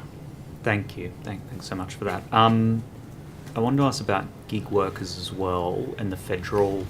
Is that to you, Mr. Curtin? Now that there's a federal scheme in place on gig workers, how's that going to relate to where we were at in New South Wales in terms of the safety of gig workers? So in relation to the safety aspect, I can cover, but other colleagues might be able to give you some more content in relation to gig workers more broadly. We are working with Safe Work Australia at the moment to progress codes of practice for gig workers. As you know, it's a very difficult industry with moving and evolving so quickly in the way that people are engaging in, you would say, non-traditional work environments, and the way people use platforms and other ways to access work and to undertake their access to the workplace. So we are doing a whole range of things, as you might know, around food delivery riders, and we've got a focus on the healthcare and social assistance sector that we're trying to make sure we provide as much information as possible so that workers got access to information, but also that PCBUs are able to comply with our laws in relation to gig workers. In terms of minimum rates and conditions for gig workers, is that in your... Who is that? Ms. Dobbins, can you help me with that? Yeah. That would be me. And there's a safety aspect, there's also a paying conditions aspect. So I suppose to both of you, now that there is a federal scheme in place, what problem are we trying to fix in New South Wales? Like, is our work now almost redundant in terms of looking at paying conditions of gig workers now that the feds have gone their own way and developed their own set of regulations in this space? I don't believe so, no. So Chapter 6 of the Industrial Relations Act regulates the terms and conditions of engagement for owner-drivers and the taxi industry. And New South Wales is the only Australian jurisdiction with an existing regulatory regime for gig workers. The government made an election commitment to extend the provisions of Chapter 6 to other gig workers. So this government still has a commitment to addressing issues of exploitation in this space. So the feds are sort of a minimum and then we can add to it. Is that the best way of looking at it? That's right. So the current Chapter 6 is limited, and this government is looking to remove historical exemptions for workers delivering bread, milk and cream, establish a mechanism for giving gig workers who have been deactivated from a platform an avenue to challenge the decision, similar to unfair dismissal provisions, create a new offence for accessorable liability, so all those involved in the contract chain that may impact on behaviours leading to non-compliance with a determination can be held to account, and expanding the existing deeming provisions to limit or mitigate potential litigation and legal battles. However, before the government finalises the details of those new provisions, there's going to be an extensive consultation with stakeholders to seek their views and feedback, and the feedback will be incorporated into a final form of amendment legislation. And in terms of those stakeholders, I assume working with the business community will be part of that in terms of the implementation of the changes, transition provisions for the industry, communicating the new regime, the new rules to them. Has any work been done on that yet, or is that still to come in terms of consultation with business stakeholders? So the government intends to draft an exposure draft bill, and while the comprehensive stakeholder engagement strategy is still being developed, it will involve consultation with unions, employers, local government, government agencies, the full gamut of stakeholders. Do you need the federal government approval to change Chapter 6? No, we don't. And this government has been working closely with the Commonwealth to make sure there's no conflicts in those laws, but no, we don't need their approval to extend our Chapter 6 of the Industrial Relations Act. Good. And obviously in New South Wales, we are responsible for workers' compensation, but how does that fit in with any federal arrangement? So when it comes to gig workers, is it entirely our remit on workers' compensation, or is there a role for the federal government as well? I don't know if ICARE wants to chip in on this as well, but So can I answer in the general? I don't know anything, sorry, about the workers' compensation side, but the Commonwealth Fair Work Legislation Amendment, Closing the Loopholes No. 2 Act, does cover gig workers, as you rightly say.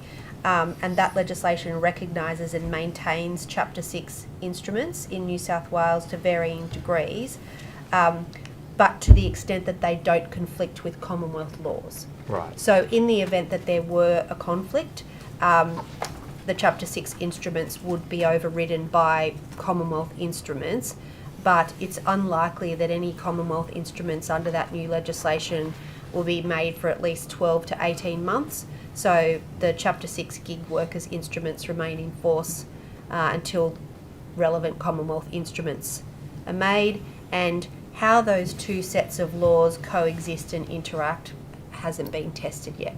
But I'll have to turn to my colleagues on your specific. Thank you. Well, just in relation to that, the Independent Contractors Act 2006 exclusion of certain state and territory laws, does it not provide that subsection 1 does not apply, and perhaps you might like to take this on notice, but in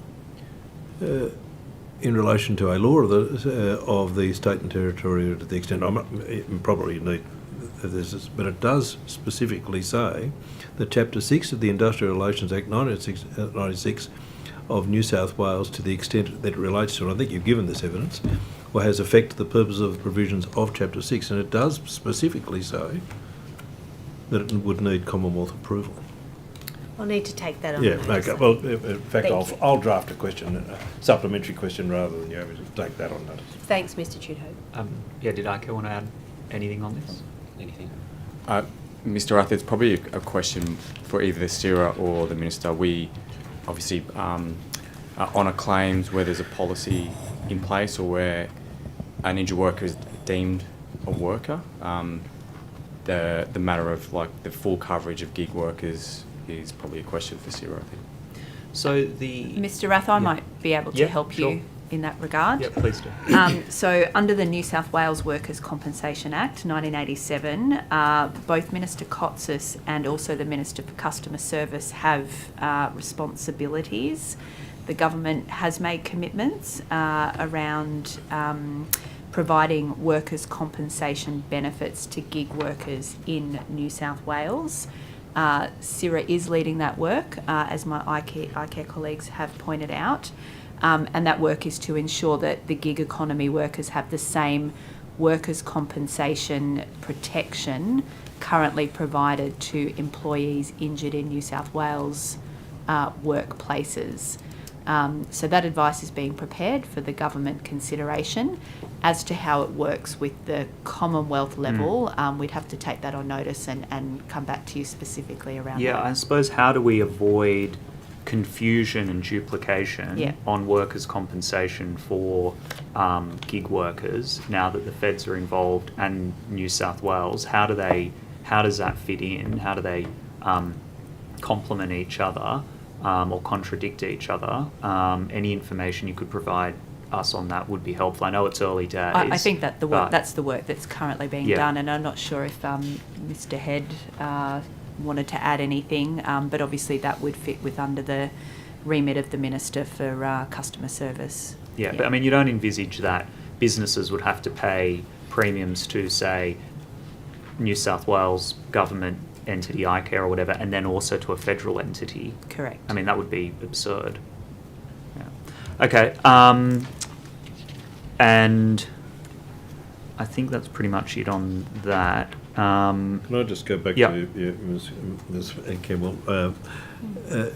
You have done, I think your answer is some work in relation to the ETU and its impact on the economy. I'm not elevating it to a body of work which has its own, but there is potentially, it's best styled as a watching brief. Yes. Is there a point where advice is provided to the minister, or do you have to wait for the minister to provide you with advice, to ask you for advice? What I would say, Mr. Tudor-Hope, is as a Treasury, our job is to monitor financial risks. And obviously within the infrastructure program there will be a range of financial risks, to which delays on major projects would be one of them. Yes. So, it would be prudent of a Treasury department to be monitoring those risks without needing any direction from a minister to do so, in terms of, how we head into both our half-year review and our next budgeting process. Thank you.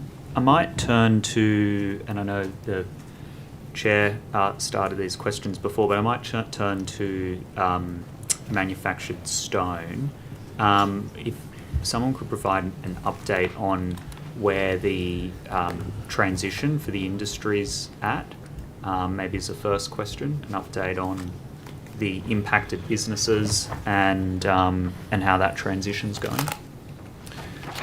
Yes, so the ban on engineered stone containing more than 1% silica came in place on 1 July.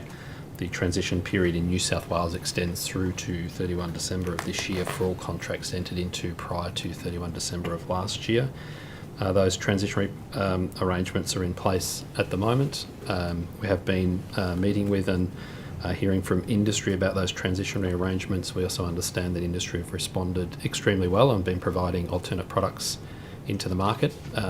We're not hearing any major concerns or serious issues at this point in time about the transitionary arrangements.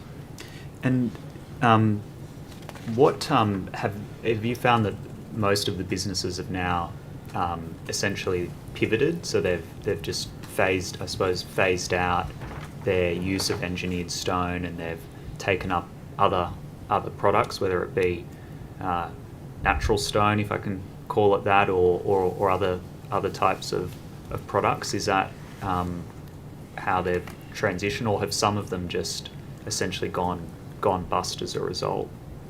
I know broadly I understand industry has pivoted to replacement products. And is there any assistance for them, for those businesses transitioning, or is it's more just information and communication from Safe Work to communicate the changes rather than any sort of financial assistance or anything like that? In terms of the transitionary arrangements, they were signalled quite early that those arrangements, the ban would come into place on 1 July.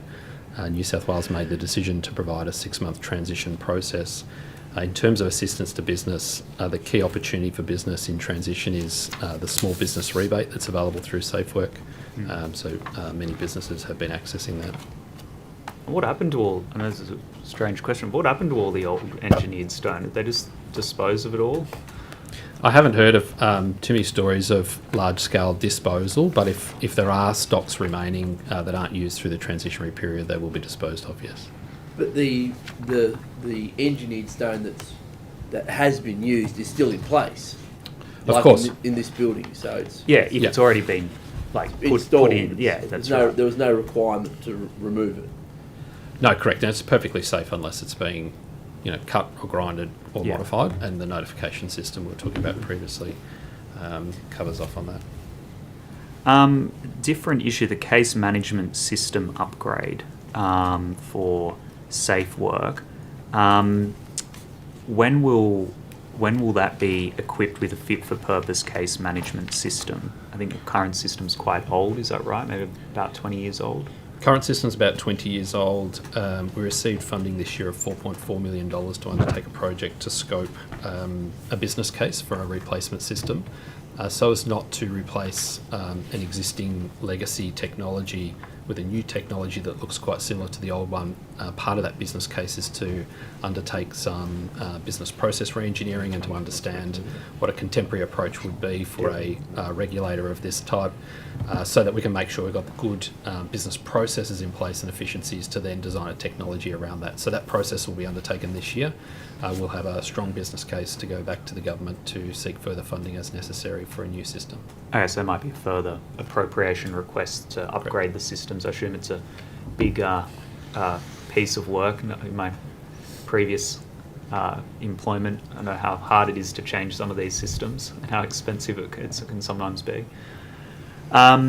What about standardised incident reporting forms? Does SafeWork New South Wales require employers to submit written notices in standardised forms as allowed under sections 38(4) and 5 of the WHS Act to obtain meaningful information about specific harms, incident categories and worker categories?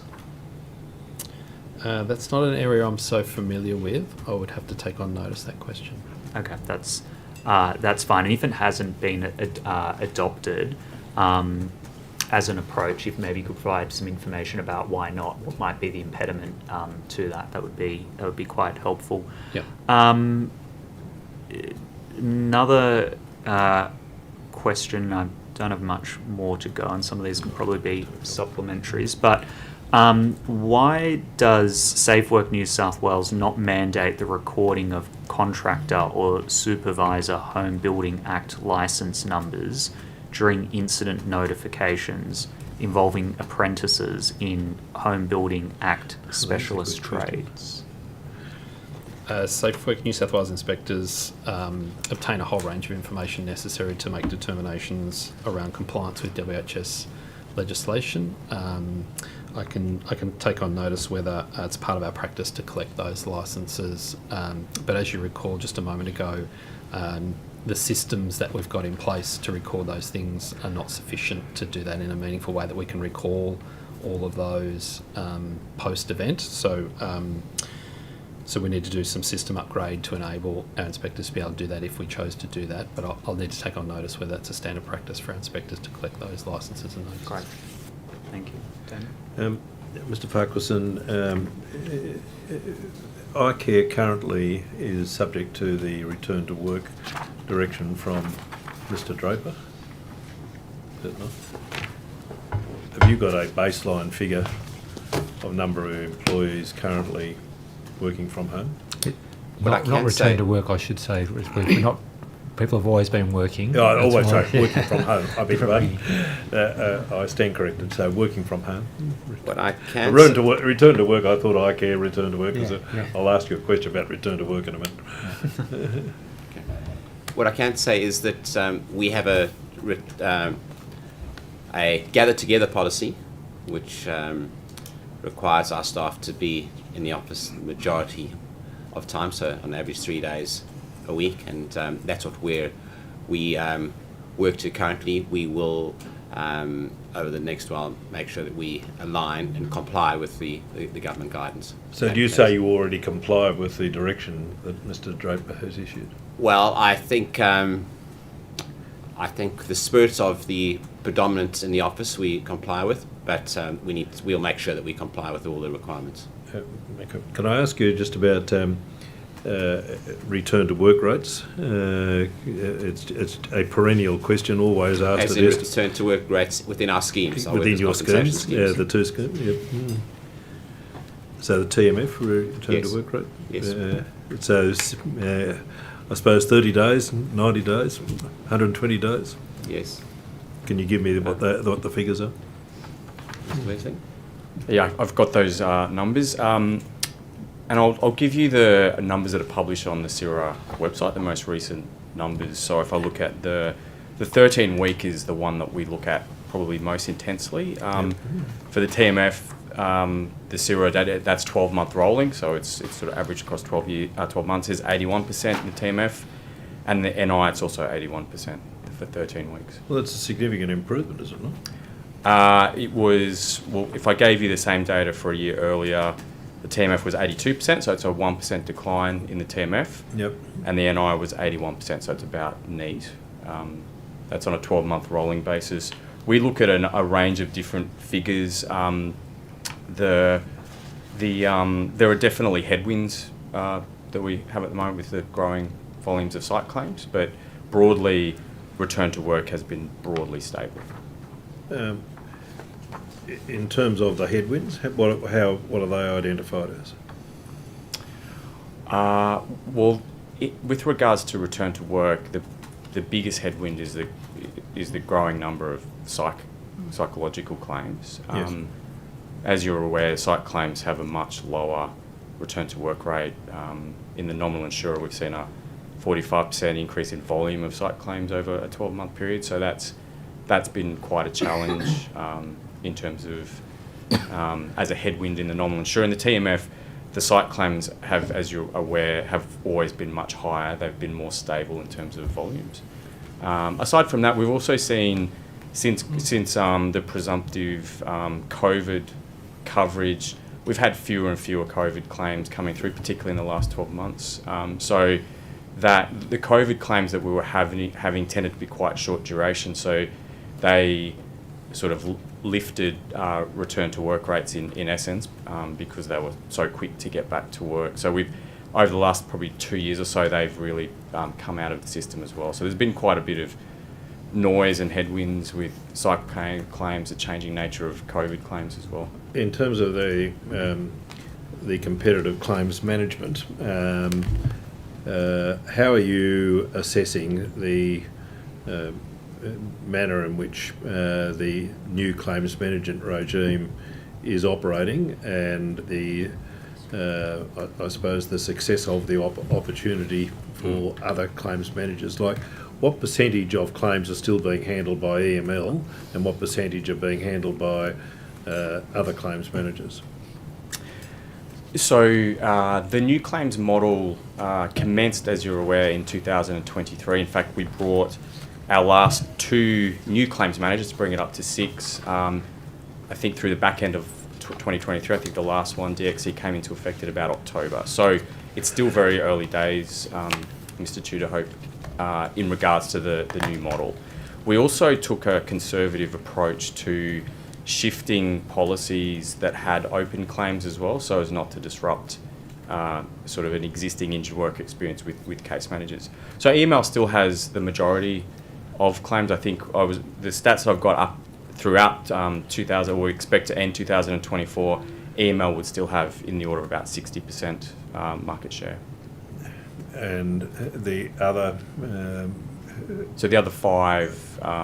who is the predominant claims manager that taking work from ICARE? If I understand your question, the predominant claims manager there isn't really one. We're trying to get as level a playing field as we can as quickly as possible. So at this, we always set aside a 3-year transition period to carefully migrate away from the incumbent and build up scale in the other 5 providers. So they're roughly equal, the other 5 providers. Are any of the other providers specialists in mental health claims? We have 4 of our providers are generalists with specialist capabilities in mental health. So yes, that's EML as well as DXC, Gallagher Bassett and Allianz. Chair, I think that I have no further questions, and if you wish to conclude. Okay, thank you very much, Mr. Tudor. Excuse me, Chair, before we conclude, may I please make one correction for the record? You may indeed. Please. Thank you. Please fire away, Mr. Tudor, Ms. Hope, Cam. you asked me earlier if the iCare CEO role has been advertised. My team have updated me that it is now in the public domain. You can find that on I Work for New South Wales or the iCare website. Is it on LinkedIn as well, I think? I can't answer as to whether it's on LinkedIn, I think but it is on LinkedIn. it is in the public domain. Thank you. I might be applying. What do you reckon? Are you on the interviewing panel? That is a matter to be determined by the board. Well, thank you, everyone. Thank you to the opposition for your questions today, and thank you to all our officials for your attendance and your answers. The Secretariat will be in contact with any matters that were taken on notice in due course. Once again, thank you all for your attendance and the work you do. Thank you. Thank you.